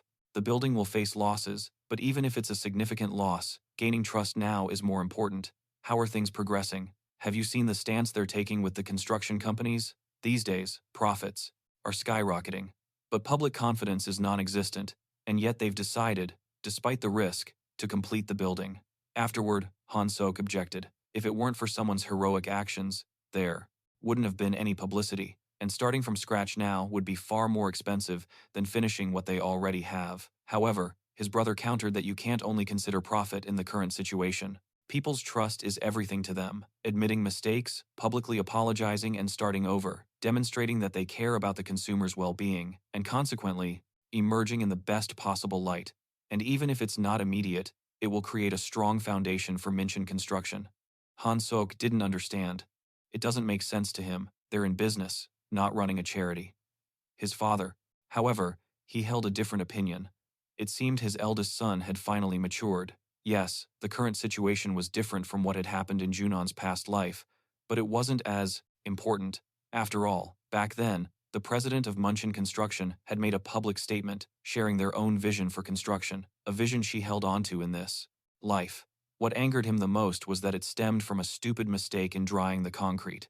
Mianchin Constructions had no right to commit such senseless acts. People were going to live in their houses. Safety should always come first, with everything else secondary, which is why Han Bon did such a great job. The father literally sees his oldest son walking down the same path as himself. Munchin.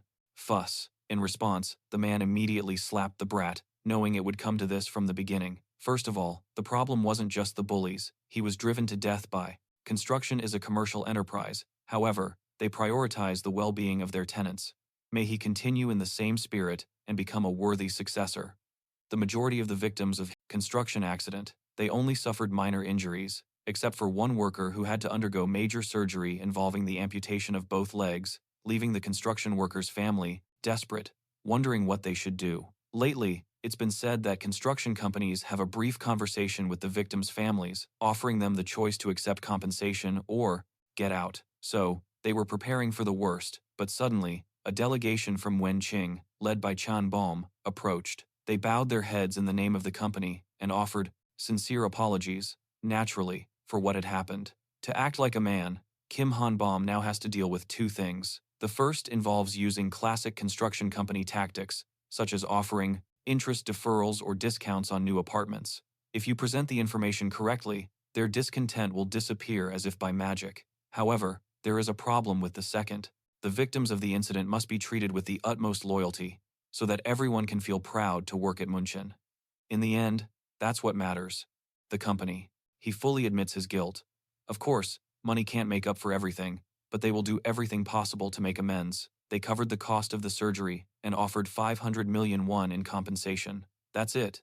Regarding what the victims will receive, the injured construction worker himself will be transferred to the main office to a supervisory position. In this situation, they do not have the right to refuse the services of such an experienced worker. This brought tears to the victim's family. That same afternoon, Chen Baum asked his assistant what he thought construction was all about. No, they also changed. Instead of his grandmother, his little brother came to visit him, but certainly not with encouraging words. He can't live like this anymore. The madmen who bullied Han Xian have now bullying and the teacher's complete ignorance. Everyone just watched, and now this corrupt degenerate pretends to be a righteous man. But Kim remembered everything clearly, Professor. He thought about it a lot. He only built houses, nothing more. Chen Baum used to think that it was all about making a profit, building a house and selling it. But recently, he has been thinking, so many people are counting on them. Workers who need to feed their families, future tenants who are going to buy apartments. The future heir seems to have taken his responsibilities far too lightly.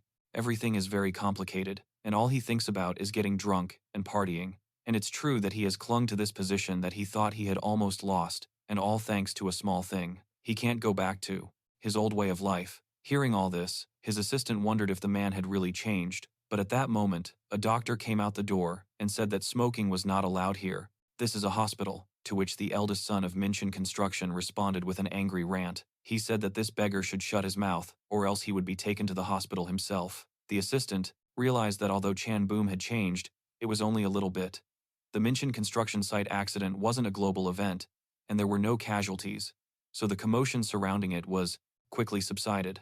However, the news told a completely different story.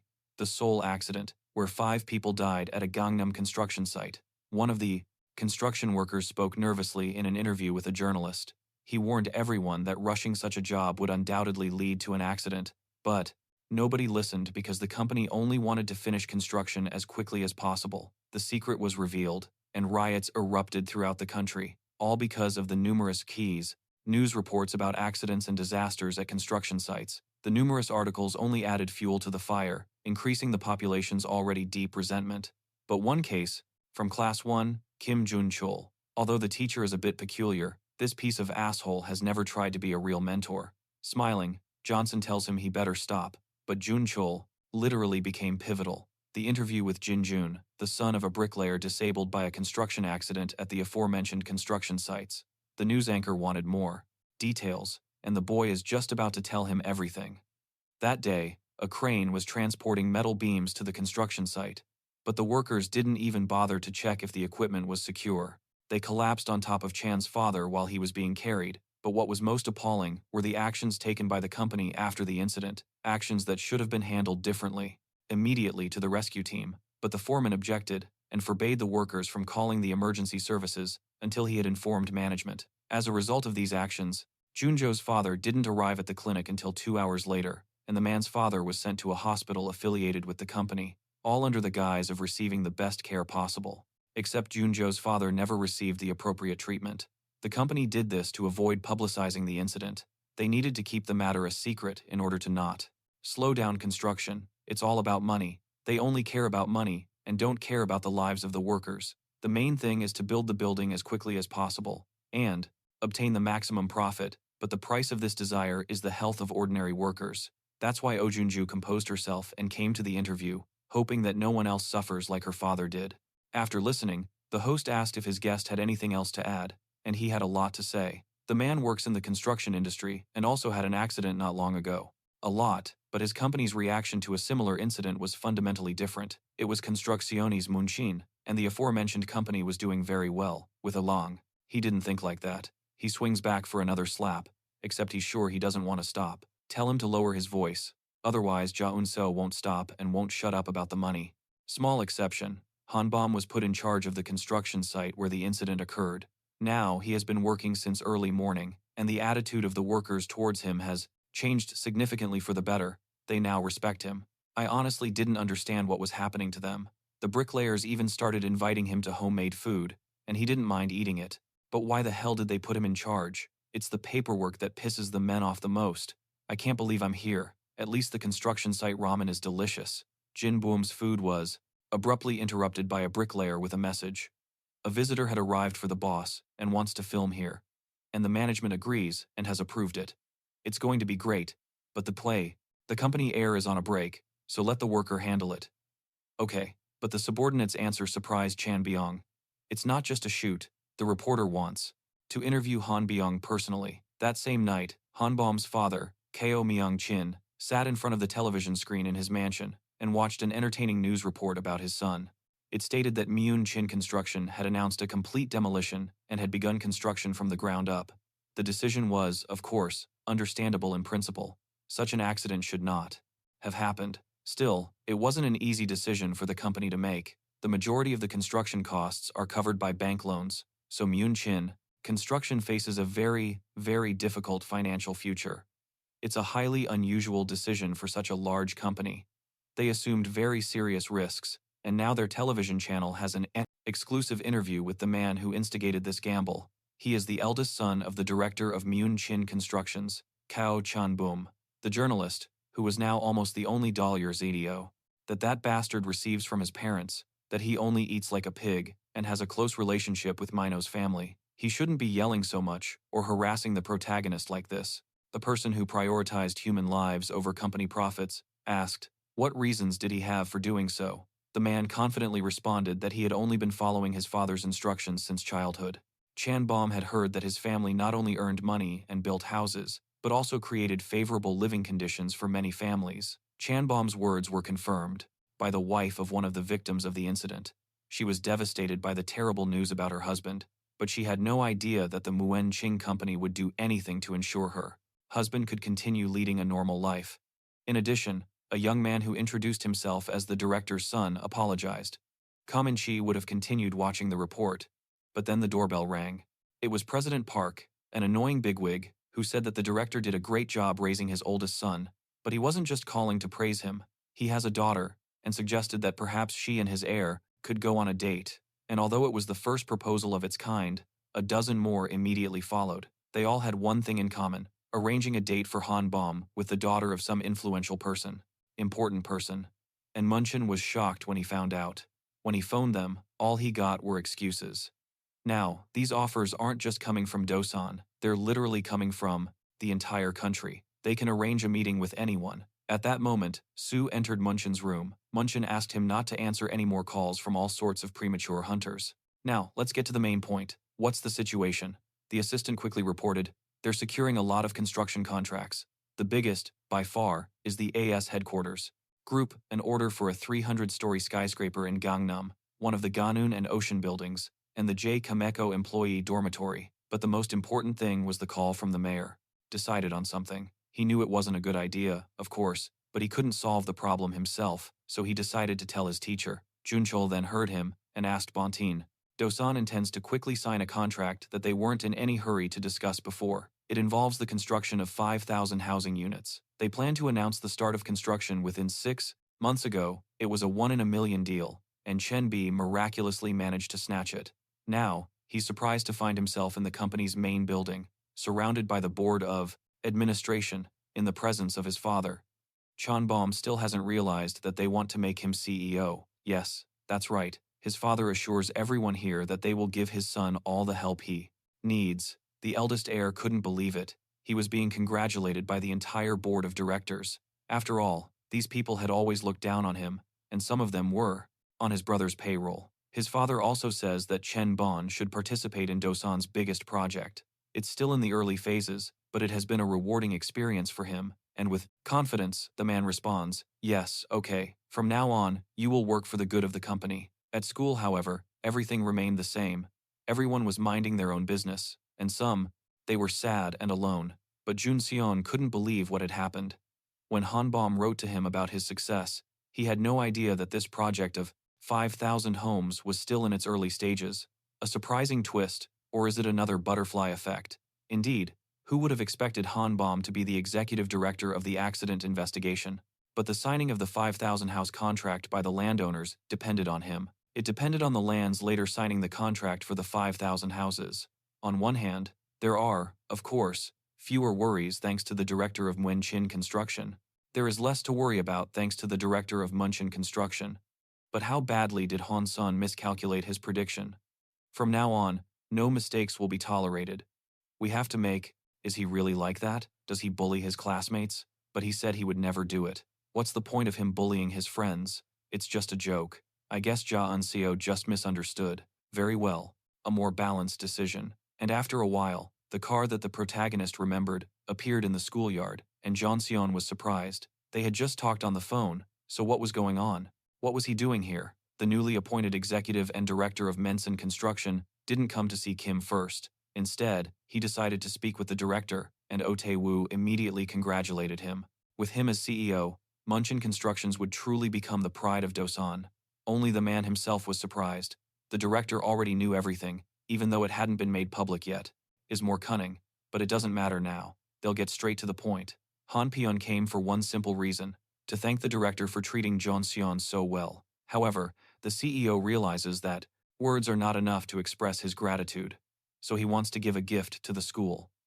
With the support of the authorities, Chanbong will build a new gymnasium, a true work of art, of architecture, complete with a huge swimming pool. It will also be the most significant material symbol of the institution's prestige. And of course, after saying that, the director assured them that he would do everything possible in order not to disappoint Hanbom. From now on, the entire school will support Jeon Seon in everything he does. That's wonderful. Could the director call Yoon Chul in for a few minutes? And shortly after, he was already standing in front of Chanbom. The man was fascinated by people like his teacher. In a world where everyone is fighting for a place under the sun, it's only natural to want to be under the wing of the powerful. There doesn't seem to be a rumor going around the school that Yoon Chul accepts bribes, but who cares? That's the kind of thing petty people talk about. The school will side by Muenchin anyway. With Chanbom's support and the administration's backing, Yoon Chul could even become a store owner. Let's say 3 years at most, and he will be. Ah, yes. The man heard that After hearing this, the teacher lectured them, saying that hitting someone in the face wasn't going to make anyone feel better. Did you all understand? Well, that's great, except it really hasn't. Teacher is going to a place called Milagro, right? Well, Chanbom spoke highly of him, so he can come with his friends and have fun however he wants. Don't worry about the money. It's all paid for.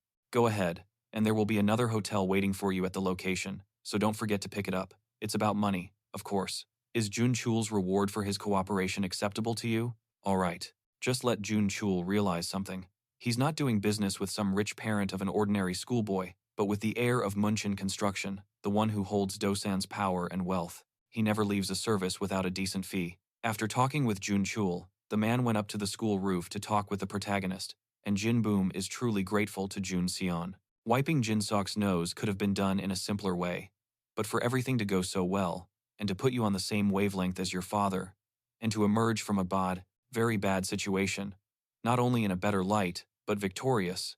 Yes, it was only thanks to Jeon Seon that the man became the CEO of the company, and soon, at this rate, he could become President Chen Biom, of course, doesn't know what the protagonist is planning, but rest assured, he will resolve any problems Junon might have. So, everyone needs to do their part. If Junon needs anything, he should tell Myeon Jin, and he will take care of it.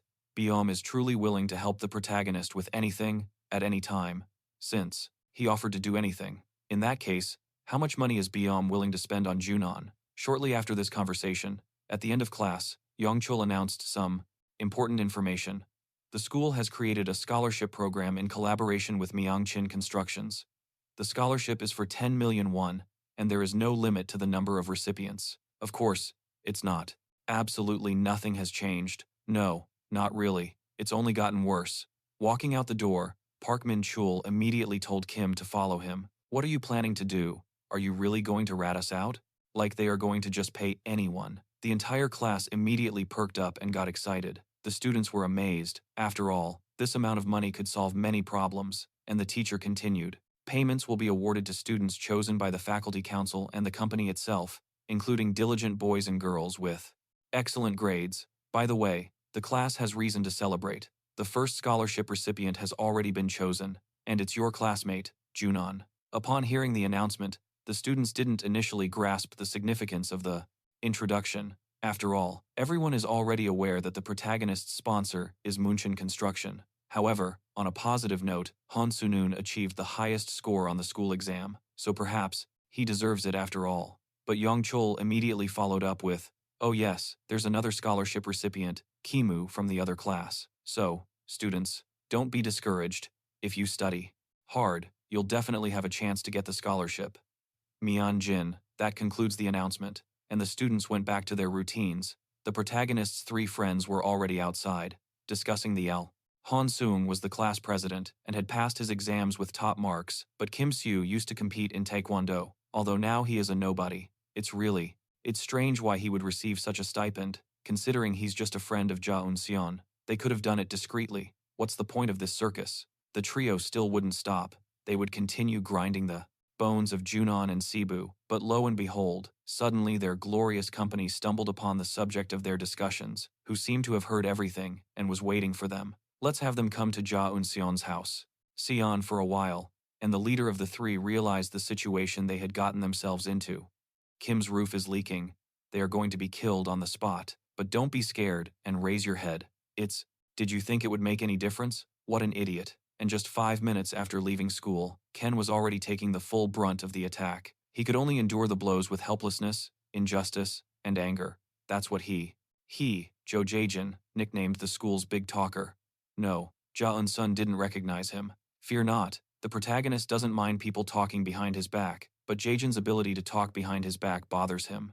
A summary of who needs a favor will come in handy, and no problem, the charlatan will take care of it, just don't hit him. Great, listen carefully. As you may have already guessed, the intern is not chosen in a fair way. Cebu and the protagonist are proof of this, but there is no limit to the number of interns, and Jian seems to have begun to realize that it is Junon who decides who gets the scholarship. He's good, he learns quickly. All he has to do is spread the word to let everyone know that the scholarship is unfair, but with a little twist. And the next day, word spread throughout the school that Muen Chin had created this scholarship for those who had good relations with Kim.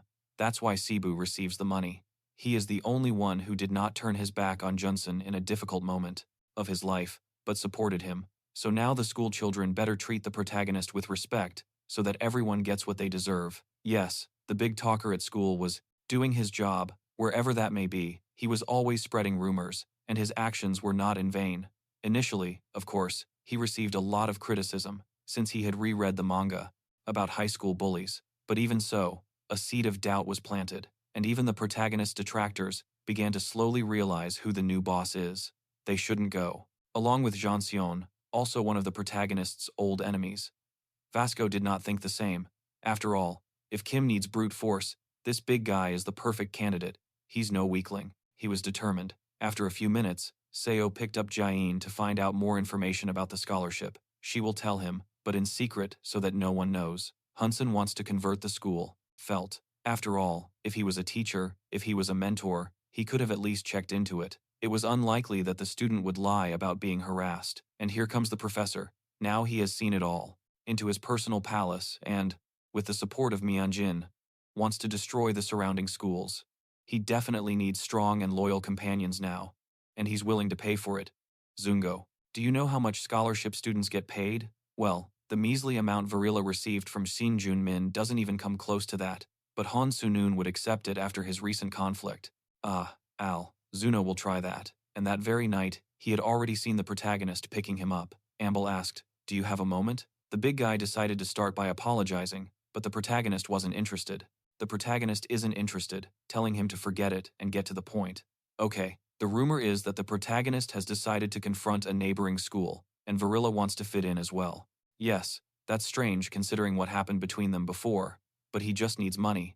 And if the protagonist needs people who know how to listen and follow orders, then he can be sure of his Unjo's loyalty, which makes for an amusing situation. Okay, Jeonseon definitely wants to take him, but not until the big guy passes a test after receiving a good slap. Grabbing him by the hair, Kim told him to listen carefully.